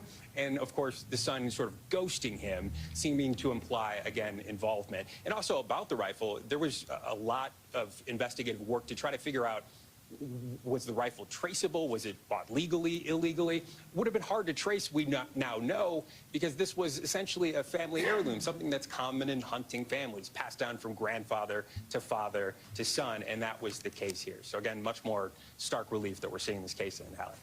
That's right. Robinson also telling his mother he had been out sick, had stayed home sick over the course of the 2 days that she had inquired about. Steve, I know you're going to stand by for us later on as we get potentially more on this. Danielle, let me go back to you here briefly, because Steve laid out what could come next here. Obviously, the death penalty that the state is seeking. What about this protective order for Erica Kirk? Is that something that is typical in the course of an investigation like this, a prosecution like this? Sure, yes. As to prospective victims, it's usually not entered against someone's spouse, but it makes sense here because this is not some street crime or a crime of passion. This is someone who was apparently, whether by this defendant or not, targeted, and so it makes sense to say, well, close members of the family may also be targeted as well. So it's not unusual for judges to enter those kinds of protective orders as sua sponte on their own or in response to a request from the prosecution. Danny Savalos, thank you very much for that. I appreciate that. We have been talking now about the developing news that has occurred over the course of the last several hours, with prosecutors laying out in detail how they say Tyler Robinson carried out this murder. We're going to play a big portion of that in case you missed it earlier. We want to basically roll that tape so you can hear for yourself how the state laid this out. Take a listen. These are the allegations. And let me stop it right here. At this point, does she play essentially the entire press conference by Mr. Gray? Yes. Okay. And we didn't include the entire 27, 30, or 45 minutes, right? We clipped it to get to the end of the coverage. On here. September 10th, 2025, at approximately 12:23 p.m., Charlie Kirk was shot and killed while speaking to a large crowd on the campus of Utah Valley University in Orem, Utah. Police found the suspected murder weapon, a bolt-action .30-06 rifle, nearby. Over the next approximately 33 hours, police conducted a manhunt for the shooter until the evening of September 11th, 2025, when Tyler James Robinson surrendered to police at the Washington County Sheriff's Office. You have been listening to Jeff Gray, the Utah County Attorney, earlier laying out those minute-by-minute details on how they caught the man accused of assassinating Charlie Kirk. You saw the court hearing for suspect Tyler Robinson live before that. That was that virtual hearing. As prosecutors say, they will seek the death penalty. Robinson will remain in jail, no possibility of bail. He'll be in court again in just about 2 weeks. And again, just to reiterate, we cut 27 minutes out of the press conference, right? Yes. So how does this coverage line up with what was happening in court? Well, I think, like we said, there's an implication that there was, like, the text messages were part of the court hearings, because he implies that was part of the hearing. And then it's bringing up all of this new information or old information that has nothing to do with the hearing. So it's just rehashing. Let's remind you about the text messages, DNA, the deceit of the dad because he was suspicious of him in terms of the gun, and all of these things have nothing to do with this hearing. I noticed the reporter, when he put that graphic up of the text, by the way, was that graphic the actual phone of Mr. Robinson? Or? It's not. No, and it implies, and you see that throughout a lot of the coverage, like text messages. There's YouTube reels where somebody like creates a reel and reproduces text messaging so it looks like it's the real text message. And when he's putting that up there, he says, as we heard in the hearing, words to that effect. Yes. But there was no mention in the hearing of text messages or anything else, was there? Correct.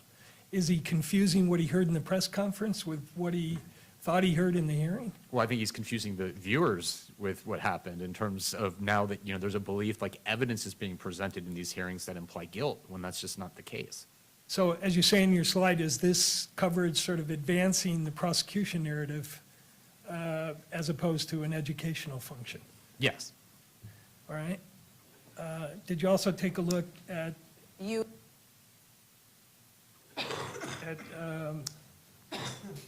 ABC's coverage? Yes. And by the way, the last slide was, I think, the longest slide, right? I think so. All right. So this is the same day. To thank all parties for being here, and this concludes this hearing at this time. Court is in recess. All right.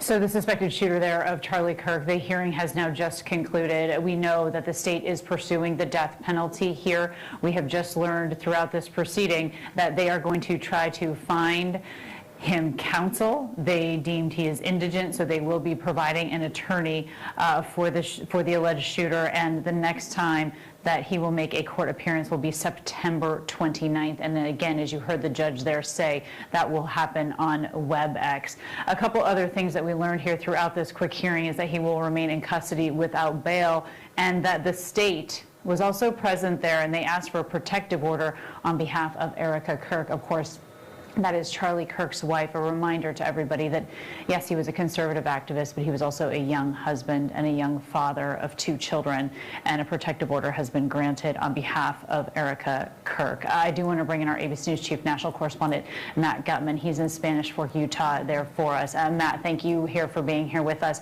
And so we just saw this proceeding play out. No surprise, right? This is not the proceeding in which this person would enter a plea. But Matt, prior to this, there was a lot of evidence that the prosecution sort of laid out for the public, including text messages, DNA, things like that, that they do plan to try to present to the judge to be admitted here in trial. But perhaps, Matt, you can just gauge for us, since you've been covering this now for so long. Tell me about your first reaction here in seeing Tyler Robinson sit down there, if you were able to see it, sitting down in this court hearing. He was sitting down. It was via WebEx, so he wasn't physically in the courtroom, Kana, with the judge.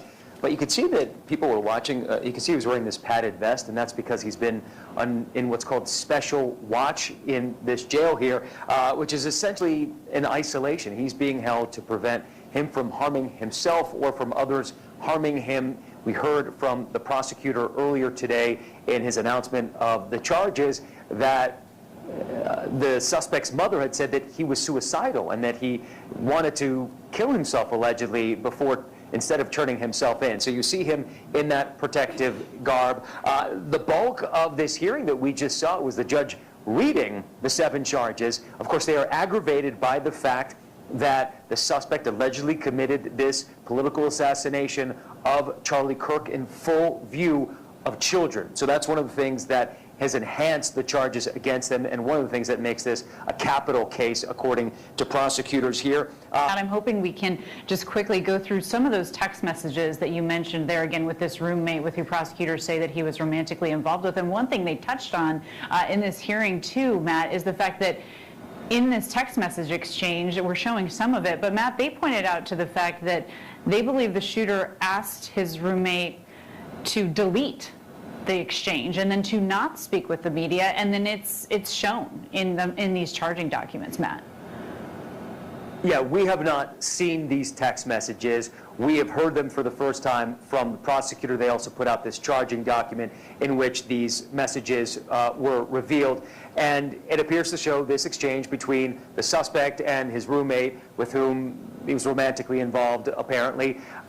And it's very, very detailed. And in the text messages, the prosecutor says that the suspect was talking about the murder weapon, talking about where he stashed it, talking about how he stashed it, and yes, allegedly advising his roommate to delete the messages and not to cooperate with law enforcement, to get a lawyer and not talk to the media if this blows up. And eventually it did. What also struck me about these messages, at least initially, is that the suspect appeared to think that he could get away with this. He was hoping that he would never have to mention this to anyone ever again, and that they would never be able to find him. And it was only, as we've learned through these text messages presented by the prosecutor, when he realizes that he can't get back to that rifle that he stashed and take it somewhere else, and he realizes that police is right in that vicinity and he can't go get it, that he is in trouble. And that's when things start to spiral out of control for the suspect, according to these text messages. And at that point, he does appear, at least afterwards, to talk about being suicidal, not wanting to turn himself in. Eventually, he's convinced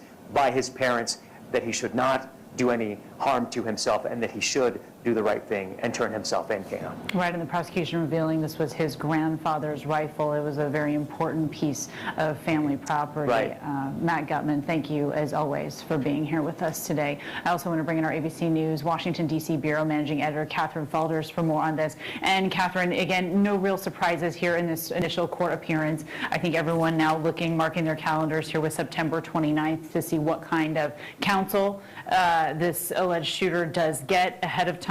Also notable, again, a protective order has been granted on behalf of Erica Kirk, Charlie Kirk's wife, throughout this hearing. But Catherine, I think really the prosecution made a huge effort here to lay out as much of their case publicly as they could, and they made it very clear, Catherine, in this hearing that they are ready to give over all of this discovery to the defense, the state really making an effort to have their ducks in a row here ahead of this court appearance.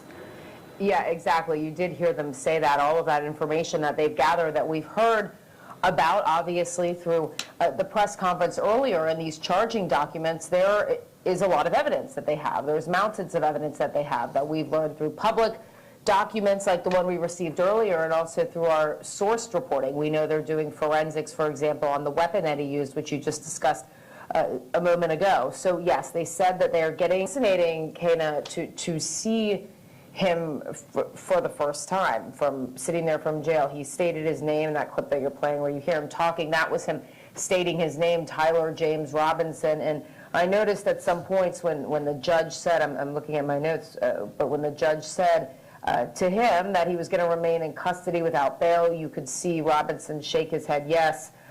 When he said that he was going to read the charges, remember there's seven counts here, 6 felony counts. When he told Robinson he was going to read the counts, you could see him shake his head a little bit of movement there, but he hasn't said really anything else, of course, other than stating his name, and he will be provided an attorney. But I do think that it is quite striking to hear and see all of that evidence that it appears that the prosecutors have gathered. Looking at the charging documents again, we, of course, have been really focusing on those text messages that Robinson and his roommate exchanged. It appears they exchanged on the 10th, so shortly after the shooting. Now, it's unclear whether these are all of the text messages in the possession of prosecutors. We don't believe so. There's probably more, but those were quite striking to see. So how does that coverage stack up with educating the public about what was going on during the initial court appearance? Well, I think you can see he's trying to, in the beginning, lay out what occurred, and she actually stops him and says, I want to get to the text messages, and brings it up again and moves it there. Right. And implies again that stuff came out in the hearing. So it's kind of blended, that sometimes it's mentioned in the charging documents, sometimes it's, the prosecution made an effort and implies in the hearing again, in just focusing on the evidence. It's not focusing much. I mean, that's like a 5-minute clip, and there's very little about what happened. It does mention what happened. I don't want to act like they didn't talk about that at all, but they blend quite a bit of evidentiary information in there, and at the end of the day. And when you say evidentiary information, are you talking about incriminating evidentiary information? That has not been determined to be admissible or anything, so, right. It's just, here's the text messages, and calling it a mountain of evidence and all that kind of stuff. Yeah, okay. To thank all parties for being here, and But also, Did you also have a look very at, stoic, How CNN was covering this initial appearance? Yeah, this is the same hearing. And your understanding is the person in the CNN clip is a former prosecutor who's CNN's chief, quote, legal analyst, right? Yes, right. Okay, let's take a look at that one. That's your next clip, 24, I believe.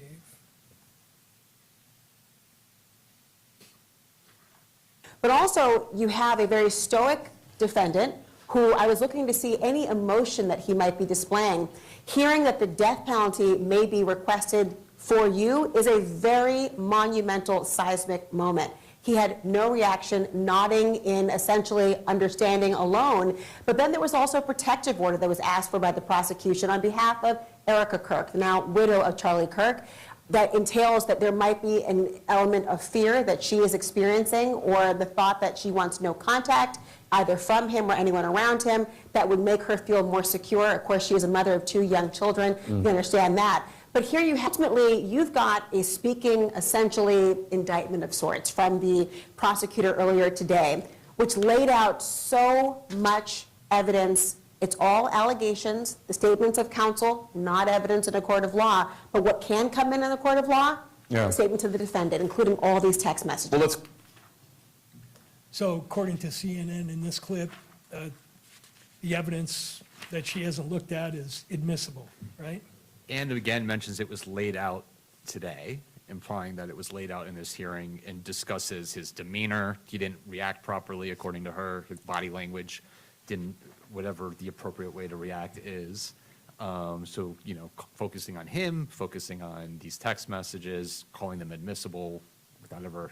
And I notice in all 3 of these nationally broadcast clips, there's a real focus on the protective order. Mhm. And tying that to Mrs. Kirk's fears, correct? Yes. How is that furthering the prosecution's narrative? I mean, to me, it just goes to future dangerousness, impressions of the defendant. So we kind of talked about earlier, negative character evidence is prejudicial, and also we know from the research that pretrial publicity affects verdicts and the perceived credibility of the defendant, likability and sympathy. So it kind of goes to that. Okay, did you also look on that, for that court appearance, on what the local media was doing? Yes. Right. And before we turn to that, did you also look at how Fox 13 captioned the importance of the hearing on the 16th? Right, so transcript reveals Robinson's alleged confession to shooting Kirk and messages to roommate with a screen capture of the court proceeding, So the gist of what happened in court, according to Fox, is the confession. that's what it implies, yes.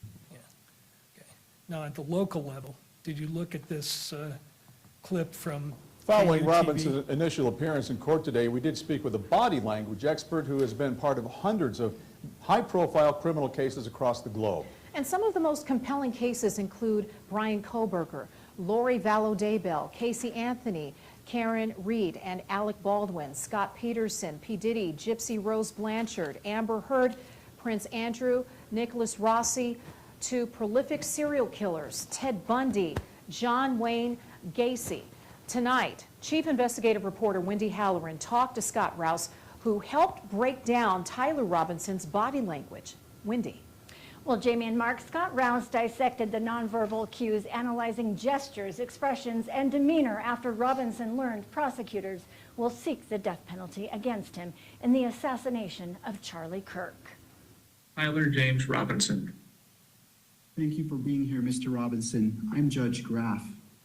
Tyler Robinson appearing virtually from the Utah County Jail in a suicide robe. It's really odd behavior for someone who should be stressed in that situation. Scott Rouse is a world-renowned behavior analyst and body language expert. He holds multiple certificates in advanced interrogation training and has trained alongside the FBI, Secret Service, U.S. Military Intelligence, and the Department of Defense. He serves as an expert consultant for law enforcement and the U.S. military, among others. I'm going to tell you from my experience what I see going on here. I asked him to analyze Robinson's demeanor. No big, deep breaths. We saw a couple of breaths that weren't deep breaths, but they were breaths from just, it looked like they were almost from boredom.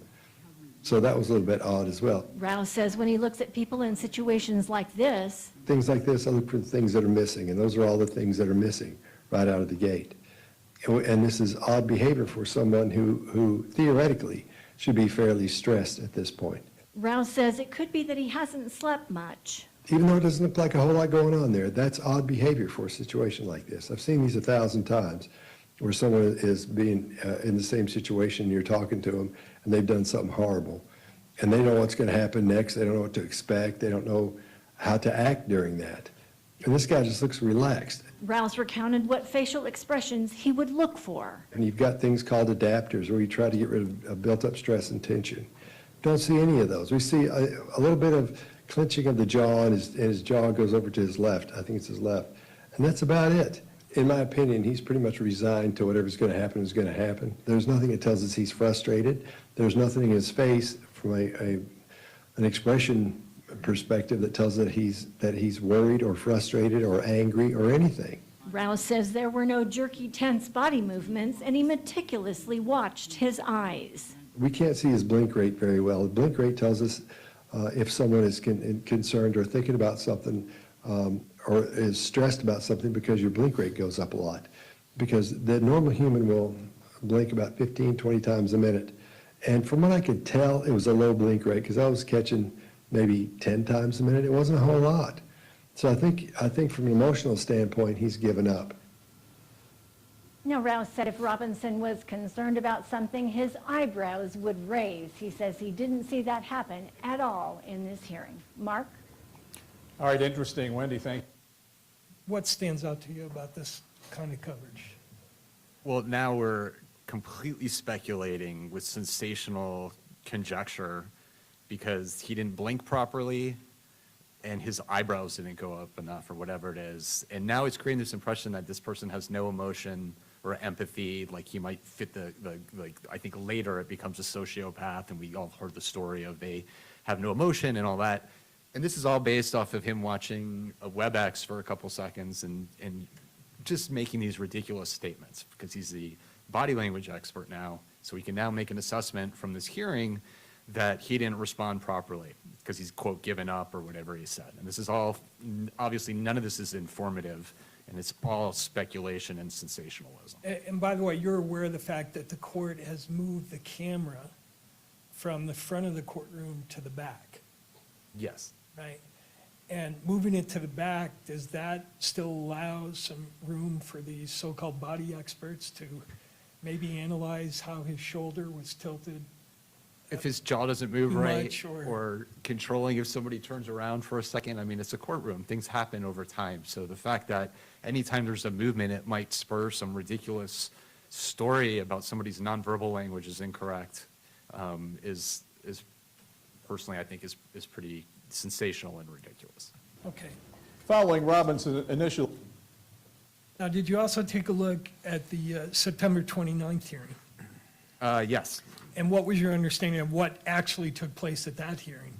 So this was primarily, from what I remember, it was appointment of counsel in this hearing. It's called a waiver hearing. You got on your slide waiver hearing, appointment of counsel.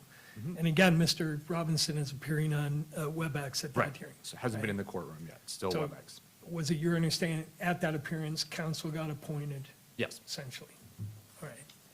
So how is that covered, first of all, by Court TV? And before I show you the slide, are you endorsing the criticism that Court TV in the slide makes against the court and the prosecutor? I'm sorry, endorsing what? Are you endorsing the criticism that in the slide of the court and the prosecutor? No, that's just what was said by one of the commentators. What were you trying to assess in looking at this slide, what the perception of the public is to the in-court proceedings? Yeah, I mean, I think it's commentary that falls on the sensational side, right? So now it's these people are pandering to the camera, and it's creating a performative experience. So it's turning into like outside the courtroom, like a reality TV show in a sense. Like, I don't like what this person said or that person said. So not informative as to what's happening, but it's sensationalism, and it's just the kind of thing you want to avoid. So let me play this for you, and then I'll ask a question about To be it. live, Matt Johnson alongside my friend Kelly Craft in today for Ted and Julia. Busy day here. Let's begin this hour in the state of Utah, where the suspect in the Charlie Kirk assassination is due back in court today. 22-year-old Tyler Robinson is accused of murdering the conservative activist during a rally that was held at Utah Valley University. This took place earlier this month. Robinson is expected to appear via Zoom during that hearing alongside his newly appointed defense attorney, where we're likely going to hear a discussion as to whether or not they want to schedule a preliminary hearing. While we wait for that hearing to begin, let's go ahead and take a look at a backgrounder on this case. This is Court TV affiliate KSTU with a closer look at the suspect, Tyler Robinson. Robinson had confessed to them or implied that he had committed the incident. From his apartment to his family's home, the FBI and police combed every inch of Tyler Robinson's life, his family expressing to law enforcement that he had become more political in the last few years. Robinson mentioned Charlie Kirk was coming to UVU. They talked about why they didn't like him and the viewpoints that he had. The family member also stated Kirk was full of hate and spreading hate. Why don't we go ahead and bring in our guest this hour to discuss as we wait for that court appearance to begin out there in Utah. Joining us now from Los Angeles, California, former Deputy Public Defender for LA County, Philip Dubé. Philip, nice to see you on this Monday. Your Honor, we appreciate the court's comments with respect to Your Honor's role in this case. In like matter, we commit to approach this case with integrity, with professionalism and civility. We are truth seekers. We will aggressively pursue the truth in this case. Thank you. Thank you. All right, counsel, unless there's anything else, thank you for being here. This court is in recess.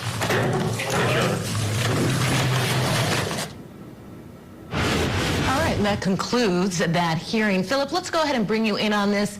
The only criticism I have was that those closing words about how we're all here to seek justice, like the warriors of justice. Attorneys and judges don't speak that way in open court. It's presumed that everybody will act with integrity, with honor, and to articulate it on the record, in my opinion, is pandering to the cameras. All right, Philip, so...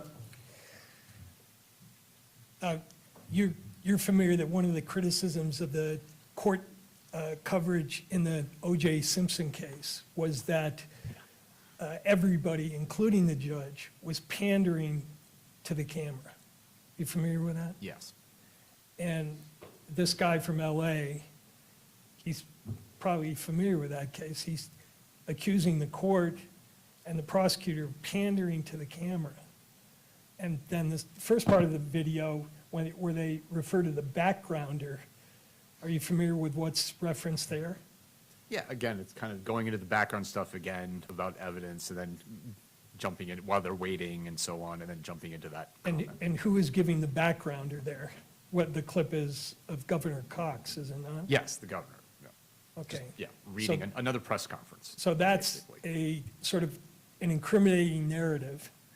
And then the second part of it is, what is the perception of the public to the court proceedings being televised? And at least according to what Court TV's putting out there, Oh, that it's a show. It's We're pandering to the camera. pandering to the cameras. Yeah. Does that further the reputation of the judiciary, or does it detract from it?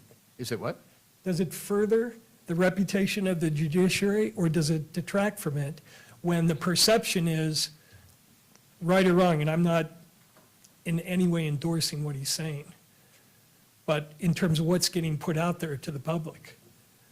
I think it creates pressure on everybody to have cameras in here, from the jury to everyone involved. I think this is a very high-profile case, probably one of the more high-profile ones I've ever been involved in. I think there's pressure on the prosecutor, the jury, everybody involved in this case. There are a lot of people watching, including very, the executive branch, everybody's involved. So I think just those comments and everything else is just pressure to me. But those kind of comments, like a comment that a prosecutor is pandering to the camera, if that gets to prospective jurors, and that prospective juror is sitting in court as a juror and is asked to evaluate the arguments of a lawyer, and he or she already has a preconception that, oh, this is a guy, or this is a court that is pandering to the camera, what does that do to the reliability of the fact-finding? I'm just gonna, it is what it is. I don't have anything else to say about it. To be live, Matt Johnson alongside my friend Kelly. What was, on the September 29th, what was CNN's sort of capsule of what the hearing was about, the appointment of counsel hearing? What was their headline? Yeah, so confessions, DNA, and his grandfather's rifle. This is the evidence so far on the Charlie Kirk shooting suspect. What did confessions and DNA have to do with what was happening in court on the 29th? Nothing. And again, this is just, in every hearing and everything you see, it triggers the same information and the implication that this stuff is part of the hearing. So people aren't necessarily watching the live stream. A lot of times in these scores, you're watching the coverage of the live stream, not the live stream itself. Like in the survey, not a lot of people, it's like 25% watch the live stream, but people are seeing this stuff on TV, and this is what the media coverage is. So it's not showing the live stream, it's screen captures, it's like a short summary of what happened, and then going into this information and the perception that this was evidence presented in the hearing when it was not. And the substance of it, confessions, DNA, Exactly. is sending a message, is it not? Yes. Now, is this, again, on the December 11th court appearance,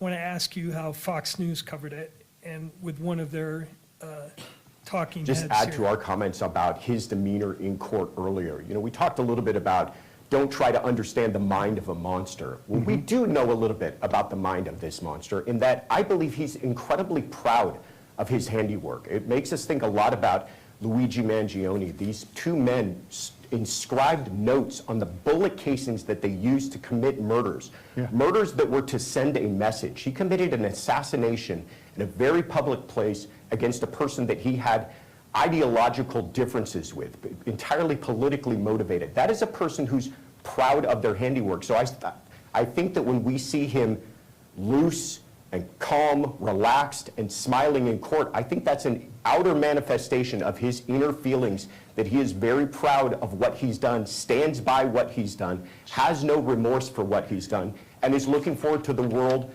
watching. Jonathan, I see you nodding in agreement. Really troubling. Yeah, I think that's exactly right, as Josh put out. When you have cases of this kind, you are off the map. You are where monsters dwell, to use pirate terms. This is where you find monsters, are in these cases. And you find people that don't think the way you do. This is one of the reasons jurors often stare at defendants whenever they can get away without being impolite. They look at these defendants to try to figure out something not just about them, but themselves. How can someone go off the map to this degree? The evidence here is overwhelming. And a lot of attention is likely to be what possesses a person like this to treat someone like Kirk as a trophy. And that is what happened.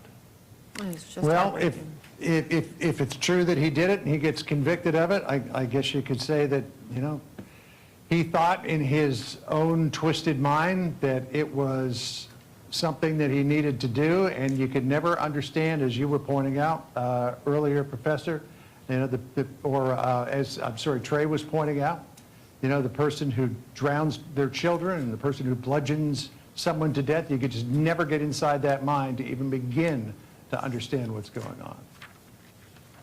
Is it your understanding? That's right. I think that's absolutely true. Yeah, that does it for us here. You're understanding the first commentator, the first talking head there is an ex-prosecutor, right?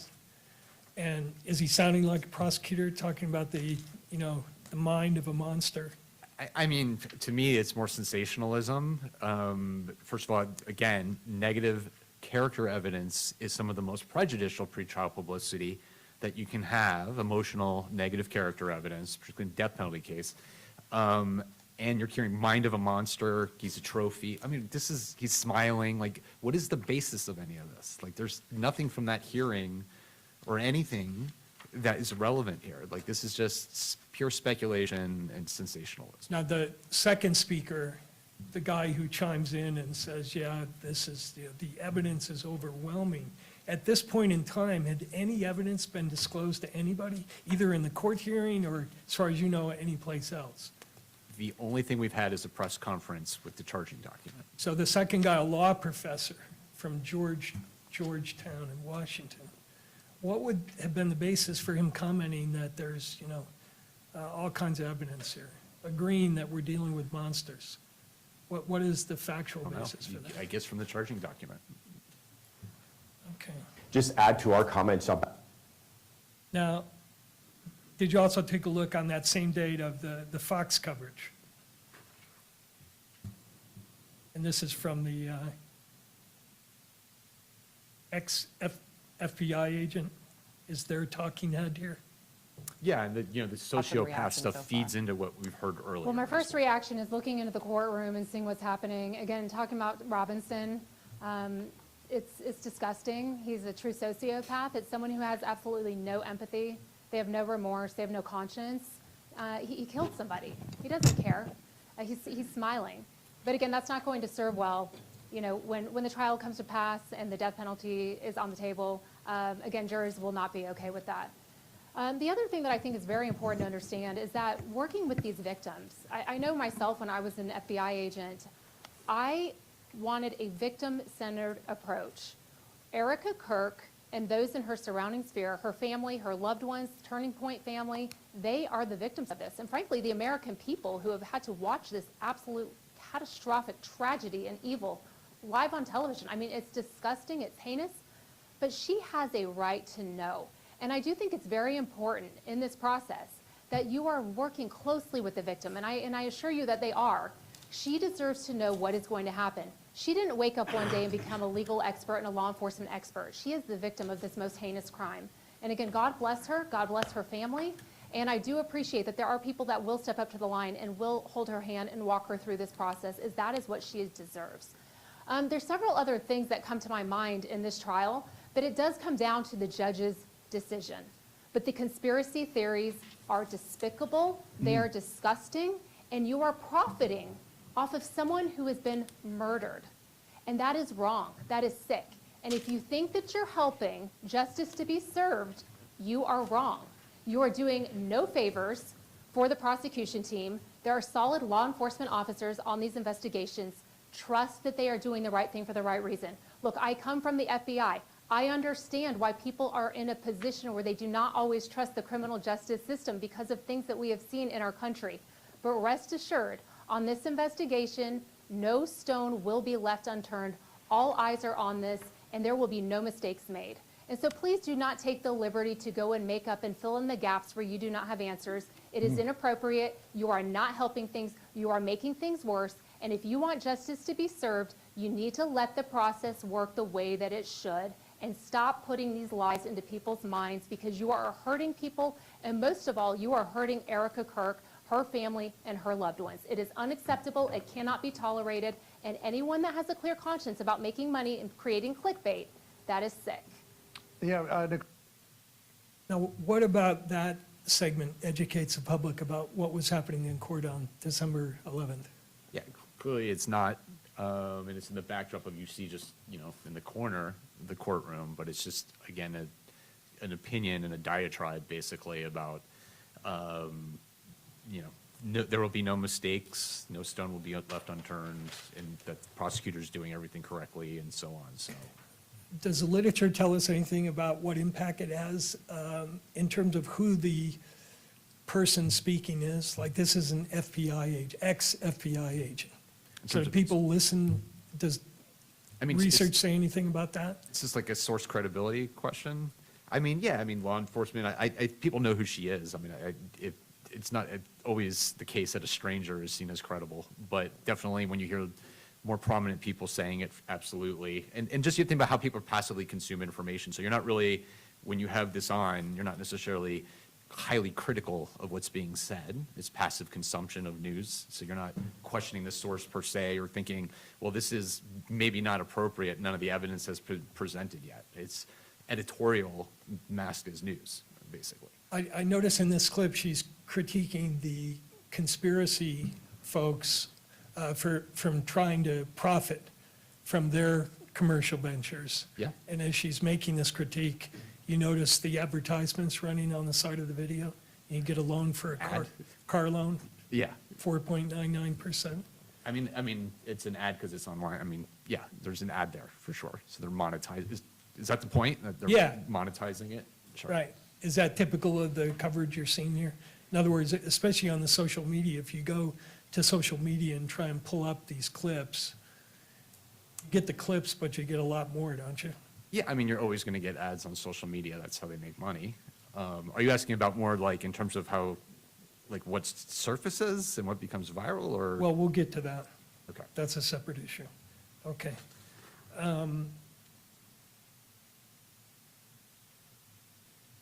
This is I'm going to skip And that accused one. of assassinating right-wing political activist Charlie Kirk is.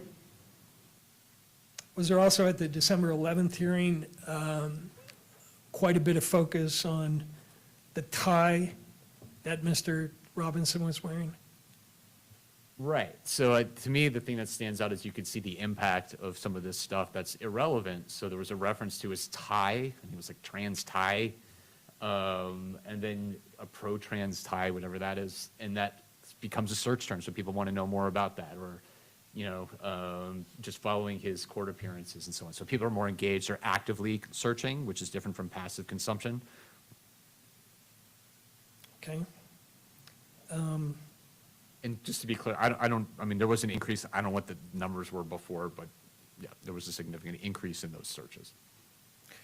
Hey, Mr. Burt, I don't mean to interrupt, but I just want to give you 45 minutes remaining. Somebody just passed me a note. All right, good deal. Thank you. I got it. Thank you. And the country, even the world, watching as Charlie Kirk's accused assassin made his first in-person court appearance today. Is this another segment from our body language expert? Yes. Where he talks about he didn't see any grief muscle? Yes, so What is a apparently. grief muscle? Do I know what a grief muscle is? I don't know. So apparently the grief muscle wasn't functioning properly to imply grief by looking at the clip. And that was the focus of the coverage? It wasn't who got appointed, who the lawyers are, what the next procedural step is, whether he was showing a grief muscle? Right. So again, we're just back to this conjecture of, well, nothing interesting happened in this hearing, so let's find something interesting to talk about. And it's staring at the defendant and making an assessment of what he's thinking or whether he has grief for what he did based off of his grief muscle, whether it was, I don't know if it was not doing the right thing. I don't know. Okay. Was there also in this hearing sort of a focus on what a high level of security was necessary to manage Mr. Robinson? Yes. and the local KT. New video showing what we believe is Tyler Robinson's police escort leaving the courthouse in Provo just in the last hour. Robinson accused of murdering Charlie Kirk during an appearance at Utah Valley University back in September. Thanks. And what kind of message is that sending to prospective jurors? Well, I think in a case like this, like I could see it creates anxiety among prospective jurors. Like this is dangerous potentially. Like there's always pressure, you know, on a high profile case in terms of juror serving, and then adding cameras to the courtroom, risk of somebody being disclosed as who they are. And then you have, you know, news stories about SWAT teams and all these things just to kind of at the courthouse. I mean, And how about the inference here that Mr. Robinson has to be transported in a SWAT vehicle? Sure, I mean. In terms of his dangerousness. I think it's just the nature of this case, of the danger of it. Okay, we're going to skip that. And I want to ask you, did the court coverage then cause responses that sort of are connected with the court appearance? And in this case, you have the court appearance on the 11th, and then 2 days after, is there sort of a responsive appearance by Mrs. Kirk to the events that happened in court regarding whether the defendant should have discovery or not? Right, yeah.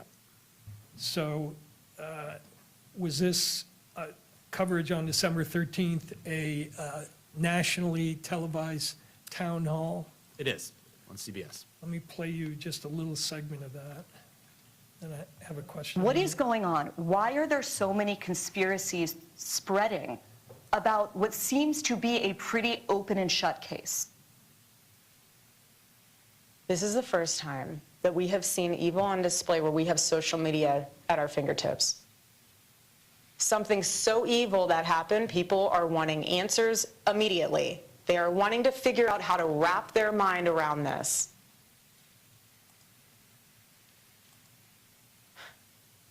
Egyptian planes. Egyptian planes. Do you believe that Tyler Robinson murdered your husband? Yes, I do. Why do you think it is so hard for so many people to believe that reality? Because it's too simple. Again, everyone always has to think there's more to the story. Well, sometimes there's not. I've seen the autopsy report. I've seen our case pulled together. I've been in constant contact with our lawyers, the prosecuting team. I've seen it all.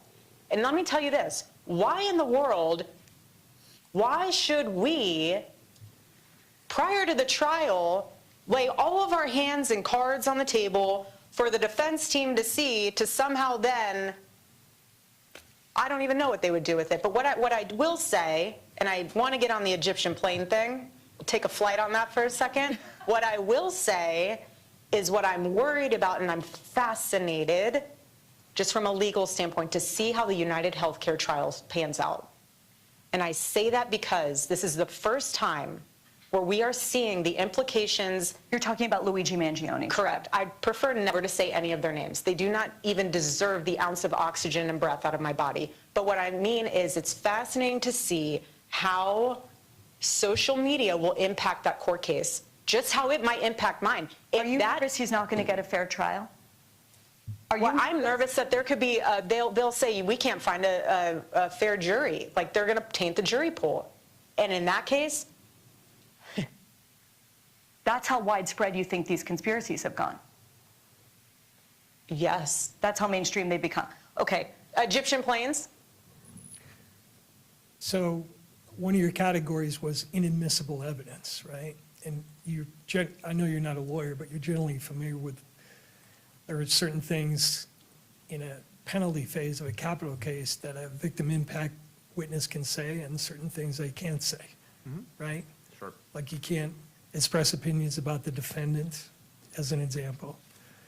Why is this sort of coverage prejudicial in relation to her commenting on court appearances and whether Mr. Robinson should have the benefit of discovery and her opinion about guilt and the narrator's opinion about the evidence being overwhelming? Yeah, so I mean, I think there's a lot there. I think, one, obviously, there's a lot of empathy for the victim's family, and I think that's very appropriate.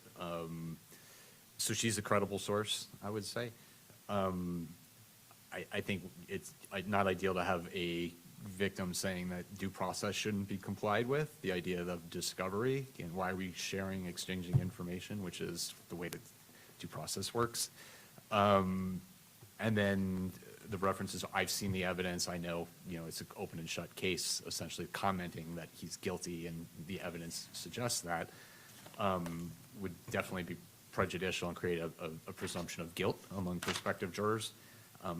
So it's kind of like, a lot of that, I think the thing about the conspiracy theories, which are, this is not the first time. I mean, if you look at like the DePape case, where, David DePape attacked Paul Pelosi, trying to kidnap Nancy Pelosi, and Elon Musk was spreading rumors about his relationship with the victim and implying they had all that. So it's definitely not the first time. It's unfortunate it happens, but it happens a lot. Okay. Now, you have many more examples in these clips of similar things, Yes. right? The basic point being, we're not getting information about the court proceedings, educating the public about how the law works, but we're getting a lot of opinions going to the issue of whether Mr. Robinson is guilty or not. Yeah, and I'm not saying this was triggered by the court hearing. I mean, I get it was in the sense that she's commenting on what happened. Right. Yeah, so, sure. So I want to talk to you about and we're going to skip the other examples because we're running out of time here. Let's talk about your survey. Okay. So walk us through that. First of all, what was the methodology of the Sure. survey? So again, this isn't a change of venue survey, but it follows the standard practices put forth in the ASTC, American Society of Trial Consultant Professional Standards. So we're using a random digit dial technique. Everybody has a known chance of being selected. So it's not a text message sampling approach or email or anything like that. It's phone calls, cell primarily. This is its focus exclusively on Utah County. Yeah, so they have to be jury eligible, so they have to either be registered to vote in Utah County or have a driver's license with a Utah County address on it to be included. And then the survey is designed for, initially, you're just capturing general impressions of the criminal justice system to get people familiar with the study. And then we're going, for this one, it's case awareness, like we would do typically, case recognition, prejudgment, just to get a feel of what's the baseline, where we at today in terms of that question, a fixed opinion question. I call it like a presumption of guilt question. Would the defendant have a difficult time convincing you that he's not guilty? So it puts the burden of proof on the defendant. And then where their source of information is, like is it getting it from local news, social media, national news, things like that. And then a couple basic recognition items, how they watched streaming, which was probably, if I did another survey, I probably wouldn't ask it that way, because I think based on what we saw, like people aren't per se seeing streaming of the hearings, it's the commentary and post-hearing stuff that's really coming out from that. Whether they knew about a confession, I think it's probably better text messages, because that's primarily what I'm talking about, and a few other things. So capture that. What were the key findings of the survey? Yeah, so high level, so the recognition rate is pretty much everyone, 99%. This is based off a sample size. It's a smaller sample. Again, this is just a snapshot of 200, not the typical 400 that we would do like in a change of venue survey. And then guilt was high, so 64% believe that he's guilty of murder based off of what they've read, seen, or heard about the case. Only people that answer that question are those who know about the case. The 3 people that didn't know about it didn't answer that. Only 7% reported that he's not guilty. That fixed opinion question, you can see over 50% already believe that the defendant would have a difficult time convincing them that he's not guilty. And 35% believe he should be sentenced to death at this point. And 65% have a somewhat or very negative opinion of the defendant, which fits into all that negative character evidence that we just walked through for the last. So based on the results of this, would you conclude that there's been so much publicity in this case that it doesn't matter whether we get any more, because the jury is already, or the jury pool has already been so tainted that adding more to it is really not going to change the equation? So the idea is Utah County's so saturated that you can't get a fair trial here, so just Right. play At this more point, coverage? it's so saturated, the court should do nothing to try and control the publicity and, because it's basically a done deal. Well, a couple things. One, There's also a lot of media coverage coming out of this in Salt Lake City, which would be the largest county, which is where you would typically move it to. So then what you're saying is, well, there's so much coverage here, let's just have a free flow of sensational, prejudicial media coverage. And then down the line, when it's time for a change of venue, you can say, well, there's nowhere to move it because Salt Lake City's just as bad. So I guess you're sorry. So there's that as my first reaction to it. And then I think, look, this is the baseline of where we're at. So you still have, like for the death penalty question, it's only 35%. You're not seeing above that 50% mark yet. We don't know, like, a lot of it, a big one is case knowledge. So you might find that recognition rates are high here, and I'm sure they're high in Salt Lake City and everywhere else, but it doesn't mean people identify with the case, went to the university, have personal connections, know all the case-specific facts. We don't know any of that yet. So in your survey, only 35% of those polled indicated that Tyler Robinson should be sentenced to death if he's convicted? At this point, yes. And in terms of whether he was guilty or not, you've got 64%. Right. Okay. What else about the survey? So as you'd expect, people are following the case, so people are following it somewhat or very closely. Sometimes in big counties, those numbers are lower because you'd expect in big counties there's so much else going on that it takes a lot for a case to capture people's attention, unlike smaller communities where they're shocked and they follow it very closely. Kind of back to the Koberger case in Idaho. And then you can see everyone's talking about it. So 96% reported that they are talking about the case or they've heard others talking about it in person or online, which also suggests that the big county is taking on characteristics of a smaller community. And you, in terms of source, so 53% are getting the news about this case from social media, and we kind of skip that, but there's a lot of sensational stuff that's being created and clips and reels and inflammatory comments and screen captures from these hearings with comments on them as well. And then people have seen something on social media about this case, 69%. And then they've seen something on YouTube, 34%.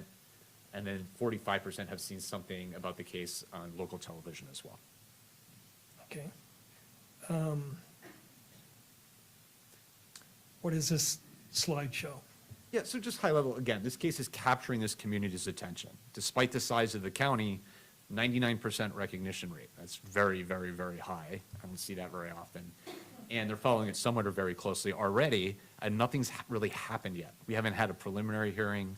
We haven't had the big things happen. We've had pretty procedural-esque hearings about, counsel in terms of gag orders and things like that, and they're already following it closely before the really sensational stuff starts coming out. Okay.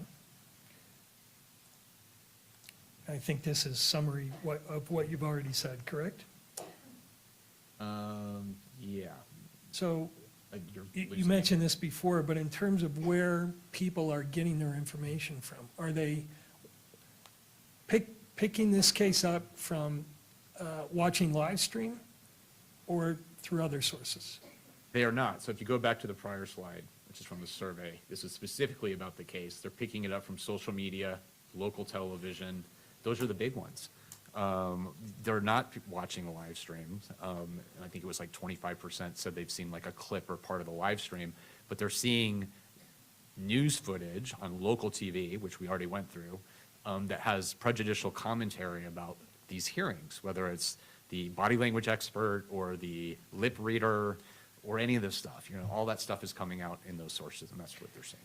Okay, I'm afraid I'm going to have to stop here. I hate to do it, but I have to. So. All right, turning to the state for cross. Do you want this up or no? I don't think so.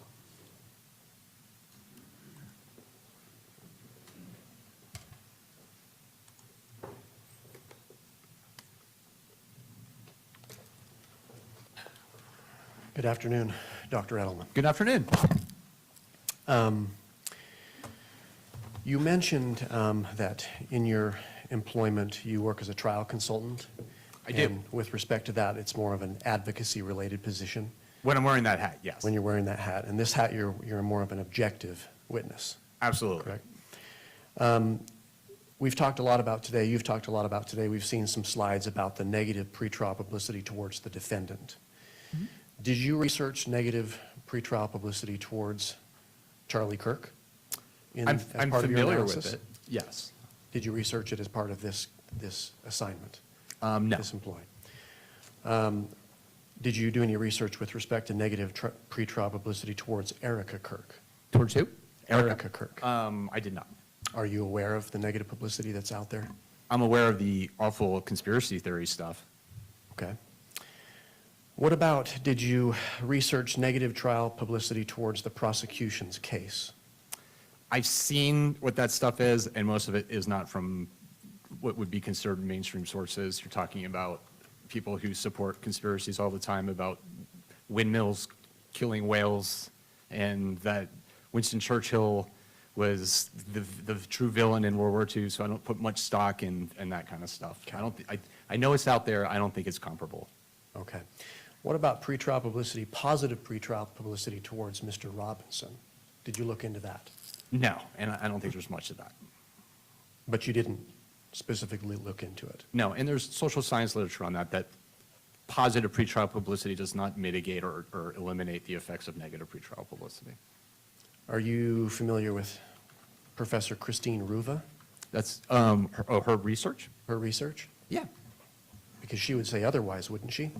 That Well, she positive pretrial publicity towards a defendant would tend to mitigate? Positive mitigates? You're saying she says that? Sure, that positive pretrial publicity towards a defendant would tend to mitigate guilty verdicts. There's very little pretrial publicity that tends to be positive, and from my experience and what I've seen, no, it does not. You have a mountain of negative pretrial publicity, and you might have 3 stories that are positive. That does not mitigate a mountain of negative pretrial publicity. Okay, but it would depend on what that juror was exposed to, correct? Well, What he or she again, paid attention most to. of the pretrial publicity in cases like this is negative, so if you're implying that it's balanced, I would say absolutely not. Okay. In your survey, I'm going to turn to a few of these questions. I believe it's number 2 in the binder there that you have. Yeah.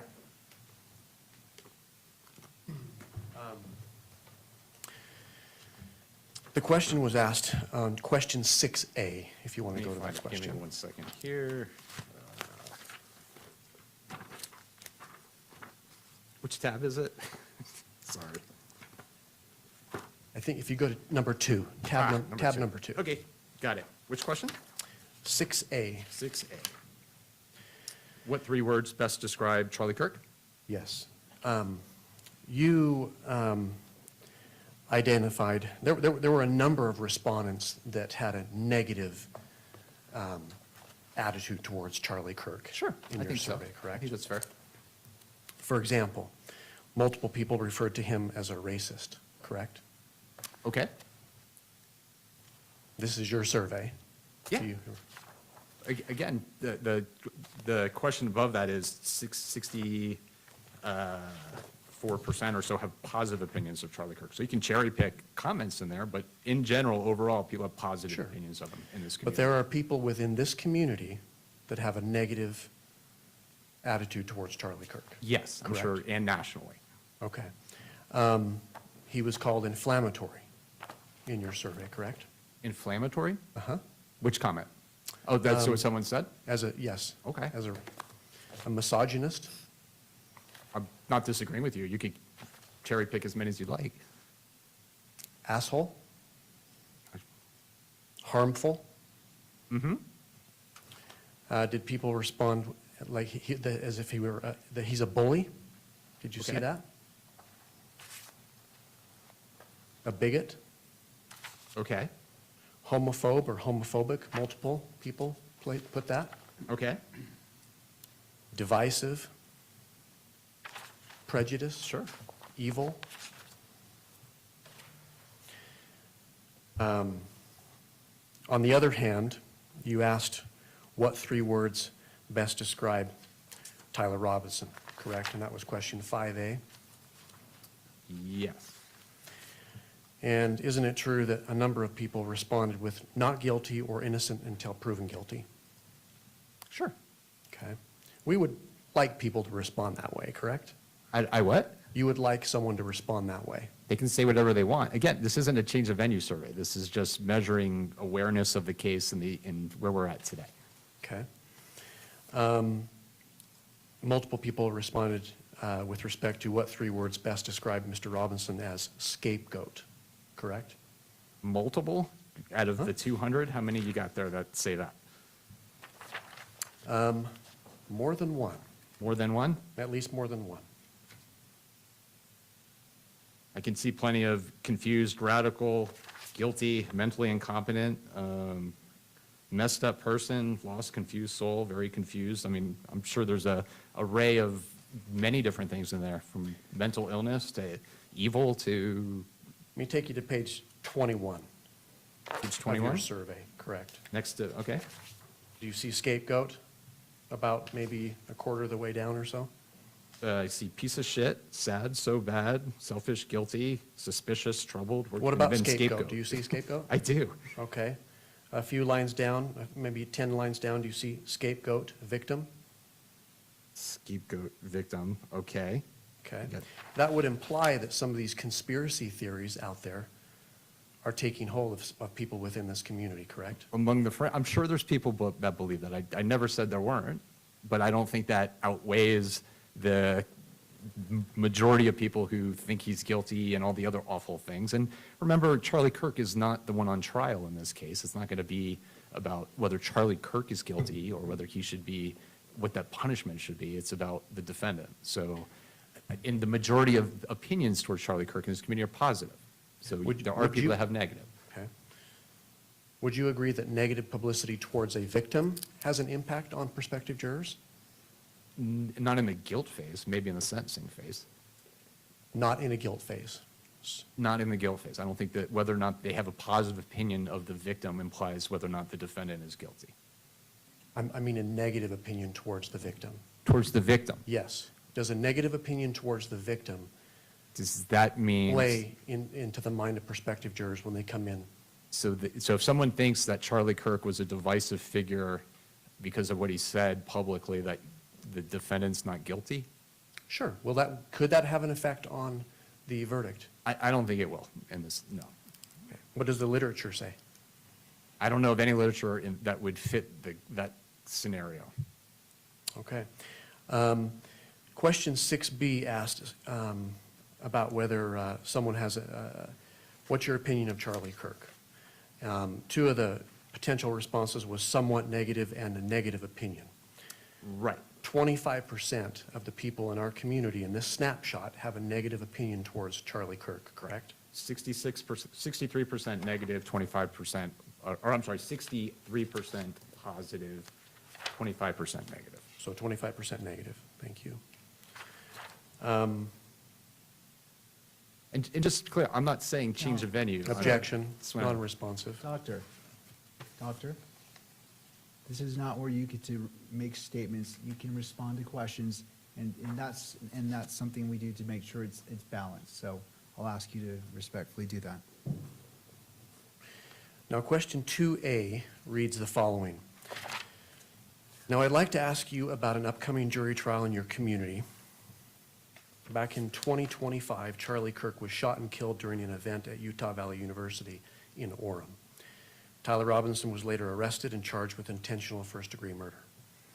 Have you read, seen, or heard anything about this case? Yes. You asked that question. Yep. And that's where 99% of the people, there's case awareness, 99%, right? Right. But that question doesn't really help us with respect to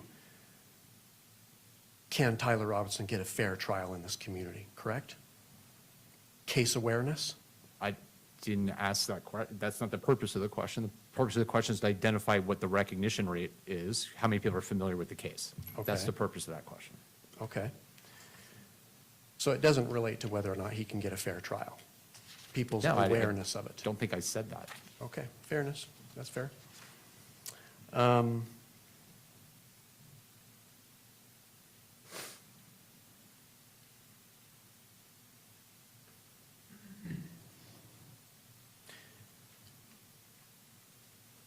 Dr. Edelman, what is your understanding of the purpose of this hearing? of the motion in question here today. To the question being towards whether or not there should be television cameras in the courtroom. And why does it matter if there are televisions in the courtroom or there's pretrial publicity? Because it creates sensational, misleading media coverage that undermines the defendant's fair trial rights. Fair trial rights? Yes. Okay, because of the media coverage. That's why we're here. And isn't it about impaneling a jury that could sit in judgment on Mr. Robinson? Isn't that the ultimate question we're trying to get to? The ultimate question is, can he have a jury who has not been prejudiced and comes in with preconceived notions of his guilt, that don't have case-specific knowledge, that as the trial goes on is stimulated and activated by hearing new information. There's a difference between a jury that in a community that doesn't know the evidence and hears it for the first time and maybe convicts a defendant, and a jury that comes into a courtroom somewhere else and all the information confirms what they already know and they convict the defendant. The outcome's the same, the process is very different, and that's the problem. Okay, so it comes down to, can he get a fair trial with a jury here in Utah County? In Utah County? Again, I'm going to keep saying this. This is not a change of venue survey. I didn't recommend for a change of venue. My limited purpose was to assess where people are getting information about this case. Are they following it closely? What sources are getting it from? And are they developing negative impressions and a presumption of guilt? And this stuff here we're talking about, this data are the baseline, and the questions are going to get worse, or are we going to stay here? But we end up at the same point. Can we seat a jury to sit in judgment on Mr. Robinson? Can he get a fair trial? Not based on this. Maybe that comes down later after, when we're closer to that. The question that this survey was designed to measure is, where are people getting the source of their information? Are they seeing prejudicial pre-trial publicity? Are they following it closely? And what impact it's had so far? And what's the baseline? So leave cameras in the courtroom, and then you get more of the stuff we just walked through. And then the preliminary hearing comes out, and then witnesses testify, and all of that prejudicial stuff comes out. And then there's more negative pretrial publicity. And now we're back here in 6 months or a year, or whatever it is, and we are talking about change of venue because everybody in this community has been saturated. And the numbers you see in the survey, like guilt, is now 70–80%, and prejudgment on sentence is over 50%, and everybody knows prejudicial details. That's what we're trying to avoid. Fair enough, fair enough. But the ultimate risk that we're getting to is whether or not we can seat a jury here. That's why we're asking these questions about what are the effects of cameras in the courtroom. I disagree with that. I think you can always find 12 people in any venue to raise their hand and say, yes, I can be fair and impartial. If you look at Rebuttal v. Louisiana, it was the most prejudicial confession the Supreme Court could imagine. It was recorded in a sheriff's office, put on TV, and all those jurors, 12 of the jurors, all of them said they could be fair and impartial. 3 of them had seen that confession, and the Supreme Court said no. So just getting people to say they could be fair and impartial, I see it all the time. I do it as an advocate when I do jury selection. It's a common thing. It's easy to get people to say, I can set it aside. That doesn't mean they can, and there's no evidence in the social science literature that supports that they can, particularly when they have case-specific knowledge. But you can definitely explain to them the law requires you to be fair. Can you set it aside? Yes. So yes, you can find 12 people here or anywhere else to do that. Thank you. Question 3AI, if you could take a look at that. Sure. This is the question about, you referred to this earlier on direct. Given what you have read, seen, or heard about this case, would Tyler Robinson have a difficult time convincing you that he is not guilty of intentional first-degree murder? You asked that question, correct? Right, so it's based on what, yes.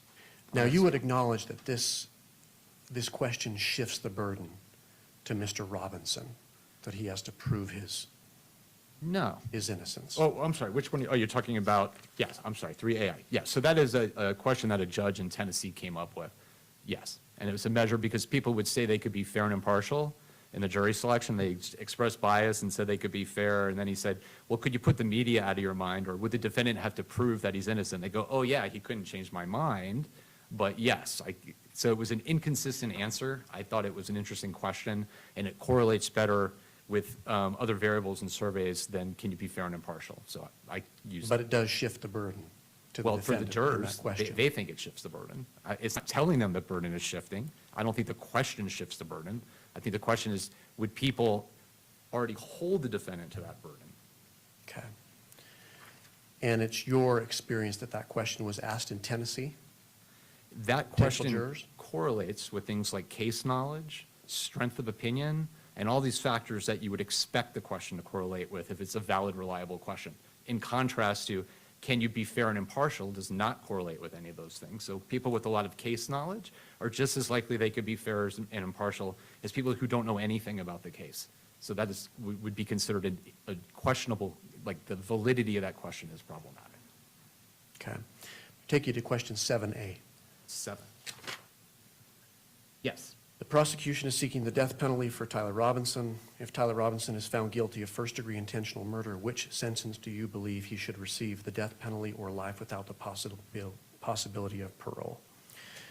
Are you familiar that before, if Tyler Robinson is found guilty of aggravated murder, which is the actual name of the charge here, Sure. it would then go to a sentencing phase. Right. On a question very familiar with that. Yes. of death, correct? And you're familiar that that the jury would be instructed that they would be required to weigh both mitigating and aggravating Yes. circumstances Is this a weighing state? So it's weighing the two? Okay.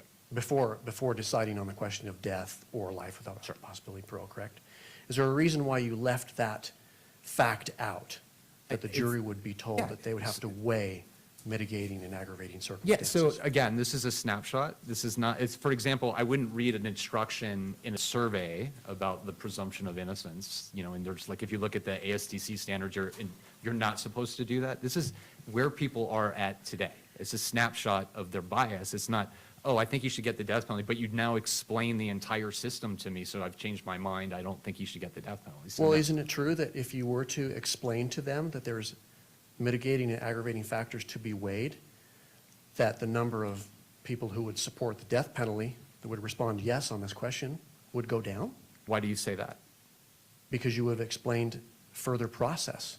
So explaining the process means that they change their opinion? Do I then have to? If they were instructed in this question that they are to weigh mitigating and aggravating circumstances before coming to a conclusion, the question, wouldn't that tend to depress the number of people voting for death penalty in this snapshot? I think you'd get invalid data potentially. First of all, you'd then have to explain how to do that. You'd have to explain, well, they don't know what the mitigators are. Then you'd have to ask like death qualification questions. Well, I think I could consider mitigation. Okay, under what circumstances?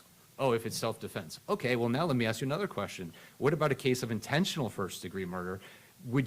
Could you consider life then? Well, no, now I can't. So all of that stuff you'd have to include, which creates complexity, and that's not the purpose of this survey. This is not jury selection. Survey is not designed to be jury selection. It's not designed to be death qualification. It's where are people at today? And people have opinions, and that's what this is capturing. This person has an opinion that he should get a life sentence. This person has an opinion that he should get a death sentence. That's based on what they've read, seen, or heard about the case. That's what I'm measuring. Understood.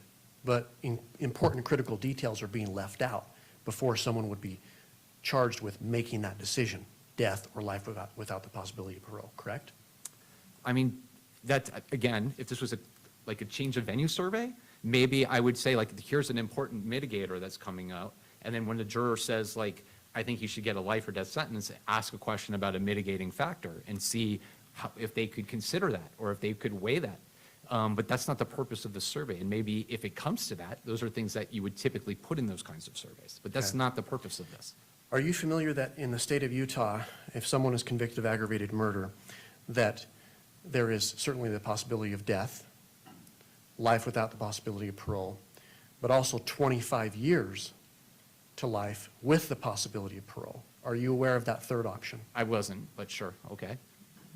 Should you have put that, had you been aware of it, in your questionnaire, in your survey? I mean, I think most people would be, from my experience of doing these and getting, the bigger thing is people are fearful that life without the possibility of parole is not actually life. And they're worried that that person will get out. So giving them an option to have a shorter sentence, I don't think is going to reduce death penalty numbers. It might take the life without the possibility of parole, and some of those people might say life for 25 years. But I don't think someone with death is going to say, no, I think I would just give them life, 25 years. Okay, but it's another option that It would probably be an should have option. been included. You can, sure. I don't know if I would, knowing it. I still, maybe I would just say life, or life without possibility of parole, or perhaps. Okay. So you've talked about how surveys like yours, they're snapshots in time, right? And surveys can't predict future conduct. Is that fair? Well, I mean, it depends on the survey. Like some surveys may, like if you ask people about if they're going to vote in the next election, and there's data there, it could predict whether they're going to vote or not, or something like that. It just depends. Okay. But you would acknowledge that your survey here, it's a snapshot of people's awareness and feelings in the community today. Yes. It doesn't represent real-world experience of what a juror would experience if they were summoned to jury and selected to be part of this jury. So does this survey capture how a juror will react as a juror? If they were to hear the evidence in a court of law. No, I mean, I think I would think of this more as a snapshot of the community, and then what the social science literature tells us. So we know, for example, people who have a lot of case knowledge are much more likely to convict and process information and be consistent with how they see the world. So if they already think he's guilty and they already know all the evidence, they're more likely to interpret the evidence in a manner to support that position. So we do know that. So you can kind of look at extrapolate from the survey data in that manner. But it's not designed to predict, okay, this means these 12 jurors will disregard the evidence and acquit him or convict him or anything like that. That's not the purpose of the survey. So the purpose is quite limited in reality. I don't think so at all. That's your opinion, I guess. I'm sorry. But it doesn't predict future behavior. The survey is designed to see where people are at today and make an assessment of whether or not cameras should be in the courtroom or not. And you're talking about like a change of venue survey and whether jurors will be fair and impartial in a year from now or what have you. I don't quite get the connection of how that question is tied to whether there should be cameras filming things and then making speculative conjecture about whether someone's grief muscle is flexing in the right way. So let me ask a question. I've asked this various ways. What's the risk of cameras being in the courtroom if it doesn't ultimately turn on seating a fair and impartial jury to sit in judgment on Mr. Robinson? So what is the risk of inundating the jury pool with highly prejudicial, sensational media coverage that characterizes the defendant as guilty, a monster, a psychopath, a sociopath, and so on? What's the risk of that? I think it undermines that juror's fair trial rights. And I think there's plenty of case law where even when juries have been sat and they've served and there's been a conviction, those have been overturned based off of the pretrial publicity. So obviously there were 12 people in that trial that went through jury selection, were determined that they could be fair and impartial, were able to listen to the evidence and reach a decision, and then state Supreme Courts, United States Supreme Courts, have thrown those convictions out based on prejudicial media coverage. So clearly there is an issue, and the question isn't, can you find 12 people somewhere in the county that will raise their hand and say, I can be fair and impartial? I don't think that's the standard. Thank you, Doctor. You mentioned that these were randomly selected. Yes. Respondents. Digit dial, I believe you said. Did you add any numbers to your survey? Were these all truly randomly selected? I'm sorry, adding numbers. Did you add any numbers to be called as part of your survey? Be called? Yes. So the survey vendor deals with the sampling. So Okay. I give them the county, and then Okay. they buy random sample. And then what they do is, so it's called replicates. So let's say they buy X thousand phone numbers, and they have to work maybe like 100 numbers, and they have to call each one like 3 times, different times a day, and all that stuff until they can reach a resolution like, no one ever answered, or it's a bad number, and then they have to open up other replicates. Okay. Did you, as part of your survey, did you ask whether the respondents had any involvement with this case? Involved in the case? Like media, law enforcement, anything like that? No. Okay. Did you ask whether they had a relationship with anyone that was involved in this case? No. The respondents? No. Okay. What screening procedures did you take? I'm sorry? What screening procedures did you take? So the screening procedure is based off of age, right? They have to be over 18 years of age. They have to be able to speak and read English. They can't have a felony. They have to be a citizen of the United States. They have to be registered to vote or have a driver's license with a county address on it. Okay, thank you. A few more questions about your survey questions. In question 8A, will you turn to that? 8A, yes. You asked, have you read, seen, or heard if President Donald Trump expressed an opinion about whether Tyler Robinson should receive the death penalty or a life sentence without the possibility of parole? Yes. Killing Charlie Kirk. 81% responded no, correct? To that one, yeah. Okay. Question 9, you asked, have you read, seen, or heard if any other public officials have said that Tyler Robinson should receive the death penalty for killing Charlie Kirk, correct? And 65% responded no, is that correct? 32% yes, 65% no. Okay. Question 10A reads, have you read, seen, or heard if Tyler Robinson confessed to shooting Charlie Kirk? 56 responded no, correct? Yeah, and I think that's a poorly written question because I think the bigger question is more about text messages than when I wrote it, I hadn't seen all the media coverage yet, and I think confession usually is like the person verbally confess, and this is more about text messages. So if we do another survey, I would probably change that, the way that question is phrased. Question 10B, have you read, seen, or heard if Tyler Robinson's DNA was found at the scene of the crime?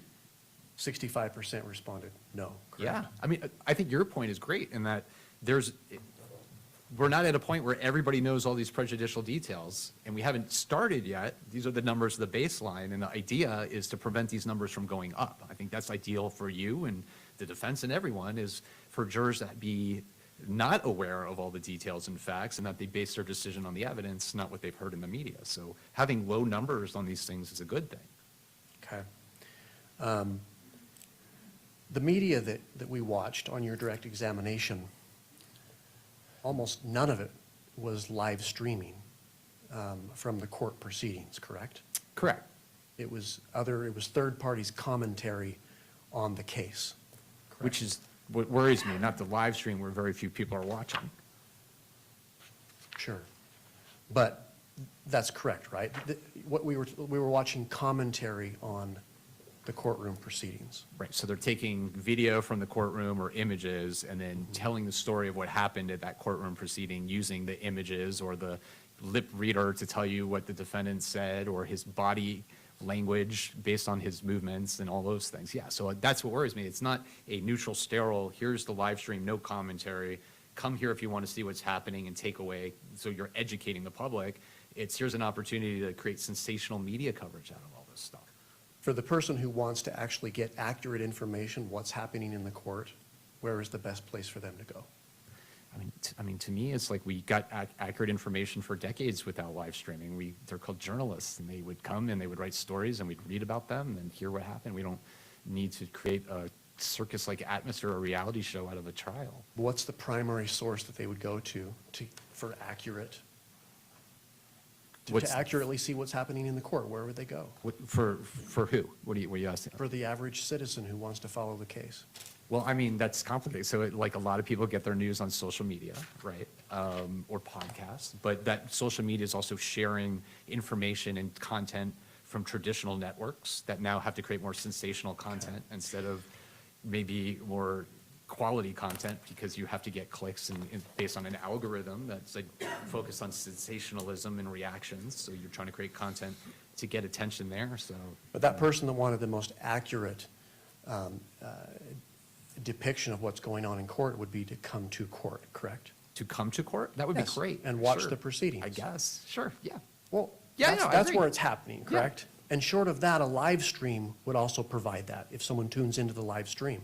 If it was live stream with nothing else, because you basically have about 25% or so or less watching the live stream. So, and the other interesting thing, if you look at the live stream, it's a forum. All these people are coming to it and just spreading misinformation and conjecture about conspiracy theories and you should get the firing squad and all these things about and those are third parties that this court can't control, correct? That's on the live stream. That's not on third parties. That's just if you looked at, like, I guess I think it was like Court TV, just a live stream of it, and you watch waiting for the stream to start or during it. It's just a forum of just spreading information that is not accurate, I would say. I'm sure we'd all agree if you looked at it, it's not accurate. But again, like, it's not like the majority of people are coming. If you balanced it and you said, okay, well, 80% of the people are getting their information from the live stream, that's great, and very few people are watching all the sensational stuff, so the costs outweigh the benefits. But that's just not the reality. The reality is most of it is sensational media coverage that's being created from the live stream video, and then you get what we saw. It's not like people are coming to the courtroom and or watching neutral live stream and then, wow, I learned so much about the courtroom process today. That's just not what's happening. But it's not the live stream video that's causing this content by third parties. Well, how that are would pushing it out, correct? How would the content exist otherwise? The video of it. That is the source of the information. It's take the live stream video, and then rather than reporting on what happened, we'll say like all this evidence was introduced in the hearing today, which is false, it wasn't.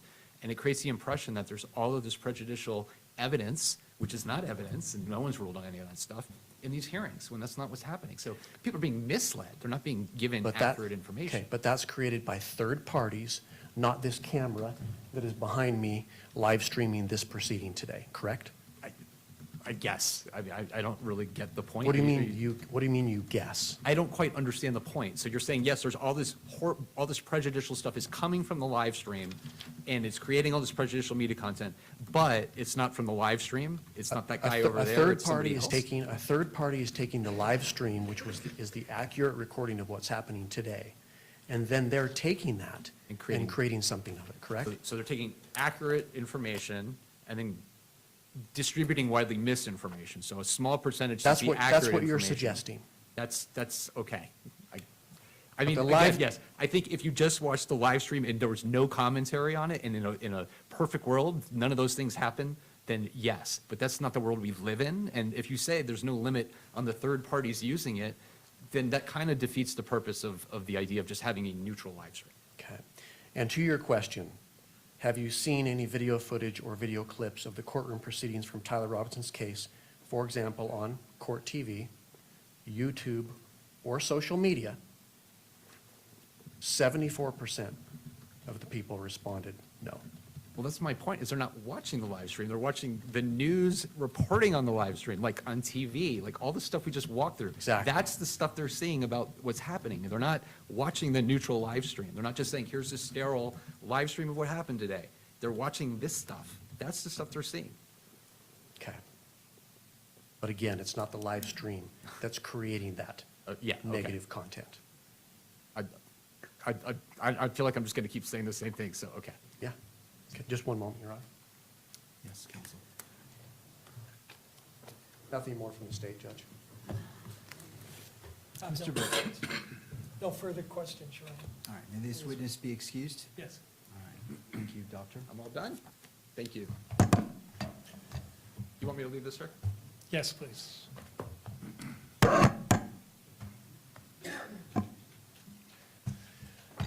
Judge, in terms of a time allotment, I have discussed with the state that they are not going to take their 2 hours. So I don't know how that would affect my time limits, if at all, but I just wanted to let the court know that.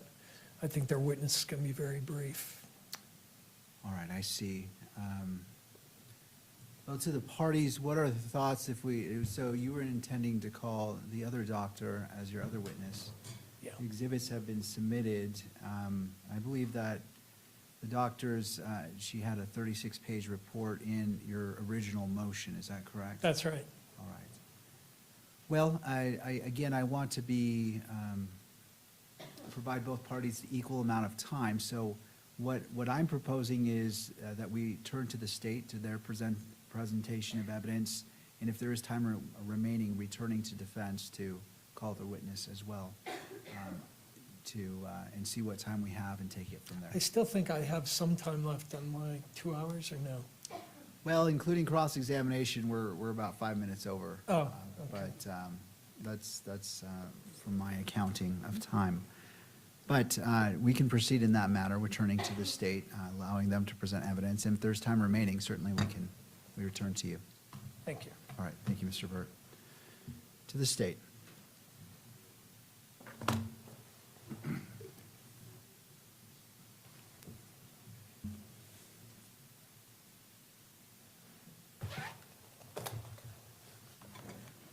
Your Honor, the state calls Cole Christensen. All right, Mr. Christensen, if you'd like to come forward, be sworn in.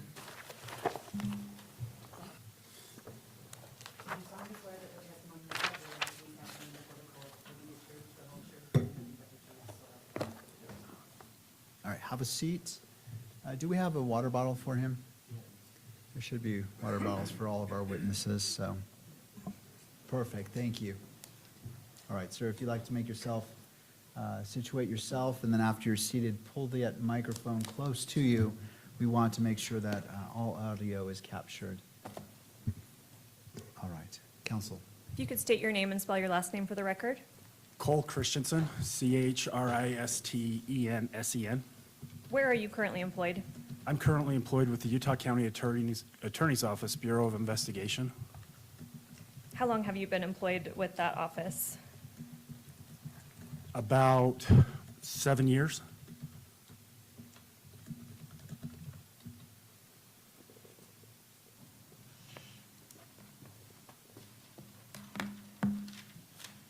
Sorry, give me 1 second. Have you been specifically assigned to this case, the Tyler Robinson case, in your capacity with that office? Yes, I have. Were you asked to conduct research related to media coverage in the Tyler Robinson case? Yes, I was. And who made that request? Prosecutors assigned to the case.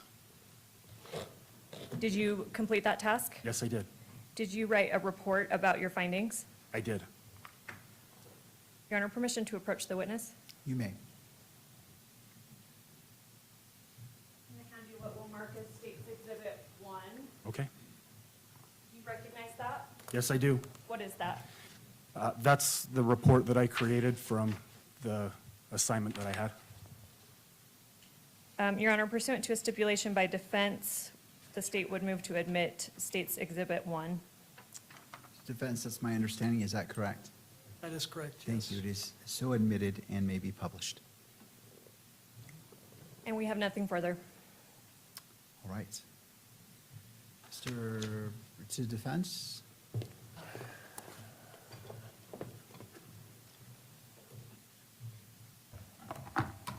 You have your report there in front of you? Yes, sir. Part of your report says that you were trying to, your primary focus was identifying negative pretrial publicity toward the prosecution, right? And Erica Kirk and Charlie Kirk. Correct.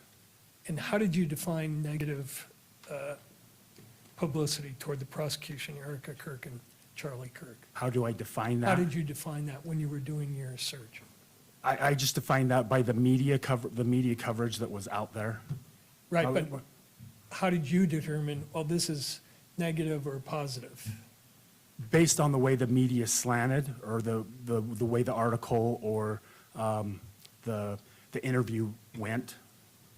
How the interview went? Uh-huh. And what did you look at? Did you look at newspaper articles? I looked at newspaper article, traditional media sources, local, national newspaper articles, social media, podcasts, online platforms, that type of thing. Did you look at any of the coverage by the major networks, the electronic media coverage sites? Yes. And what did you look at in that regard? What did I look at? What did you look at? I looked at, for one example, I looked at KUTV 2 News, I think is a CBS affiliate. Mm-hmm. I found negative pretrial publicity there toward the defendant. Toward the defendant? Correct. And was that generally true of the other major electronic media outlets, that the focus was on negative publicity toward Mr. Robinson? I'm sorry, I'm not sure I understand the question. Was when you were looking at the electronic media coverage, and specifically the national network coverage, was the tone of that in general negative toward Mr. Robinson? No, I think the tone of it went both ways. I think some of the tone of it was negative toward the prosecution, and some of it was negative toward the defense as well. And Some give of me- it was negative toward Erica Kirk, and some of it was negative toward Charlie Kirk. Negative in the sense of making some derogatory comment about Charlie Kirk? Correct. I did find that, yes, sir. Okay. And did you do some sort of quantitative analysis in terms of how much there was in each category you were looking at? No, I just took a sample size. So as far as, I could tell you there's a lot out there, but as far as like a comprehensive review or to quantify it, I didn't do that. I just took a sample size. How big was your sample size? Well, I looked at trending, high-profile media articles, whether they be in social media or traditional media sources from when Mr. Kirk was shot and killed up until the present time. You cite in your report a study that says that 86% of U.S. adults say they get their news from smartphones or computers, correct? Correct, yes. What was the source of that number? Do you mind if I refer to my report? Yeah, sure, I think it's Okay. on page 1. And the question was? Question was, do you cite in your report a source which indicates that 86% of U.S. adults get their news information primarily from smartphones or computers or tablets? Yes. That's according to a study that was conducted by the Pew Research Center. Okay. And is it true that a lot of the, what you refer to as negative publicity toward the prosecution, I think you list on page 2, was coming from podcast sources? Candace Owens, for instance, you list? Correct, that's one that I had found. And high political figure statements in your report, what does that mean? That would be, for example, some of the information we just heard, high-profile political figures that can be national or local here. Okay, Israel theories, what does that mean? Correct. Theories such as Israel or Mossad was involved in the assassination of Charlie Kirk. You saw a lot of that on the national media? I did see some of that, yes. And where did you see it, say, on ABC or CNN, where they were advocating that somehow Israel was... No, I apologize. That was on social media. Right. Most of the wackier theories are coming from Correct. fringe groups, right? Correct. There are a lot of social media conspiracy theories out there. And you were not making any attempt in your report here to compare how much weight someone would give to sort of a fringe report versus a national media report, correct? No, I couldn't determine that. Great, that's all I have, thanks. Thank you, Mr. Byrd. To the state? Nothing further. Thank you. May this witness be excused? Yes. Thank you, sir.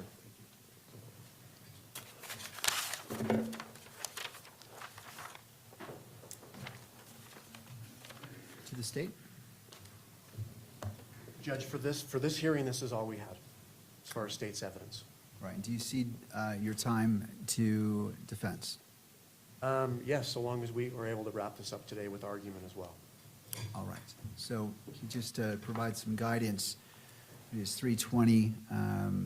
We've been going on for about 2 hours and 20 minutes. We're going to take a brief 10-minute recess to allow people to stretch.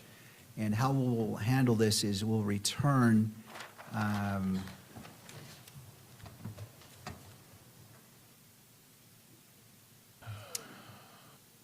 so we'll start oral arguments so we'll come back at 3:30, and we will go till 4:10 and allow each side 15 minutes for closing arguments. And then I have some matters that I need to address with the parties as it relates to scheduling a ruling from the court. So we need to coordinate our schedules because we need to end at 5 o'clock. All right. We'll go and be in recess until 3:30. Thank you. So you've got 50 minutes, or you've got 40 minutes. That's better. You've got until, How much I think, 4:10. A little bit, 15, 20 minutes.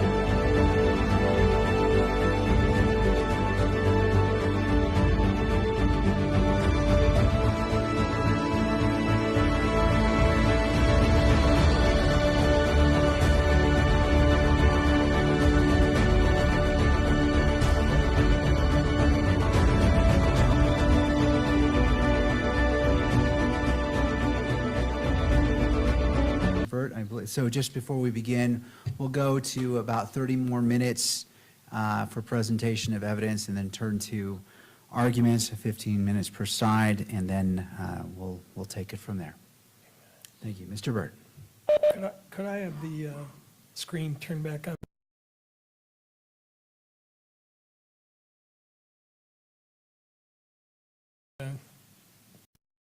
Correct? That's correct. You're a cognitive psych.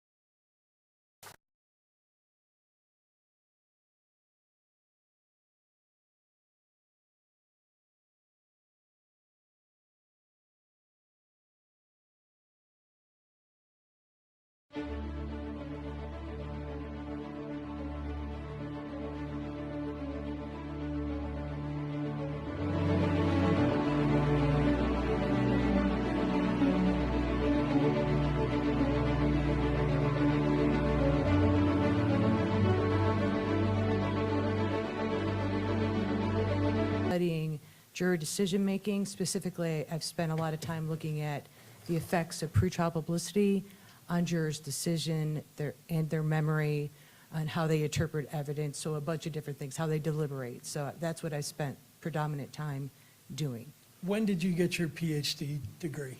In 2001. What was your dissertation? My dissertation looked at the effects of negative defendant pretrial publicity on juror and jury decisions, at non-deliberating juries and deliberating juries, to look at the different effects of those exposed to pretrial publicity who deliberated versus not deliberated. Okay.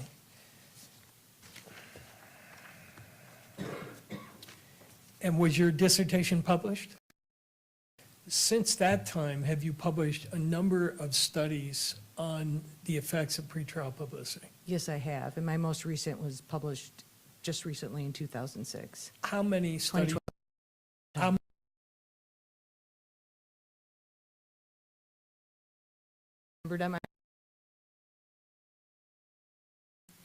And I've also done a couple of reviews, book chapter reviews, that have also been peer-reviewed. Okay.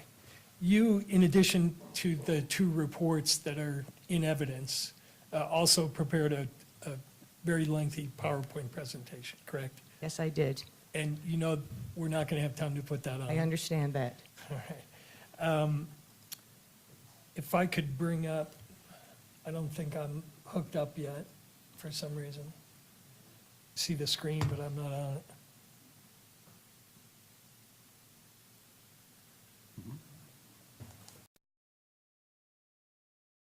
While we're doing that, let's answer the question. My positive pretrial publicity mitigate the effects of negative pretrial publicity? And so I've actually looked at that, and I've looked at it in 2 different ways. One that's not realistic and one that is realistic. And so in a case like this, the realistic way, where you have a lot of negative or anti-defendant pretrial publicity come out first, we find that positive pretrial publicity that comes afterwards, verdicts. So that primacy effect is that information that you receive first has priority. So for example, in a case where a juror has been exposed to pretrial publicity, that information actually influence how the jurors then process the trial evidence, their memory for the trial evidence, and then ultimately how they deliberate in the jury room. And so positive pretrial publicity, if it's presented like a back and forth, like one negative defendant article, one positive defendant article, one negative, when we do that, like every other article, which is unrealistic,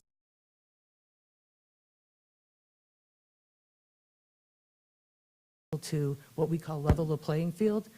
But when you front load the pretrial publicity with all negative pretrial publicity, then it's difficult to overcome this.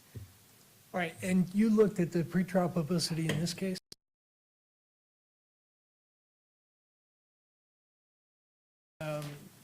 What we just discussed in terms of negative, positive, et cetera.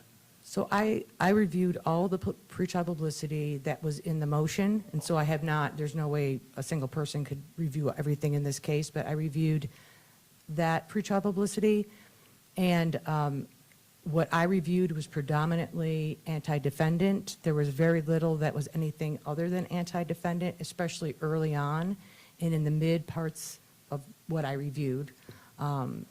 It was predominantly anti-defendant, looking at the defendant, again, like Dr. Edelman said, painting the defendant in a negative light, dehumanizing language, accusations of guilt, and, basically giving your opinions upon what kind of sentence he could get. So there was a lot of anti-defendant that went to the credibility of the defendant, which is really important, but also publicity that is likely to engage the public in moral outrage, okay? Because something morally wrong has happened, it's horrible, and again, we have high-profile individuals like the president, the past attorney general, the FBI director, the governor, so a lot of people that have a lot of power and influence coming forth and saying these things about the defendant. What does the research show when you have a situation where high authority figures, the president, the vice president, the governor, the attorney general, the head of the FBI, are putting out anti-negative publicity on the one hand, and on the other, you get these wild conspiracy theories from fringe podcasters? How does that balance out? Does the podcaster conspiracy stuff swamp or overcome all the negative publicity coming from the authority figures? And so now you're getting into more of the conspiracy theory research, which I am somewhat familiar with, and I've looked at it, and it is pretrial publicity tangent, correct? Because in this case, we can call these conspiracy theories pretrial publicity, right? Because they are a form of pretrial publicity. And the credibility of the source of conspiracy theories definitely has an effect.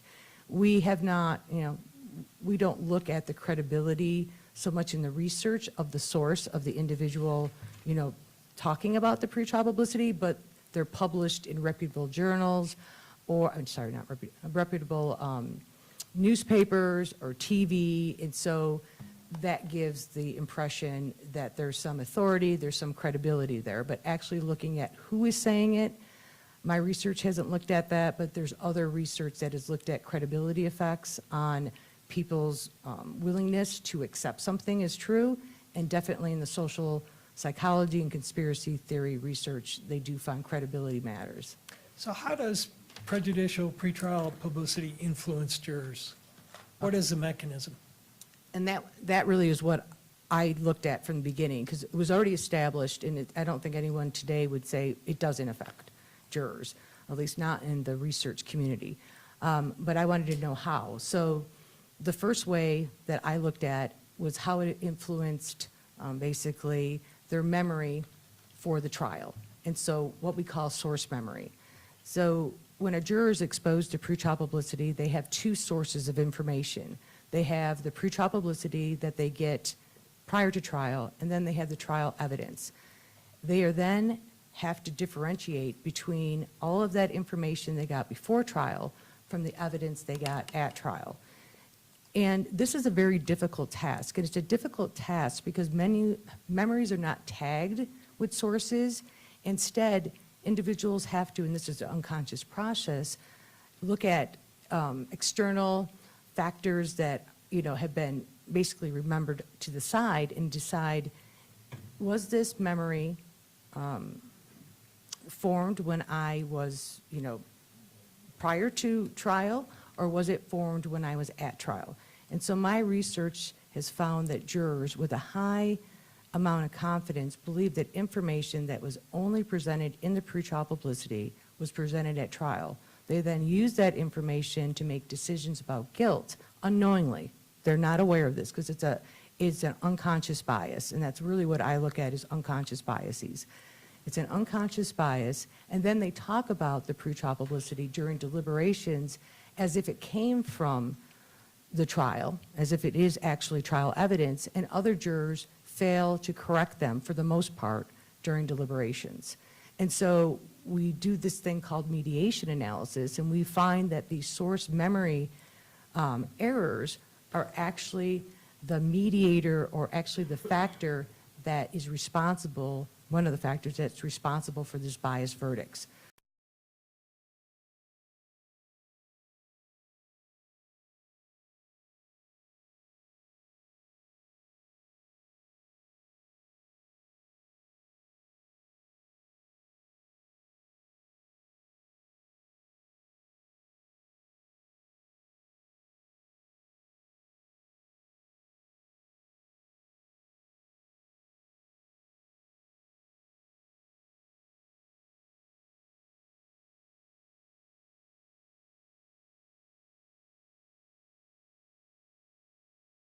Of the information is different from the actual source. So yes, they made a source memory error where they believed the information that they were discussing actually came from the trial, the live stream, when in fact it did not. It came from the governor's press conference. So they were confusing the source, which is not unusual, and it's something that we all do.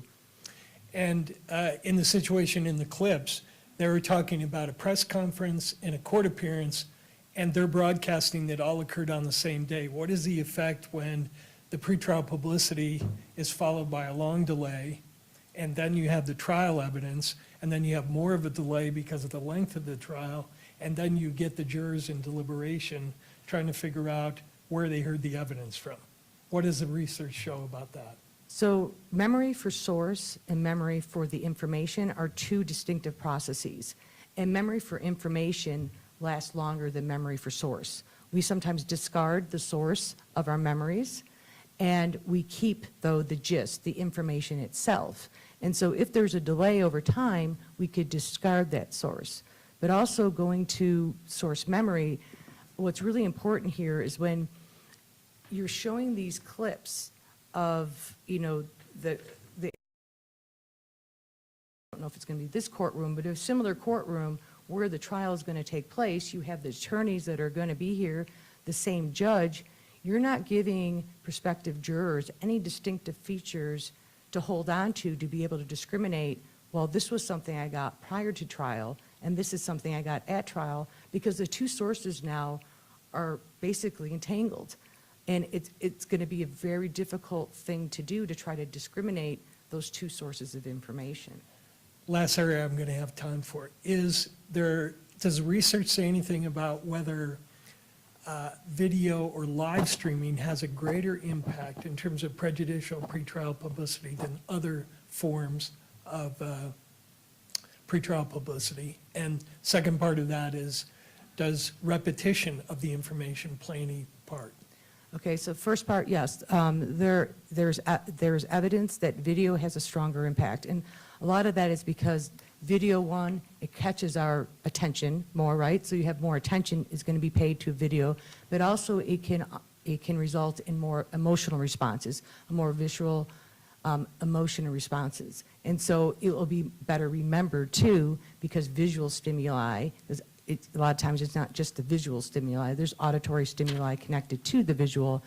It's going to be better remembered. And both meta-analyses and individual studies have shown this. And as for delay, in a trial, and I've seen this, pretrial publicity comes and goes. The best way to learn something is to learn it spaced out. And this is what we see with media that follows a case making it to trial. It ebbs and flows, and so you'll see a lot of it every time something like this happens, a hearing happens, or just before you go to trial. And so it isn't like it completely stops.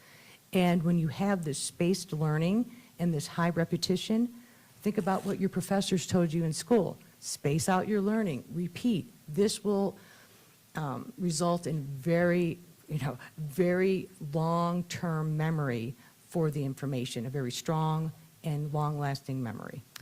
I think I want to leave some time for cross-examination. To the state. Thank you, Mr. Burke.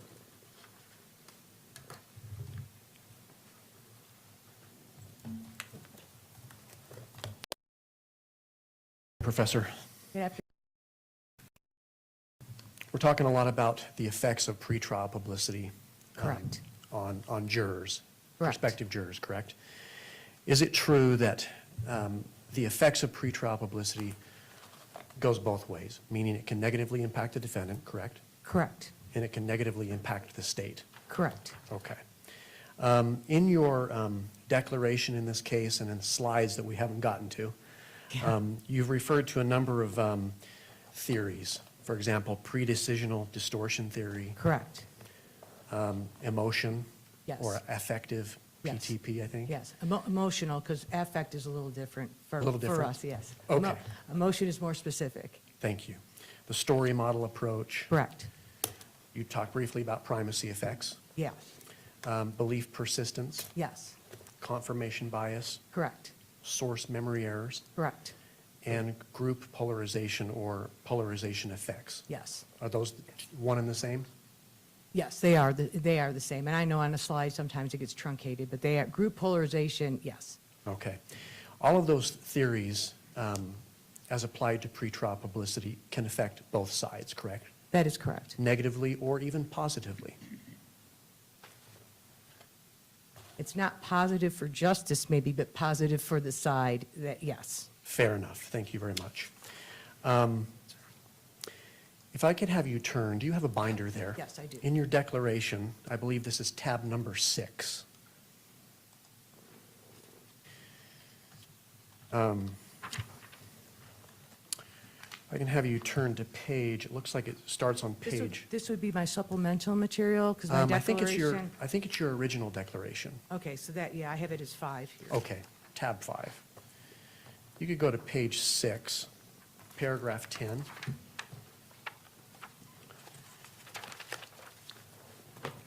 Okay. You're talking about a study that you, a 2018 RUVA study. Well, this actually is not a RUVA study. This is my peer review, one of my peer review chapters where I reviewed the PTP research to date at 2018. Okay, perfect. The second sentence in that paragraph reads, DeLuca, 1979, found that mock jurors exposed to 3 pieces of anti-defendant information were more likely to convict than those exposed to only 1 or 2 pieces. That's correct. Consistent with this, Daftery, Kapoor, Penrod, O'Connor, and Wallace, 2014, reported that jurors who read a high amount of anti-defendant PTP, 10 news stories, were significantly more likely to render guilty verdicts than those exposed to a lower amount, 5 stories, correct? Correct. And then you indicate, conversely, greater exposure to pro-defendant pretrial publicity reduced the likelihood of guilty verdicts compared to lower exposure. Correct. And so if they're only exposed to, one type of pretrial publicity in these cases, correct. Okay, thank you.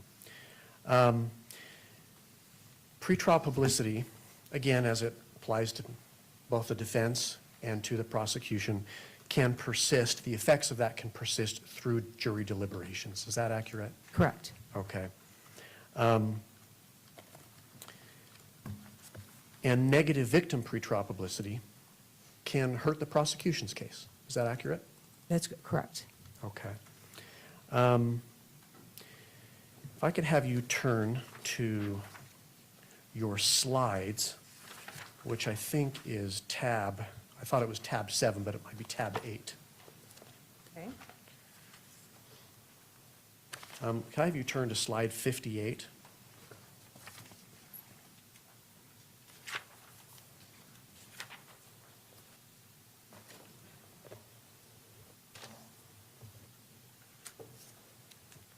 Okay. In slide 58, you write, quote, jurors exposed to anti-victim PTP are less likely to vote guilty after deliberations than before them, close quote. Yes, and that's a polarization effect, correct. Thank you. If you turn to the next slide, slide number 59, you wrote, quote, jurors exposed to negative victim PTP discussed trial evidence in a pro-defense manner and favored not guilty verdicts, close quote. Correct. Thank you.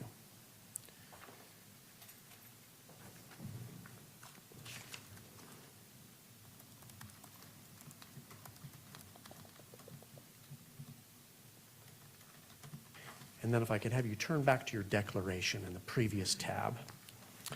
Page 34 of that declaration, it's paragraph 59.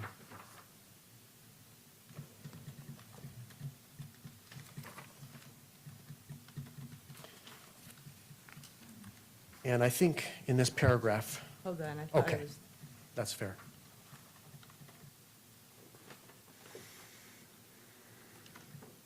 oh, again, I think I'm on the wrong, I'm on the supplement, I'm sorry. Just, there's too much stuff in here.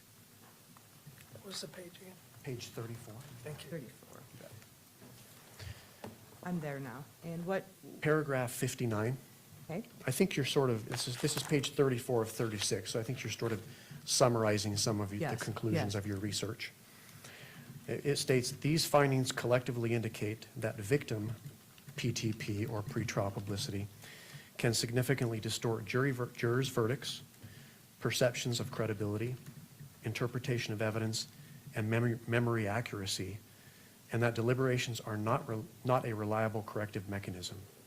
Instead, deliberations may perpetuate or spread bias, undermining the fairness of trial outcomes. That's correct. Okay. And again, it applies to both sides. yes. Okay. I noticed that in most of the conclusions or your findings in your declaration and on the slides, which again, that we haven't referred to specifically today, you couch your findings or conclusions in conditional language. For example,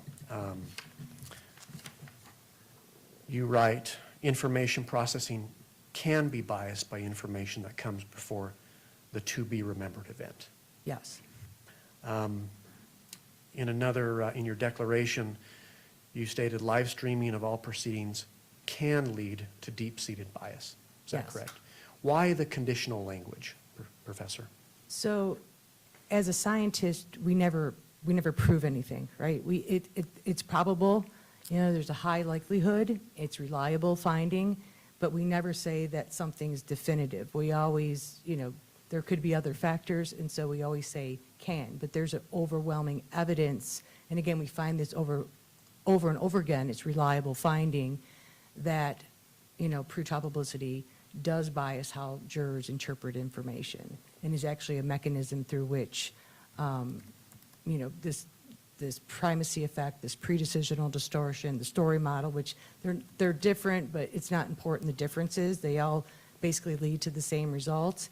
They result in biased verdicts. But again, as a scientist, I would never say that I proved something, but there's a good likelihood that this will happen. Okay. So it demonstrates your intellectual honesty, correct? Yes. Okay. A couple of other examples. In your declaration, you wrote, cognitive bias can be unconscious. Yes. So it's not certain, but it can be. There's cognitive bias, and we didn't get to my slides, but I talk about explicit bias, which is bias that's easier for the courts to deal with, versus implicit bias, which is much more difficult for the courts to deal with, because jurors are unaware of their own bias. Okay. Let's briefly talk about the studies. The majority of these studies, or perhaps all of them, you can correct me if I'm wrong, but your studies are based upon mock jurors and mock trials. Is that accurate?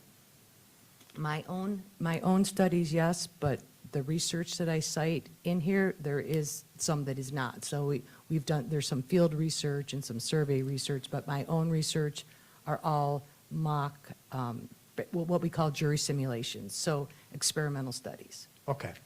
Kind of a laboratory. Yes. Okay. Not the real world, but you're trying to get there. We're trying to mimic it as much as we can. You mentioned some of the studies are survey studies. Not mine, but individuals, it's a mixture between a field and a survey study. So yes, There's studies that go out and ask jurors, for example, something similar to what Dr. Edelman did, but it's a little different, where you ask jurors, prospective jurors in the venue where the trial is going to take place, and this is for research purposes only. Sure. You know, how much pretrial publicity they've been exposed to, what they can, specific facts that they can recall, that type of research. What are the limitations in survey studies? You speak to it briefly in your declaration, and there was even a slide about Yeah. that.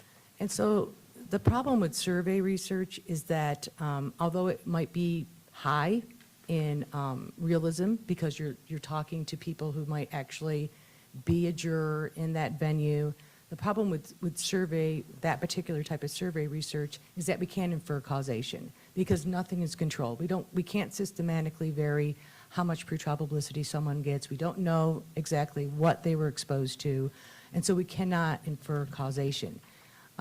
We don't measure anything, that isn't any implicit types of bias.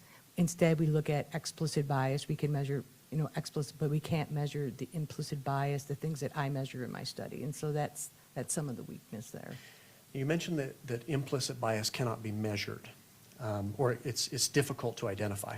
It's difficult to identify, but you see it in behavior. So for example, when I see individuals who have a very strong opinion that information was presented in the trial that was only presented in the pretrial publicity, I know that they have no reason to lie to us, as a researcher, and they're doing this with a high amount of confidence, and that's a type of implicit bias where they truly believe that their memory is accurate, but it isn't. And then we also have this pre-decisional distortion paradigm where we can actually see them distort trial evidence that aligns with the slant of the pretrial publicity they were given. So in an empirical research study where we have control over everything, we can measure those things. Okay. This probably goes without saying, but none of us can predict who is going to be summoned to jury service in the future, correct? Correct. Let alone which 12 members of the community will actually sit in judgment in a particular case. Is that accurate? Correct. Okay. In some of your writings, you talk about, for lack of a better word, remedies, or some things that we can do in the court process to identify bias. That's correct. Certainly explicit bias. Yes. And what might even help with respect to implicit bias. What are some of those tools that can be used? So for implicit bias, the bad news is I really can't say that any of the tools that I discussed are really, I've done research on it too. Implicit bias is something that's really hard to remedy because jurors are not aware they have it. It's unconscious bias. So how do you correct something that you're not aware of? And I could go into more detail, but I know I don't have time. Explicit bias is different. If you use, well-prepared, thoughtful juror questionnaires, if you have, extended voir dire that is individual juror voir dire, so we don't have that social desirability effect, you can identify explicit bias. It doesn't mean it's going to be perfect, but you have depending on what you do, you have a better chance of identifying explicit bias. It's the easier bias to deal with. Okay. And in a case like this, a notorious criminal case like this, your recommendation would be that we have extended pre-voir dire questionnaires, Yes. correct? Individual voir dire questioning of jurors. Correct. Turning to the implicit bias, with respect to these extended voir dire questionnaires, what can be asked that may help us identify implicit bias? So one of the recommendations, and I know it's probably in here somewhere and I don't know where, is that you need to find out the amount and type of pretrial publicity that jurors have been exposed to. Okay. Because even if they believe that they can be impartial, and that's part, they want to please the court, they want to please the judge, and sometimes they do truly believe that they can set aside bias, it's asking those questions to get at how much have they been exposed to, what is the type of information they've been exposed to. That will tell you if they're biased. Asking them whether they are biased or they can set aside bias does nothing. Jurors will say they're not biased, and they'll truly believe it. And we find that they are biased, in that we look at their verdicts, and those that say they can not, they're impartial, they're not biased, they showed the same bias when exposed to pretrial publicity as those that explicitly say, no, I'm biased, I know that I can't be impartial. Okay, so extended questionnaires that asked about someone's exposure. Yes. What they look at, how Yes. much. Yes. Could help identify potential problematic jurors. Correct. With respect to bias. Correct. From pretrial publicity. And it's not your opinion that someone cannot set aside their bias, is it? When it's implicit bias, it's very, very explicit bias, but implicit bias, the problem is that in order to set aside implicit bias, you have to be aware of the bias, first of all. You have to be motivated to correct that bias, and then you have to know the amount and the direction of that bias. And those are rarely there for unconscious bias. For explicit bias, yes. But for unconscious bias, how does someone guard against how they're going to interpret all trial evidence? How does someone guard against the fact that they're now unable to discriminate what they saw prior to trial versus what they're seeing in trial? And so when they don't follow judicial instructions, because we do instruct them not to use pretrial publicity, and so when they don't follow instructions, it could be that they're, willingly not, but a lot of times it's because they're not aware that they're not following the instructions. They truly believe they're being good jurors, but they have this unconscious bias that they cannot remedy themselves. Understood, thank you. And again, the bias due to pretrial publicity can go both ways, correct? Correct.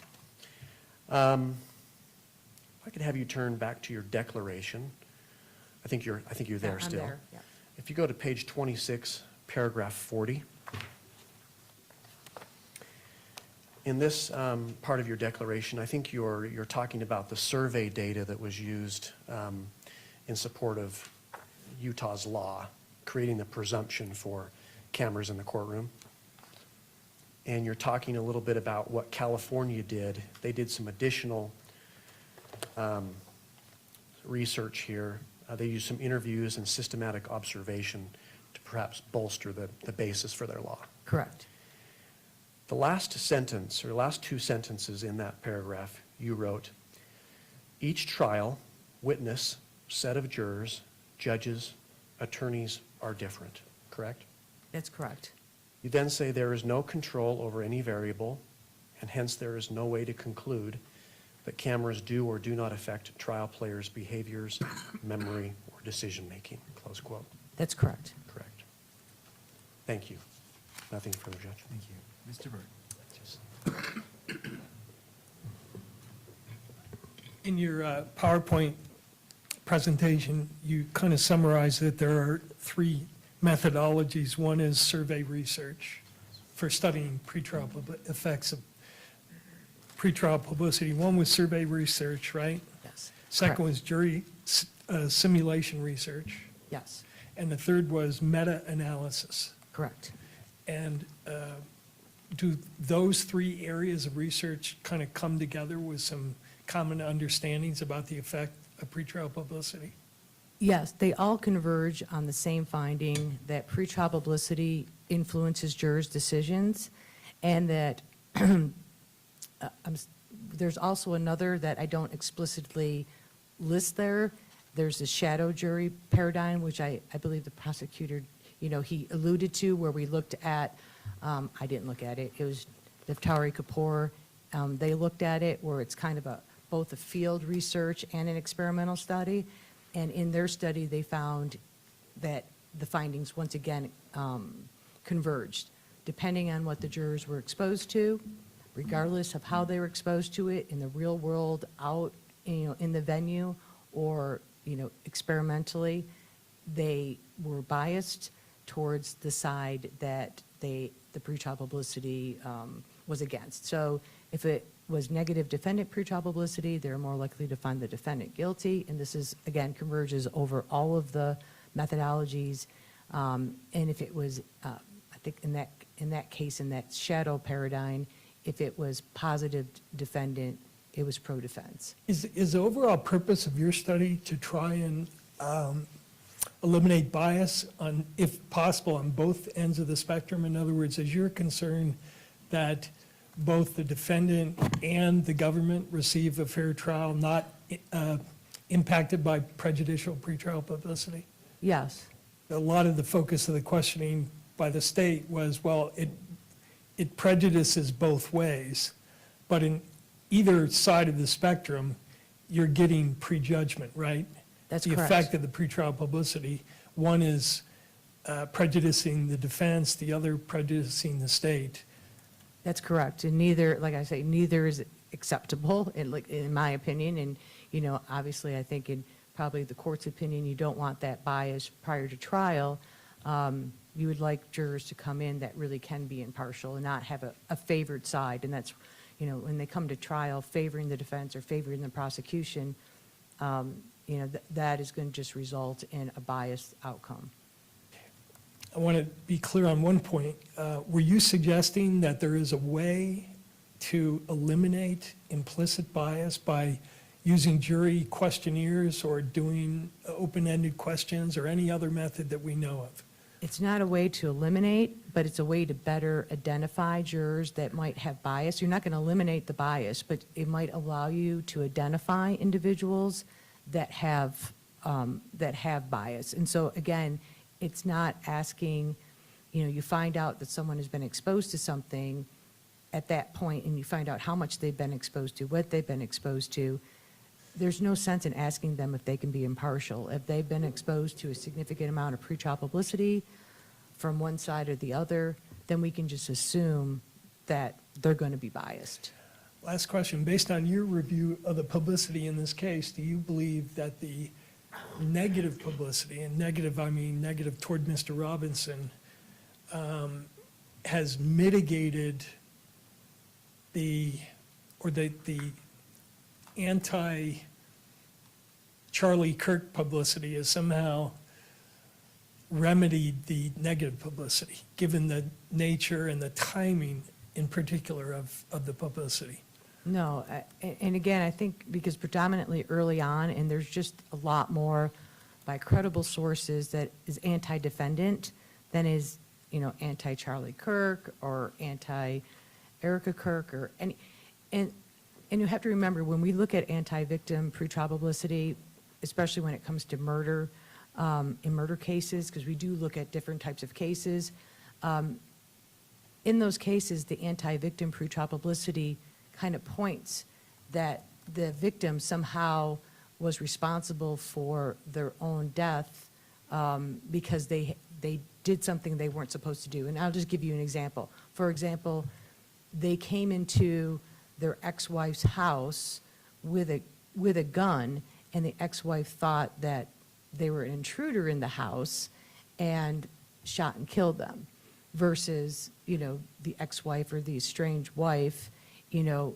in this case, called her husband over so that she could, so it gives an ulterior view of what happened to the crime. So it isn't just credibility of the defendant, or of the victim, or we don't like the victim. That is not what we manipulate in these anti-victims. It makes them look like some way they maybe could be culpable for their own victimology. Like myths about rape victims, for instance. Yes. A lot of the studies Yes. have been done in Yes. that area. And that has been done too, yes. Is the publicity in this case easily characterized as pro-defendant or anti-defendant? For instance, there's some articles about suggesting, oh, well, Mr. Robinson allegedly was involved in a conspiracy with others, Israel or whatever. Does that exonerate Mr. Robinson, that kind of conspiracy theory?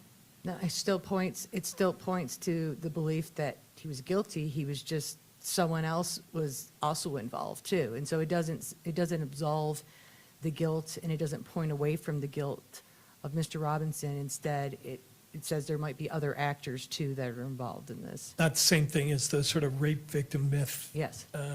Kind of things that are studied in the Yes. literature. Okay, thank you. Thank you. Anything further? Judge, I have two quick areas of questioning. All right, Mr. Grunander. In turning to your last slide that you prepared, it was slide number 82. The title to this slide is Expert Conclusions. And number 1 reads, based on my review of the empirical research literature, the pretrial publicity identified in the defense motions and the Utah County Public Opinion Survey, it is my expert opinion to a reasonable degree of psychological certainty that this case is situated within a highly prejudicial pretrial environment that presents a substantial risk to juror impartiality. Correct. You wrote that, right? So with respect to pretrial publicity, you reviewed the defense motions pretrial publicity. That is correct. You did not do your own deep dive into publicity. No, I was not asked to do that. Okay. If respondents to a survey were responding with words to describe Tyler Robinson as a scapegoat or cover-up or fall guy, would that indicate that conspiracy theories that, or theories that he was not the guy who did this are taking hold in the community? I mean, I don't know how widespread that is, but, and again, I would need to, maybe look more at what else was said, but it could. I mean, there's a possibility, there are some stories out there, but as I stated, there's just overwhelming anti-defendant pretrial publicity, and what happens with pre-decisional distortion is that we actually throw away things that don't fit our initial story. So if we don't think it fits our story, I'm going to think that that's just crazy. The story model approach. Yes, the story model approach. But if people were listening to conspiracy theories that were advanced starting the day of the charges, yeah, that's different. Yes. that could affect their Yes. story model. Yes, correct. Okay, thank you. All right, anything further for this witness? No, Your Honor. All right, thank you, doctor. You may step down. All right. So, counsel, we'll turn now to closing arguments, but I do have some questions for counsel. As you know, I ultimately need to make the decision on what's being requested. And so I did have some questions for you. The court is bound by Rule 4-401.01 in deciding whether to allow or restrict electronic media coverage. First, subsection 2A states that there must be a presumption that electronic media coverage by a news reporter shall be permitted in public proceedings where the predominant purpose of the electronic media coverage request is journalism or dissemination of news to the public. In assessing the predominant purpose, is the court required to consider the purpose of the requesting news media organization? For example, for today's hearing, the requesting media organization is ABC4. The court form does not require the media to represent the purpose for the coverage. So what criteria should the court apply in determining the predominant purpose of the electronic media coverage?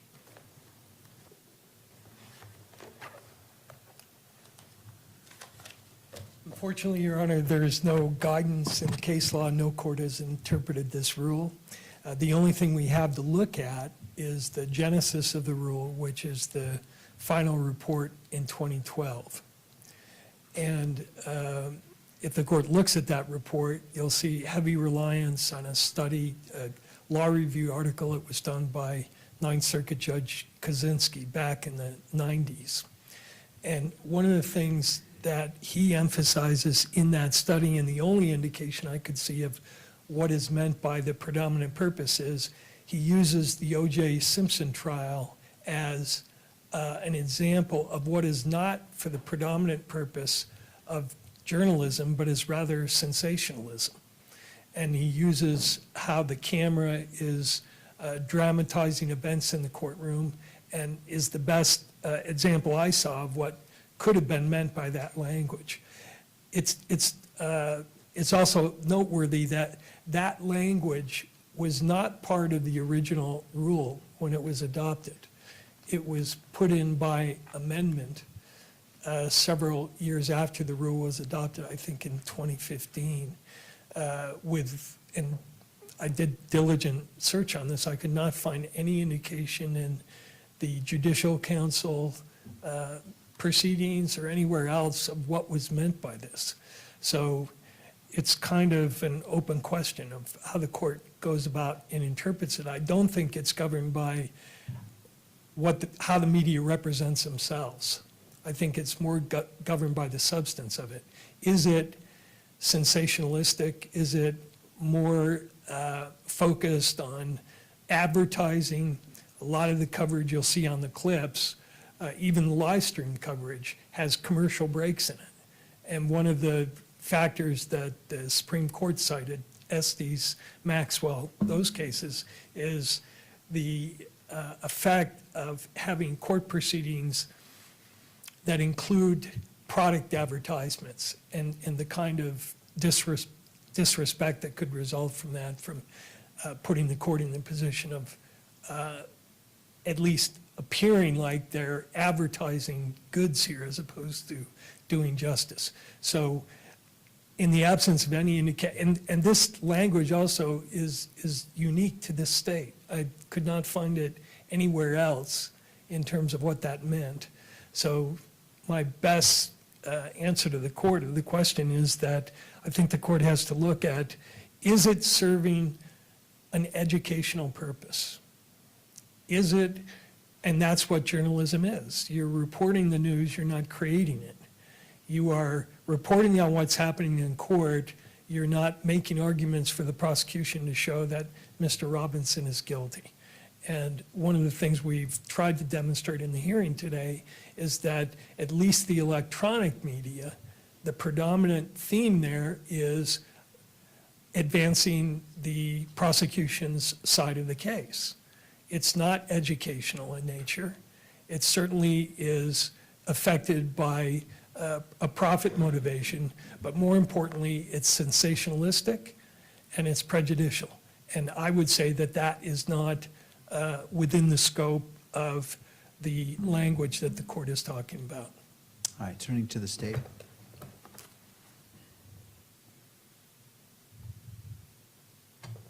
Judge, I don't know that I have a whole lot to respond to because these are unknowns. But the language of this, so there is a presumption that electronic media coverage by a news reporter shall be permitted in public proceedings where the predominant purpose of the coverage request is journalism or dissemination of news to the public.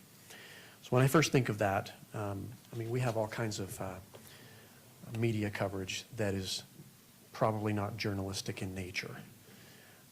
Some of the podcasts, some of the different streamings that can occur that we can find on the internet, online. I don't know that you would couch those individuals as journalists so much, but ABC4, KSL News, these are journalists that are live streaming these proceedings. The difficulty here that we're confronted with is what is being done with that coverage by third parties, which can't really be controlled. But a news organization that comes in to actually live stream these proceedings, they're then streaming those proceedings to the public. It's very educational. It's very newsworthy. It's disseminating the news. And so I think if the request from the court was from a YouTuber, some sort of broadcaster, or some sort of podcaster, there may be problems there. But when it's coming from a traditional news organization, they are in fact disseminating this news. But it's about the best I can give you right now, Judge. All right, and just two more questions and I'll ask you first. Subsection 2D of the rule states that any reasons found sufficient to prohibit or restrict electronic media coverage shall relate to the specific circumstances of the proceeding rather than merely reflect generalized views or preferences. The court reads this as requiring individualized findings for each proceeding rather than permitting a blanket order prohibiting coverage. Is that your understanding?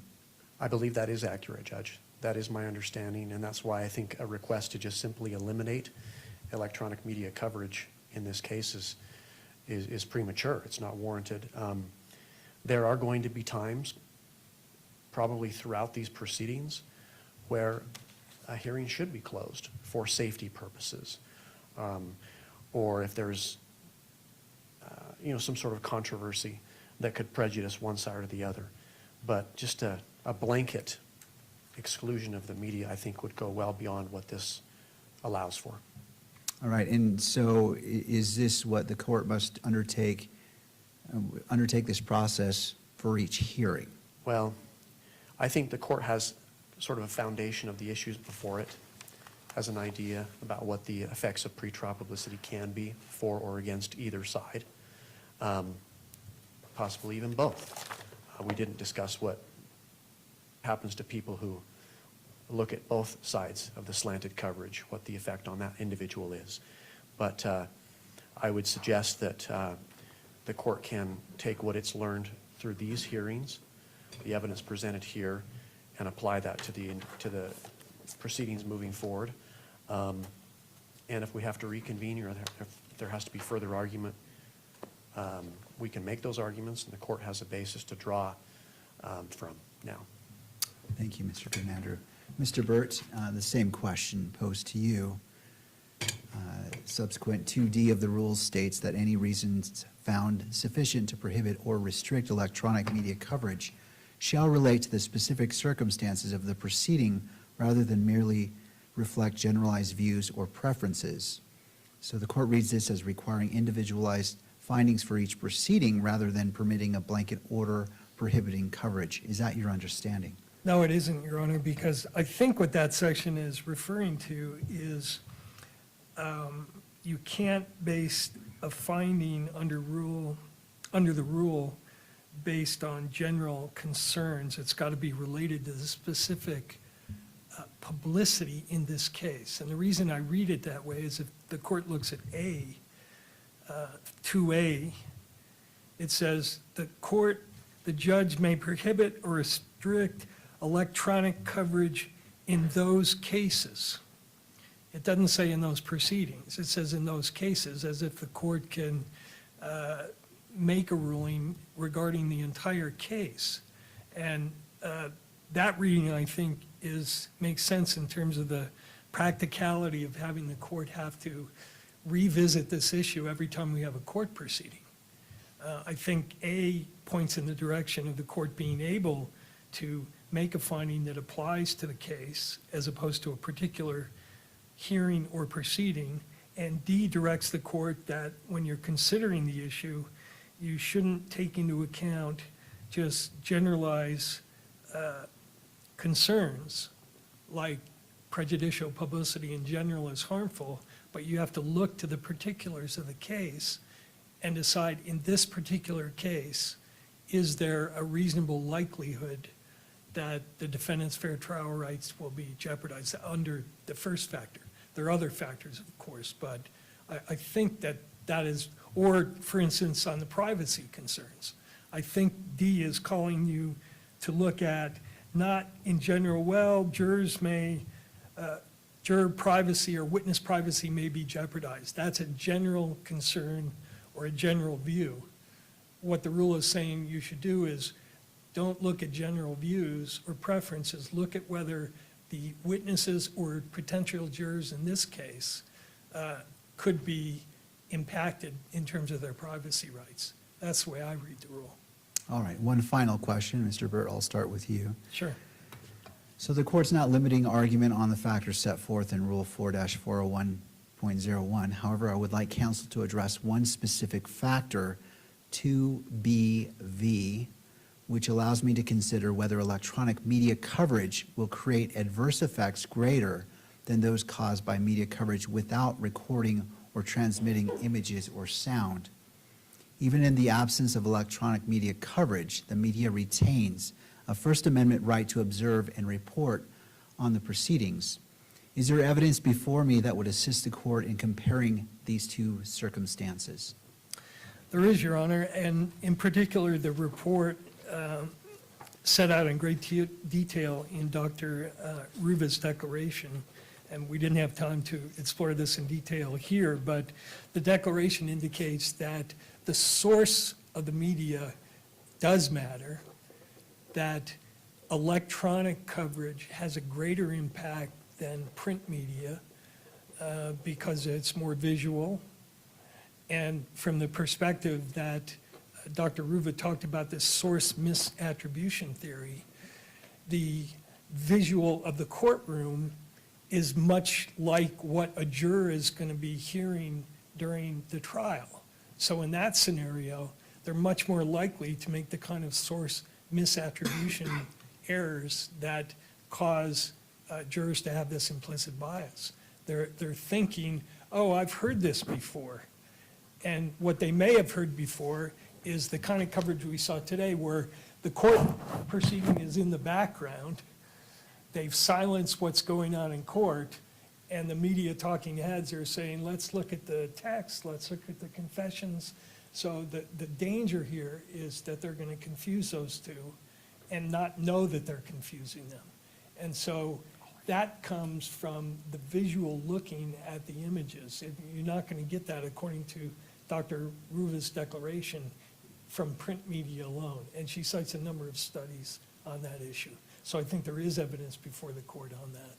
Well, then that creates another category, which is audio, because the audio is available to anyone if it's not a closed hearing. And so walk me through the scenario if audio is played and then, as you described, media is doing what you just described with the audio clips being played and then them commenting on that.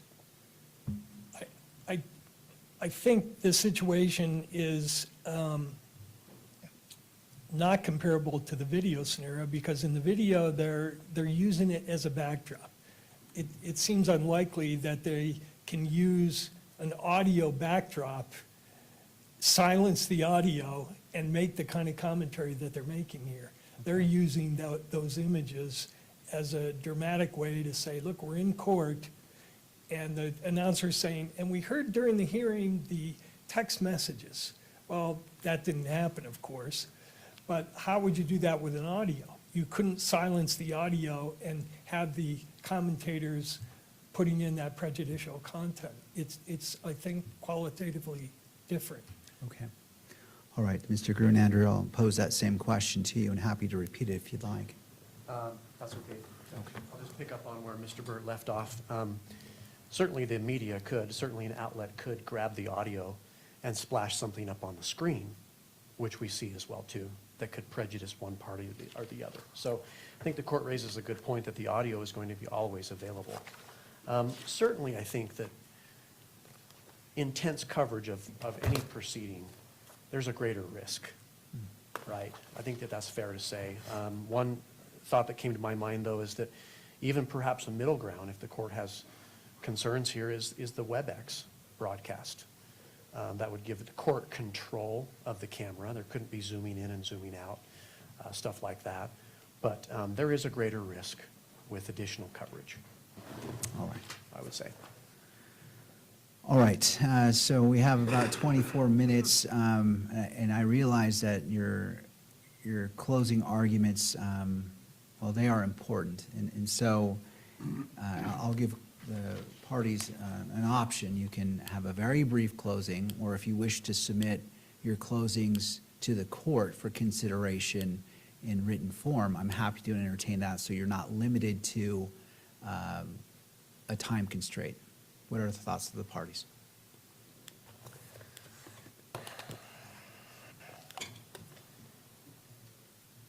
I have submitted to the court, I think it's getting near the 200-page limit of written arguments in front of the court. And Sure.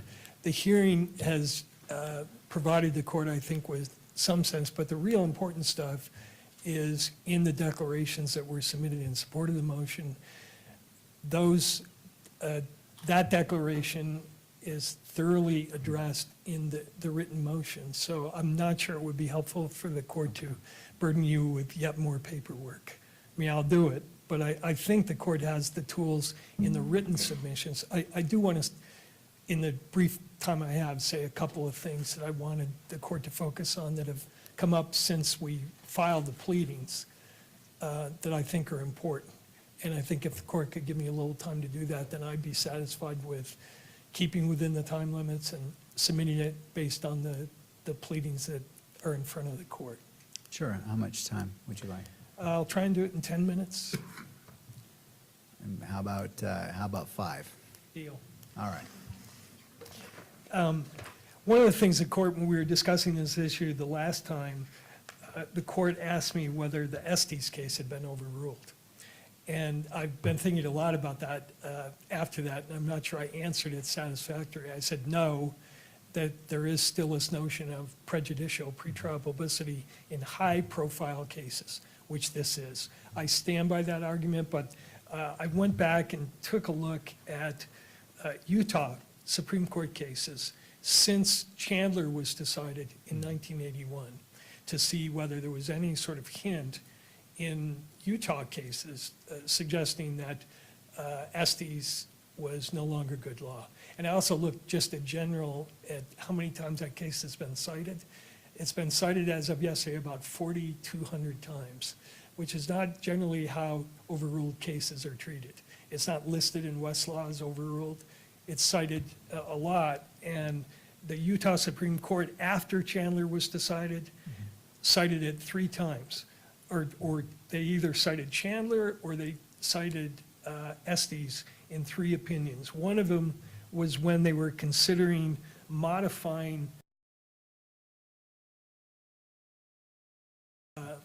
back in the 80s prohibited in-court coverage. And in 1981, the Utah Supreme Court published a brief memorandum of opinion about that proposed modification. And the court cited Chandler in its discussion. And the proposal was that the prohibition be eliminated.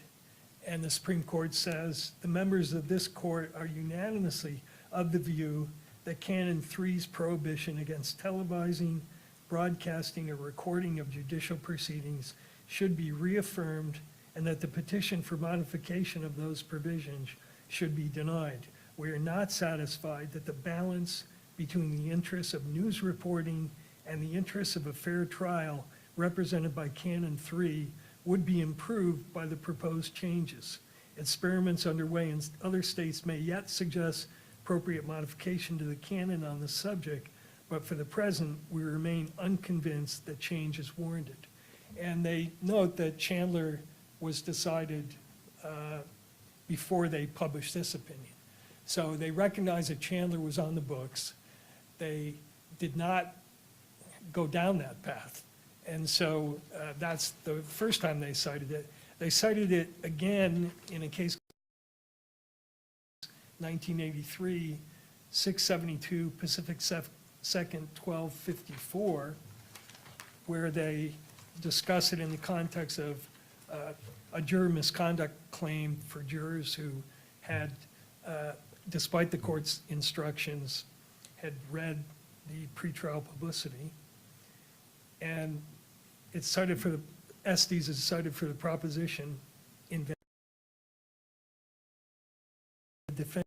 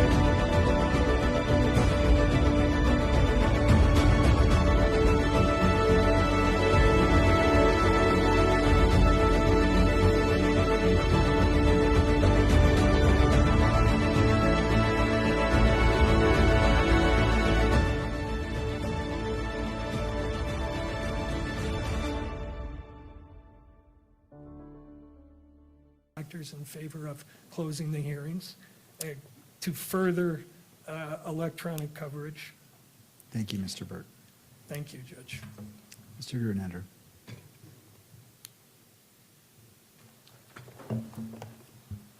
Thank you, Judge.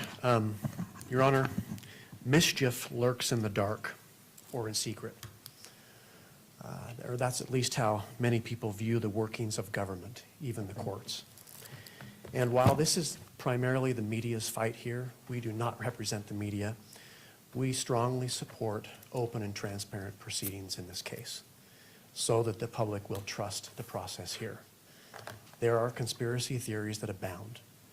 There are questions being raised, and the best antidote for falsehood is the truth, is accuracy. It's the actual, real proceedings. And that's why we favor opening this court and allowing the cameras in the courtroom. Again, as I said before, an option the court could undertake is broadcasting these proceedings via WebEx. In 1981, the Supreme Court squarely held in Chandler that states may permit cameras in courtrooms, and that doing so does not, without more, violate due process. The court explained that the mere presence of broadcast media does not inherently render a trial unfair. Quote, the court said, an absolute constitutional ban on broadcast coverage of trials cannot be justified simply because there is a danger that, in some cases, prejudicial broadcast accounts of pretrial and trial events may impair the ability of jurors to decide the issue of guilt or innocence uninfluenced by extraneous matter, close quote. It is a challenge. It will be a challenge in this case because of the pretrial publicity in part, for and against the defendant, for and against the state in identifying impartial jurors. But it can happen, Judge. And I don't believe that prejudice has been shown. Irvin v. Dowd, a 1961 Supreme Court case, gives the standard for impartiality with respect to jurors who've been exposed to pretrial publicity. That court said, it is not required, however, that the jurors be totally ignorant of the facts and issues involved. In these days, mind you, this was 1961, in these days of swift, widespread, and diverse methods of communication, an important case can be expected to arouse the interest of the public in the vicinity, and scarcely any of those best qualified to serve as jurors will not have formed some impression or opinion as to the merits of the case. This is particularly true in criminal cases. To hold that the mere existence of any preconceived notion as to the guilt or innocence of an accused without more is sufficient to rebut the presumption of a prospective juror's impartiality would be to establish an impossible standard. It is sufficient if the juror can lay aside his impression or opinion and render a verdict based on the evidence presented in court, close quote. That was the reason I kept asking the first witness about, at the end of the day, yes, I understand this is about cameras in the courtroom, but at the end of the day, the question is, can we seat an impartial jury? Can Mr. Robinson receive a fair trial? And the evidence indicates that he can, Your Honor. In looking at the survey findings from Mr. Edelman, and I'll point to just a few that I asked him about towards the end of my cross. Well, the question about, whether they had heard about President Trump saying something about the death penalty or life without the possibility of parole. 81% said no. Other public officials having commented on that, 65% no. Whether they'd heard about a confession from Tyler Robinson, 56% no. The question of DNA, 65% no. And ultimately, the question of, have you seen any video footage or video clips of the courtroom proceedings from Tyler Robinson's case, for example, on court TV, YouTube, or social media? So all these large different media mediums, and 74, I believe it was, 74 responded no. That is significant, Judge, because for argument's sake, if we forecast picking a jury in this case, and we were to choose 1,500 prospective jurors to summon into court, 1,110 of them would not have viewed courtroom proceedings because of the live streaming in this case on YouTube or social media or elsewhere. So that's the ultimate question before the court. Today, the question before the court is whether or not the defendant can receive a fair trial with the current coverage that's going on. Whether his right now is compromised and it's going to be compromised in the future, we can't predict that with any certainty, but there has been a substantial amount of coverage to this point. And it goes both ways, Judge. It's clear from this survey that there are negative feelings towards the defendant, which can help negative feelings towards the victim, which can help the defendant. 25% of the public responded negatively about Charlie Kirk. So at the end of the day, again, mischief lurks in the dark or in secret. Let's shine a light on these proceedings, a bright light, so the public can have confidence in what happens in this courtroom. Thank you. Thank you. Thank you, counsel. I appreciate the arguments and the evidence presented today. I do want to read a brief statement, and then we'll go to scheduling when the court will make its ruling.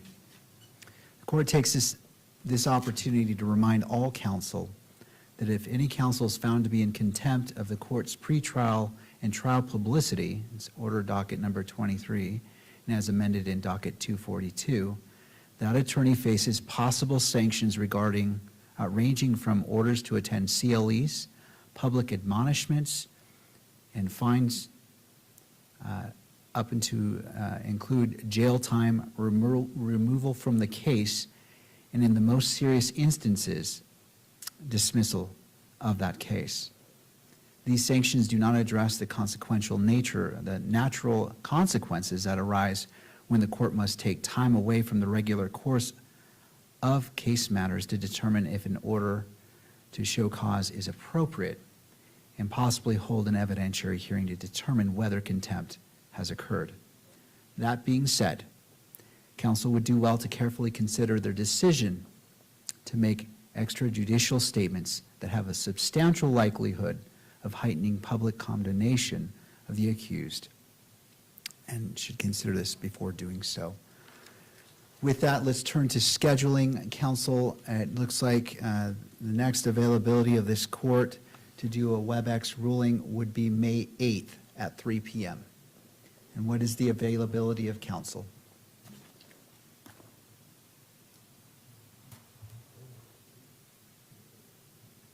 Friday. State's available, Judge. Thank you. Yes?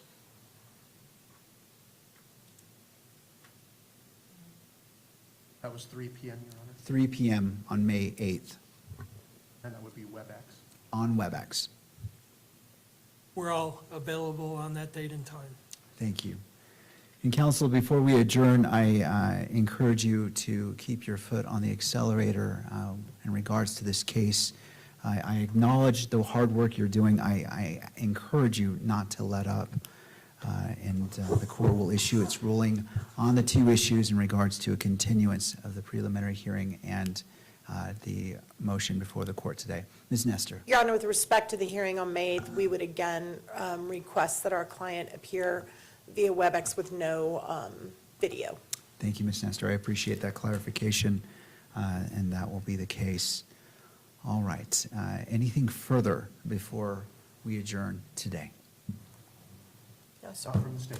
All right. Thank you to all parties. Court is now in recess. All rise.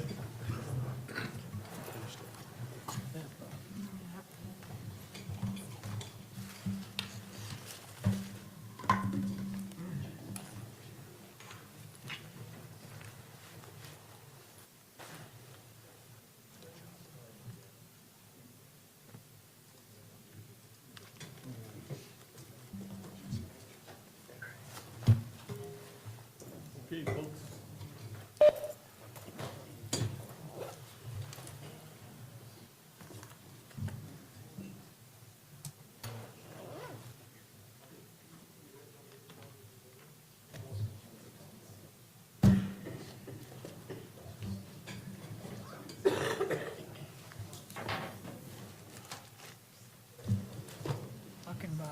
public's right to be present.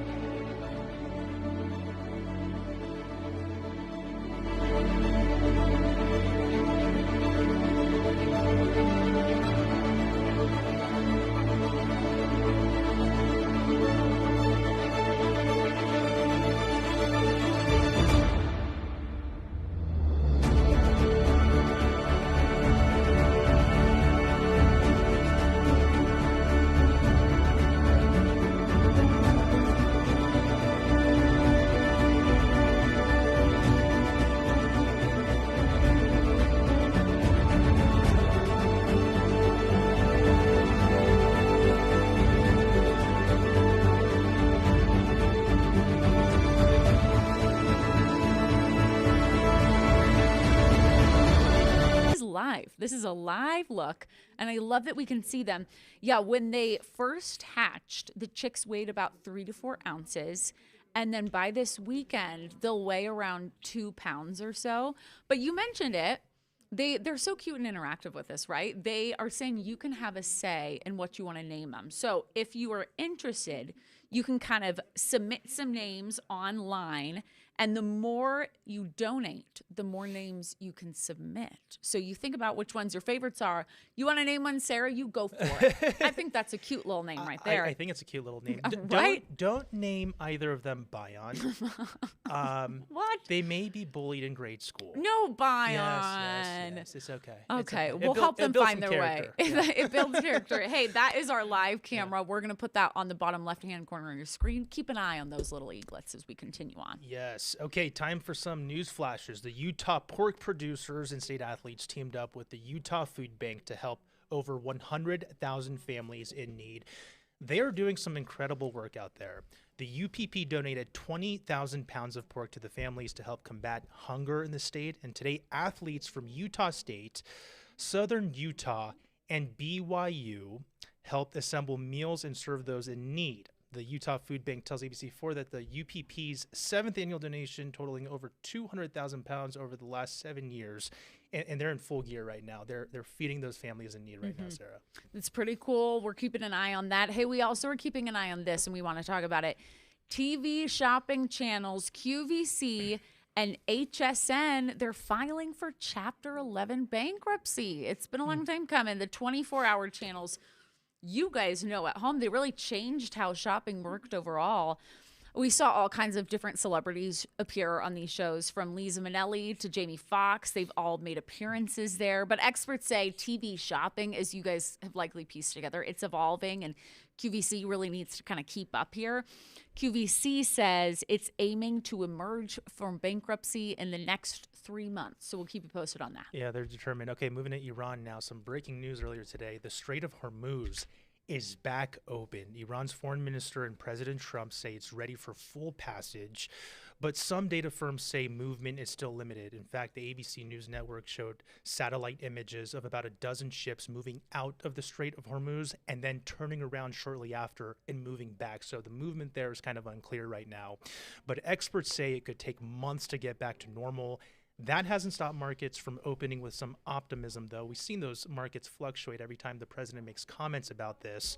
And oil prices dropped almost 10%, and the S&P leaped to an all-time high. Now, Axios reported a little bit earlier today that they spoke to 2 U.S. officials that said one of the elements of this peace deal that they're trying to finalize included a potential for $20 billion in frozen Iranian funds currently held by the U.S. to be released to Iran in exchange for a stockpile of enriched uranium.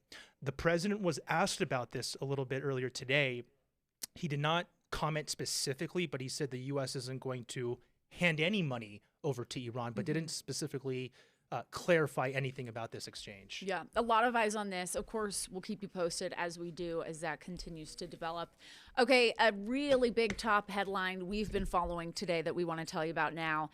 It involves a Utah Supreme Court justice in some hot water, Bion. Yeah, absolutely. So top state leaders are calling for an outside investigation into Utah Supreme Court Justice Diana Hagan after they say a judicial conduct probe didn't go far enough. That complaint alleged that Hagan had an affair and exchanged inappropriate texts with a lead attorney on Utah's redistricting case. So basically, complaints are saying, they're claiming that Justice Hagan couldn't be impartial in this case because of that alleged affair, something she's denying. We had our chief political correspondent, Lindsay Aerts, look into this all day for us, and she has a story on that. We want to show you it now. The claims were first made in December of last year to the body in charge of investigating judicial misconduct known as the Judicial Conduct Commission. They came in third hand from a lawyer who Hagen's ex-husband, Tobin, had unloaded to in a Facebook message. Tobin Hagen alleged that Justice Hagen had an affair with an attorney, David Raymond, one of the lead lawyers in Utah's redistricting case, and then made attempts to cover it up after being exposed. Justice Hagen denies the allegations, both under oath and speaking out today. And the JCC interviewed Tobin Hagen, concluding that the allegations presented in the complaint were speculative, overstated, and misleading. Raymond also denies the allegations, calling them false. Now, Tobin Hagen claimed to have text messages between Justice Hagen and Raymond that said things like, "My perfect evening would be watching a funny movie with you, listening to you play the guitar, and listening to your favorite song together," to which Raymond reportedly replied, "That sounds lovely." But Tobin Hagen reportedly couldn't produce these text messages because of their divorce non-disclosure. And it's the supposed existence of these texts that appears to be what's prompting state leaders to now call for that extra probe. They say an initial review by the Judicial Conduct Commission and the court left important questions unresolved. Democrats say the extra probe isn't warranted. "We trust the work of the Judicial Conduct Commission and the process it followed as it previously investigated and addressed this matter. Efforts by the legislature to conduct its own investigation into a member of the judiciary raise significant concerns over the separation of powers." Okay, that's the latest on that. Again, that was Chief Political Correspondent Lindsay Aerts on that.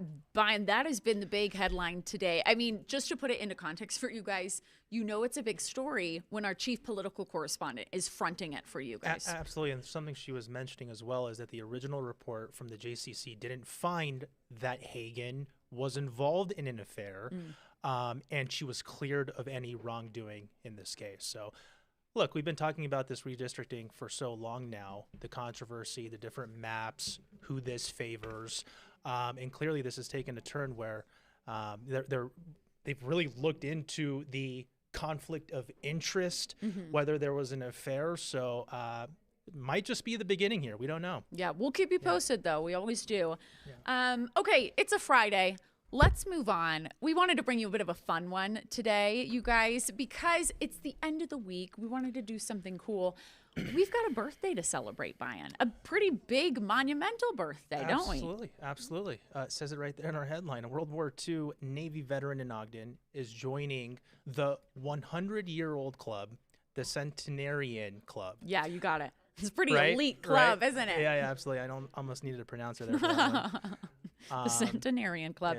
Yeah, I just some context on this one. I got an email a few days ago from one of you guys at home, Brian Whiteleather, shout out, and he told me that his dad was going to be turning 100 this week, and he lived up in Ogden. So, of course, we wanted to put our Northern Utah correspondent, Cade Garner, on this, and he went to interview the birthday boy and kind of meet with him as he's celebrating, and we want to bring you that tonight. Don Whiteleather is one of 3 World War II veterans living here at Georgie Wallen Ogden Veterans Home. Today, he turns 100 years old, actually making him the last of the 3 to join the Centenarian Club. I got to crash his birthday party to learn why his generation is considered the greatest. Happy birthday to you. The classic song fills the room during a party a century in the making. You okay with turning 100? You happy about it? Everything okay? Oh, yeah.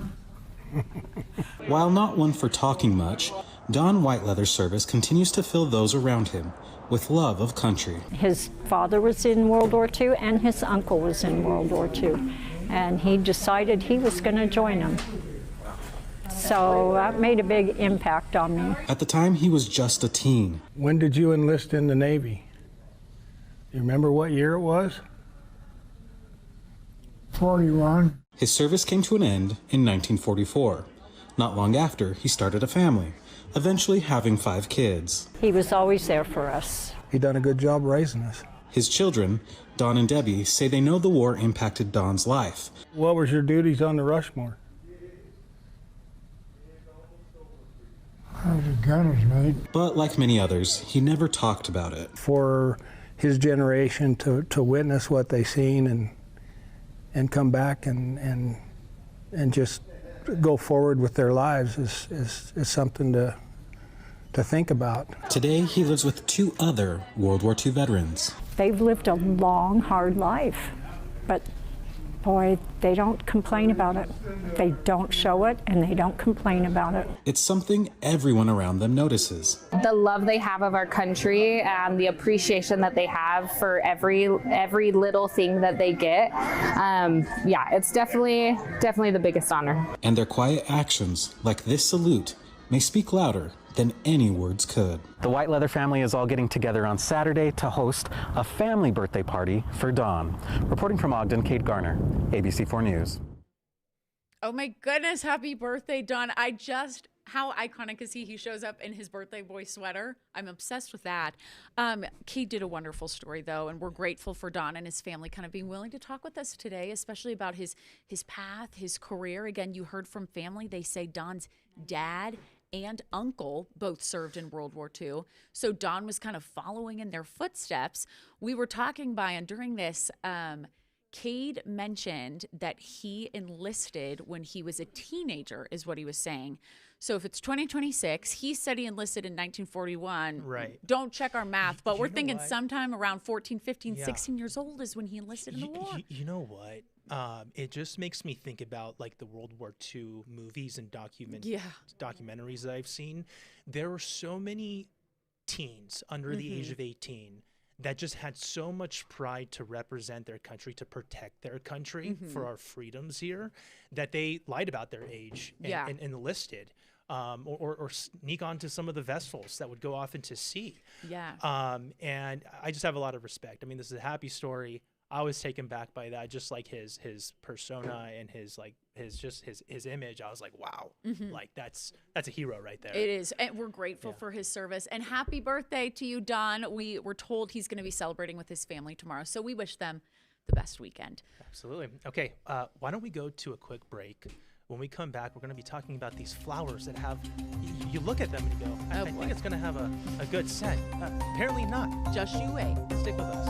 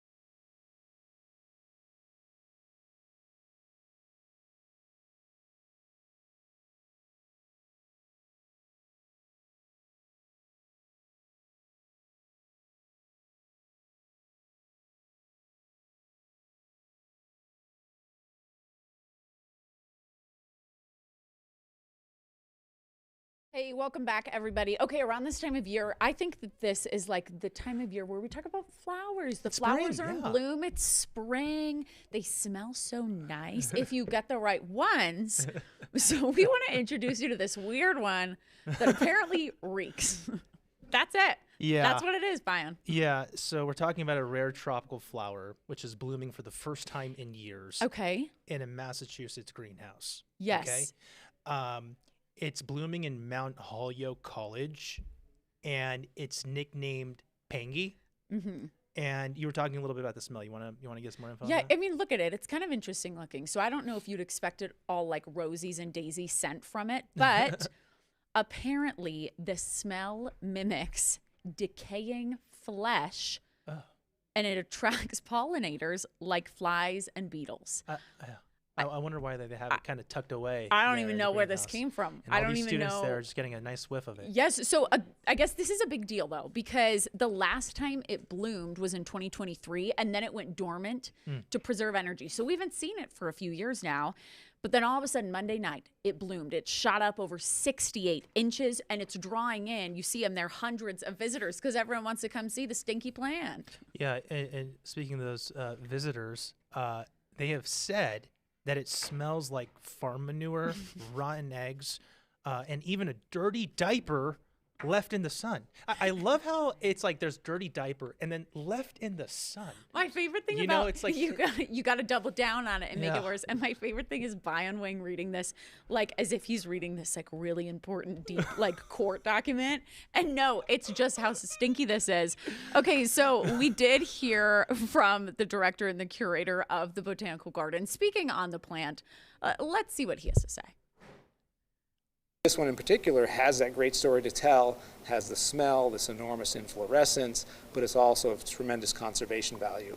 So we try to have plants that have something meaningful behind them, something that we can use as a tool to teach people and educate people. Something meaningful behind it. In this case, it's a stench. You know, my grandma is a master gardener, so I'm going to have to ask her about it because I'm sure there's some kind of purpose for this plant. So I'll get back to you guys on that. Again, we said it sprouted earlier in the week. Apparently, they're reporting it's begun to droop a bit already so far, but the same plant survives underground. So it does have the potential to bloom again in future years. So stay tuned for that, everybody. They need to keep that sequestered over there in Oh, Massachusetts. yeah. Okay, Sarah, why don't we go ahead and check in with our Southern Utah correspondent, Cannon Sechrist. Whoa, looks like a beautiful day over there in St. George. I know Cannon doesn't stink. No, not at all. Hey, I over the past year or so, I've been dealing with quite a bit of dirty diapers. Not left out in the sun. We usually get them out pretty quick, but if they smell anything like that flower, that is a place that I do not want to Ken, be. let's be clear. Keep those flowers over in Massachusetts. We're not referencing your dirty diapers. You have a newborn, Baby right? girl. Yeah. Yeah, Just so our viewers know. Yeah, for anyone that, yeah, exactly. I mean, they could be mine. You never know. But yeah, they are my daughter. She's about 1 year old. Just had a birthday recently, so we've been working through those stinky diapers for over a year now. So you never get used to it. I will say that. But we could jump right into weather. That's what I'm here for. Let's take a look at that black desert sky cam. You can see the beautiful conditions down here in southern Utah, and it feels great out here right now. Nelson Peak, another nice shot. You can still see a little bit of snow up there on the mountains from some of those showers that we had just this past week. The satellite radar showing us those snow showers moving through, for the most part, staying pretty clear today for most of the state. We do have a freeze warning that is heading into effect starting tonight at 8 o'clock and continuing on until Saturday at noon. Overnight lows getting into the 20s. We're going to expect frosting and freezing conditions in some of those areas, and they could damage some of that outdoor plumbing. So if your sprinklers are on, make sure to get those turned off. You don't want those pipes breaking. As we look ahead, though, to our weekend, up in Salt Lake City. Conditions are beautiful up there, 61 to 74. Down here in St. George, a little bit warmer, 76 and 84 there on Saturday and Sunday. So overall, conditions are looking really nice, and it's a great weekend to get out there and go on a hike. Make sure to bring some water if you're going to be down here in southern Utah. With the futurecast, though, as we move through, we're going to see a little bit of cloud coverage, but for the most part, things are staying pretty clear throughout the state. We will start to see a few showers popping up down in the southwestern corner of the state there on Sunday around 8 p.m. Washington County getting a little bit of that wet weather, but for the most part, going to keep moving it through as we move through on the Wasatch Front. Full week forecast. The next couple of days looking pretty nice. We do have a little bit of cloud coverage and some isolated thunderstorms come the middle half of next week. And then down here in St. George, temperatures kind of just all over the place here in the springtime. We've got 70s for tomorrow, up into the upper 80s come Sunday, Monday, Tuesday, and then back into the latter half of next week. Temperatures do drop back down into 74 degrees. So if you do leave out some dirty diapers in the sun down here, I can almost guarantee you with these temperatures that we have right now, they will stink, guys. Make sure that you're throwing them away, wrapping them up in some garbage bags. You do not want that. No sizzling manure for us. No, groundbreaking journalism and great advice from Cannon Seacrest. Cannon, always a pleasure. Good to see you. Thank you very much. Okay, let's go to a quick Thanks, break. guys. When we come back, we're going to be talking about this insane bank heist in Italy. Stick with us so you find out why officials are saying this is a script straight out of a blockbuster. Excuse me.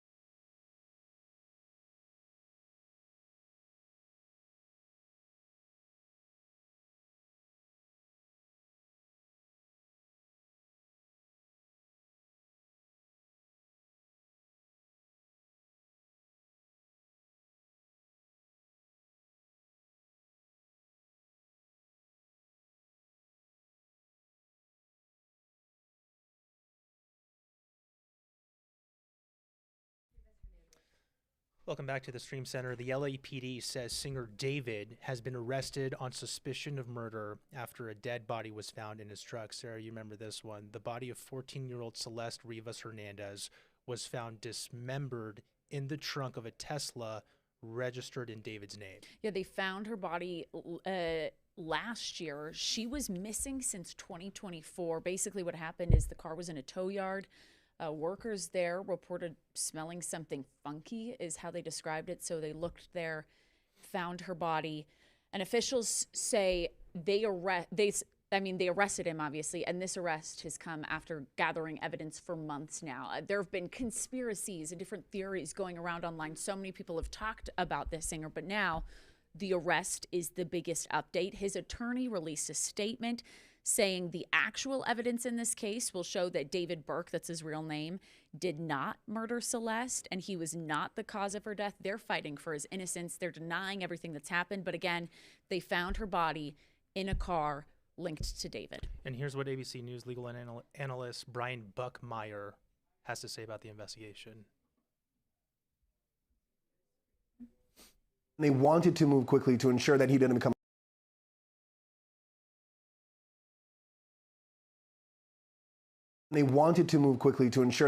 a flight risk, and they could arrest him with the amount of information they have. Information being they had a probable cause, belief that he did commit this crime, and on the way they were investigating it, specifically a murder. Okay, so some thoughts from the analyst there. Again, he's under arrest at this point. A lot of eyes as that case continues to develop. Yeah, okay. Let's move on now. This story is bizarre. It is wild. A group of robbers is at large after ransacking a bank in Italy and holding 25 people hostage, Sarah. It's you mentioned it earlier, but it is almost straight out of a movie. We've got a robbery, we've got a hostage situation, and then they escaped. That's the crazy thing. It happened in broad daylight yesterday. They're calling it a scene straight out of the movie. At least 5 robbers stole dozens of safety deposit boxes there. This shot right here, you see the hostages coming out of the window for the first time after they were held. Yeah, and you're talking about their escape plan. Well, officials there are reporting that they escaped into the sewer system through a hole they drilled in the floor and went undetected. I mean, you think about the amount of sophistication and planning that goes into something like this, right? This isn't just some random bank they decided to hit up. This is something they've been keeping an eye on for some time, as they would find. Because you think about the maps you have to pull up to know that there's a sewer system underneath. Yes. Unbelievable. It's a wild one. Something else that is interesting, some eyewitnesses are reporting the robbers wore masks that had celebrity faces on them. Police haven't confirmed that yet, though, but kind of a fascinating potential detail there. The bank at this point, they don't still have a confirmed exact amount on just how much the robbers took. They only know they took dozens of safety deposit boxes, but they're still trying to add up that total number. It is so bizarre. It is. It's a crazy one. I don't believe there's any injuries reported. So that's the good news here. But yeah, these robbers are on the run with a whole lot of money. Big investigation ahead. Hey, we'll see you at 7. Night.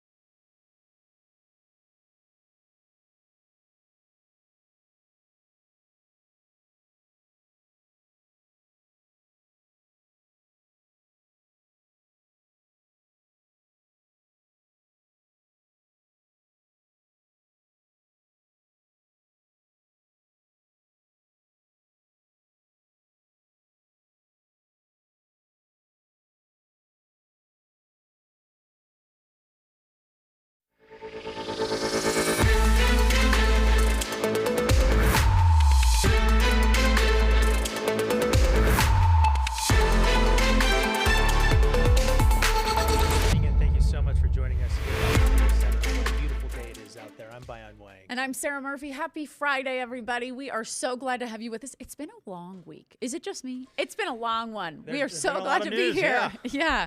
We're happy to be here with you guys. Hey, we want to take a live look at our camera.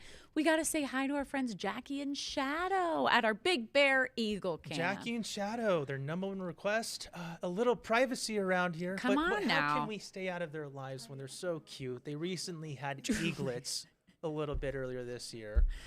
This like weird parasocial attachment I'm sure so many of us have with them. And we get to expand on that even more. You guys have a shot to name some of the little chicks.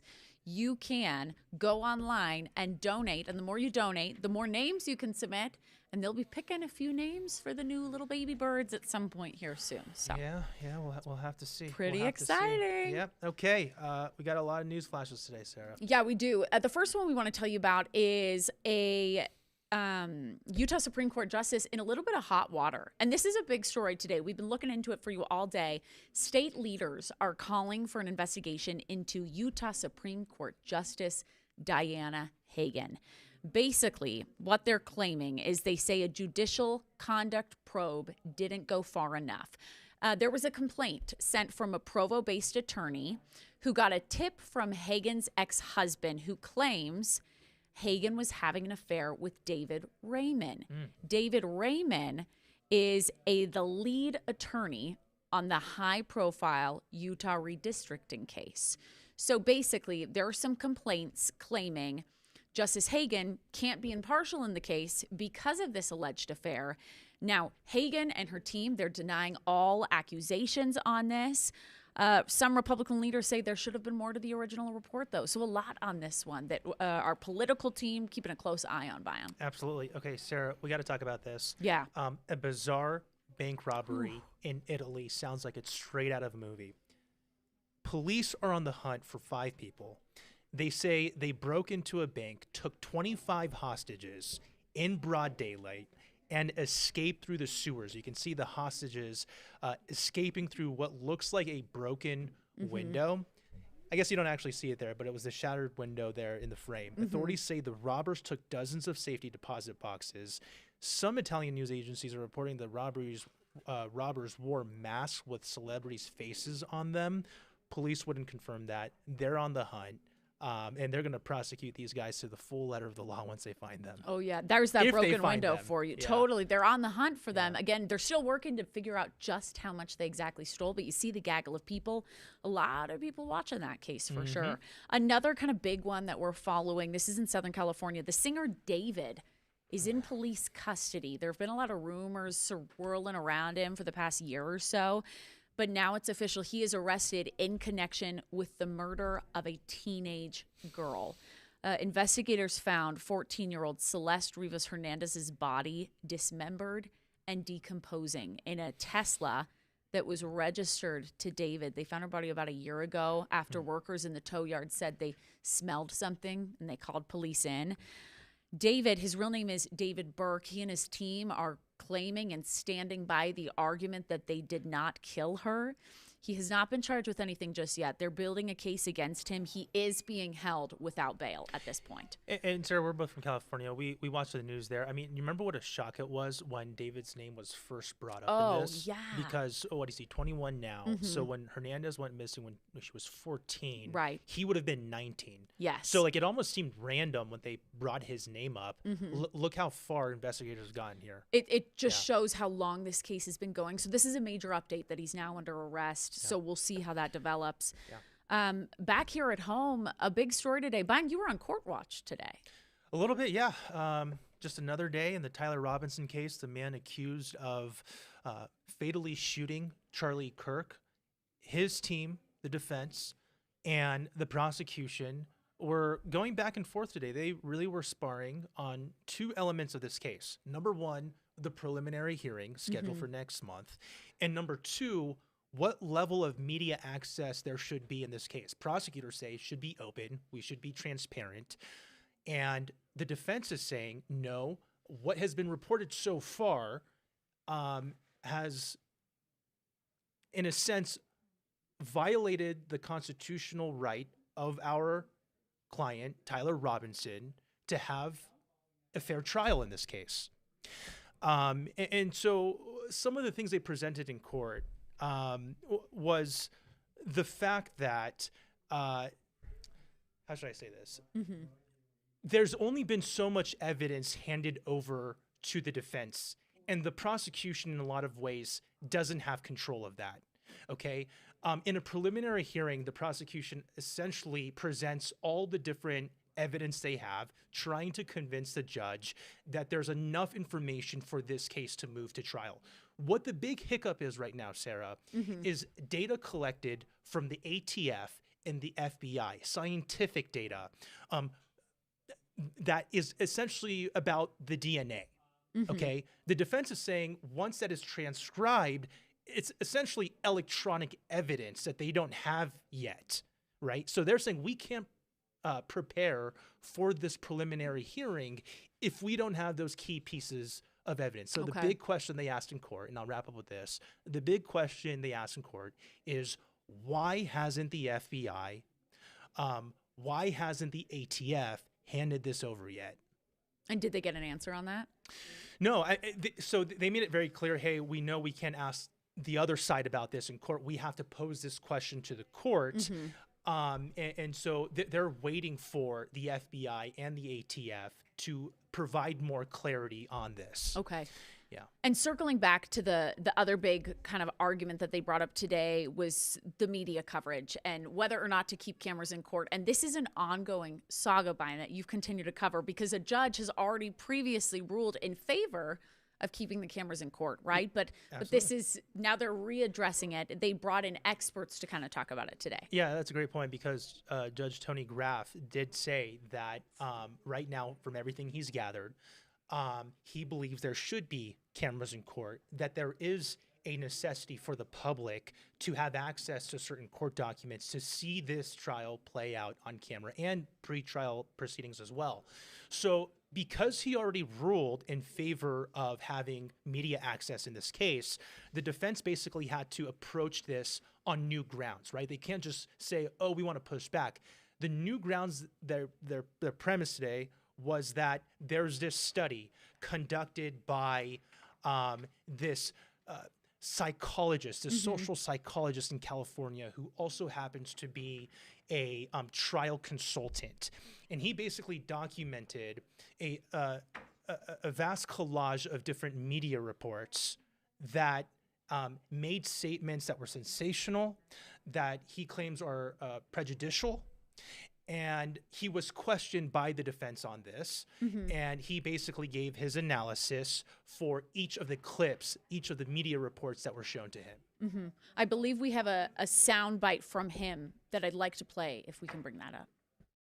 The reason I point this out is because a lot of the prejudicial content that's come out so far that you see in the media and keeps being reproduced on social media, in television newscasts, is what was initially released in this press conference. And there's a lot of prejudicial details that are distributed in there where it's, a very long press conference. We're literally reading text messages from the defendant to his roommate. Did you research negative pretrial publicity towards Charlie Kirk? I'm familiar with it, yes. Did you research it as part of this assignment? No. This employee? Did you do any research with respect to negative pretrial publicity towards Erica Kirk? Towards who? Erica Kirk. I did not. Okay, so court wrapped up basically around 5 o'clock. The judge has a lot of things to consider here. He did not make a ruling on whether he wants to reschedule the preliminary hearing. The defense is asking for an additional 4 months, hoping to get that information from the ATF and FBI. And he also did not make a ruling on media access. So keeping a close eye on this And one. what's interesting, Brian, too, real quick, is what stood out to me was just how long it went today, right? This wasn't just a quick in and out for an hour. This was, what time did it start? It started at 10 a.m. And went all the way to 5 p.m. This may be the last chance for the defense to make a case to have the media out of the courtroom. Yeah. So they were really trying to push their point. No decision made again. But yeah, big story, especially here to you guys in Utah. So we will keep you posted. Yeah. Hey, let's move on to the next one tonight that we want to tell you about. The Northwestern Band of the Shoshone Nation is working to restore 350 acres along the Bear River near the Utah-Idaho border. And we're told it's for a good cause. They've kind of got a whole reason behind it. Our Northern Utah correspondent, Kate Garner, gives us a look at the work that they're doing and really the why behind it. Check it out.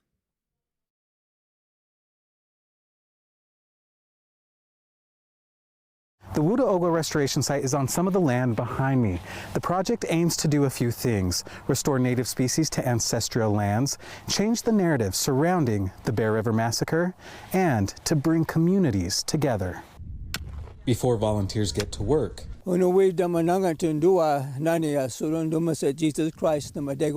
the day begins with a blessing. To give gratitude to those that have passed here on our massacre site that we're restoring. It was here on January 29, 1863, where U.S. soldiers killed an estimated 400 men, women, and children. For decades, this place has been known as the Bear River Massacre Site. We've since taken the term back and we just call it Wutaogwa, meaning Bear River. That's a translation from Shoshone. And we want to change the feeling of the place. That history makes Rios Pacheco's blessing even more meaningful. And so that their spirits will be okay with the spirits of those that have come to participate and help restoration of the land.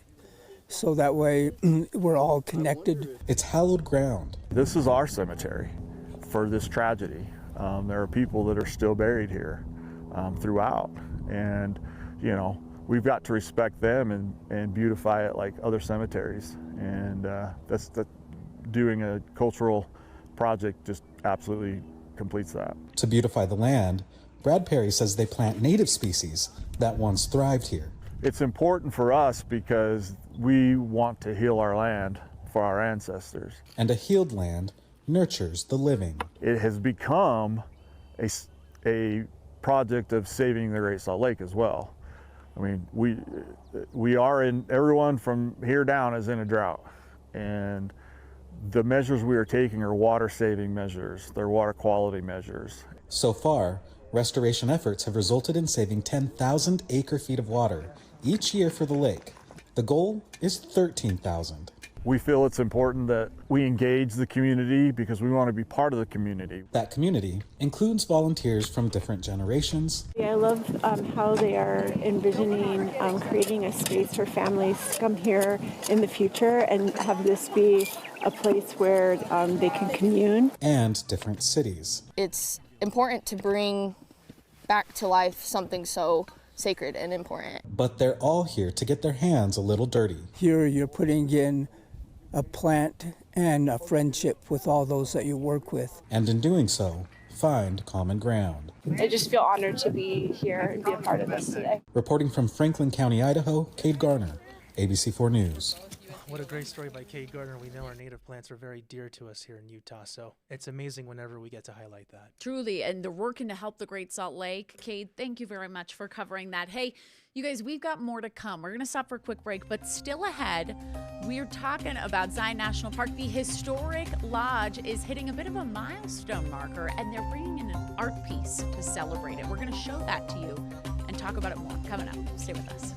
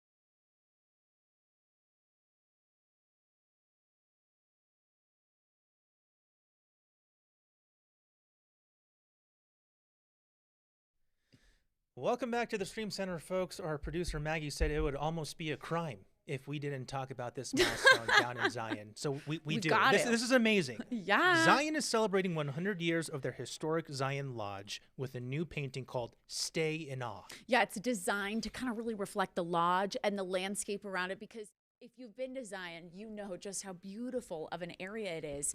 Take a look. This is kind of inside the lodge. It's showing the legacy, the past 100 years of it. They had a little ceremony on it today, actually. Some background info for you.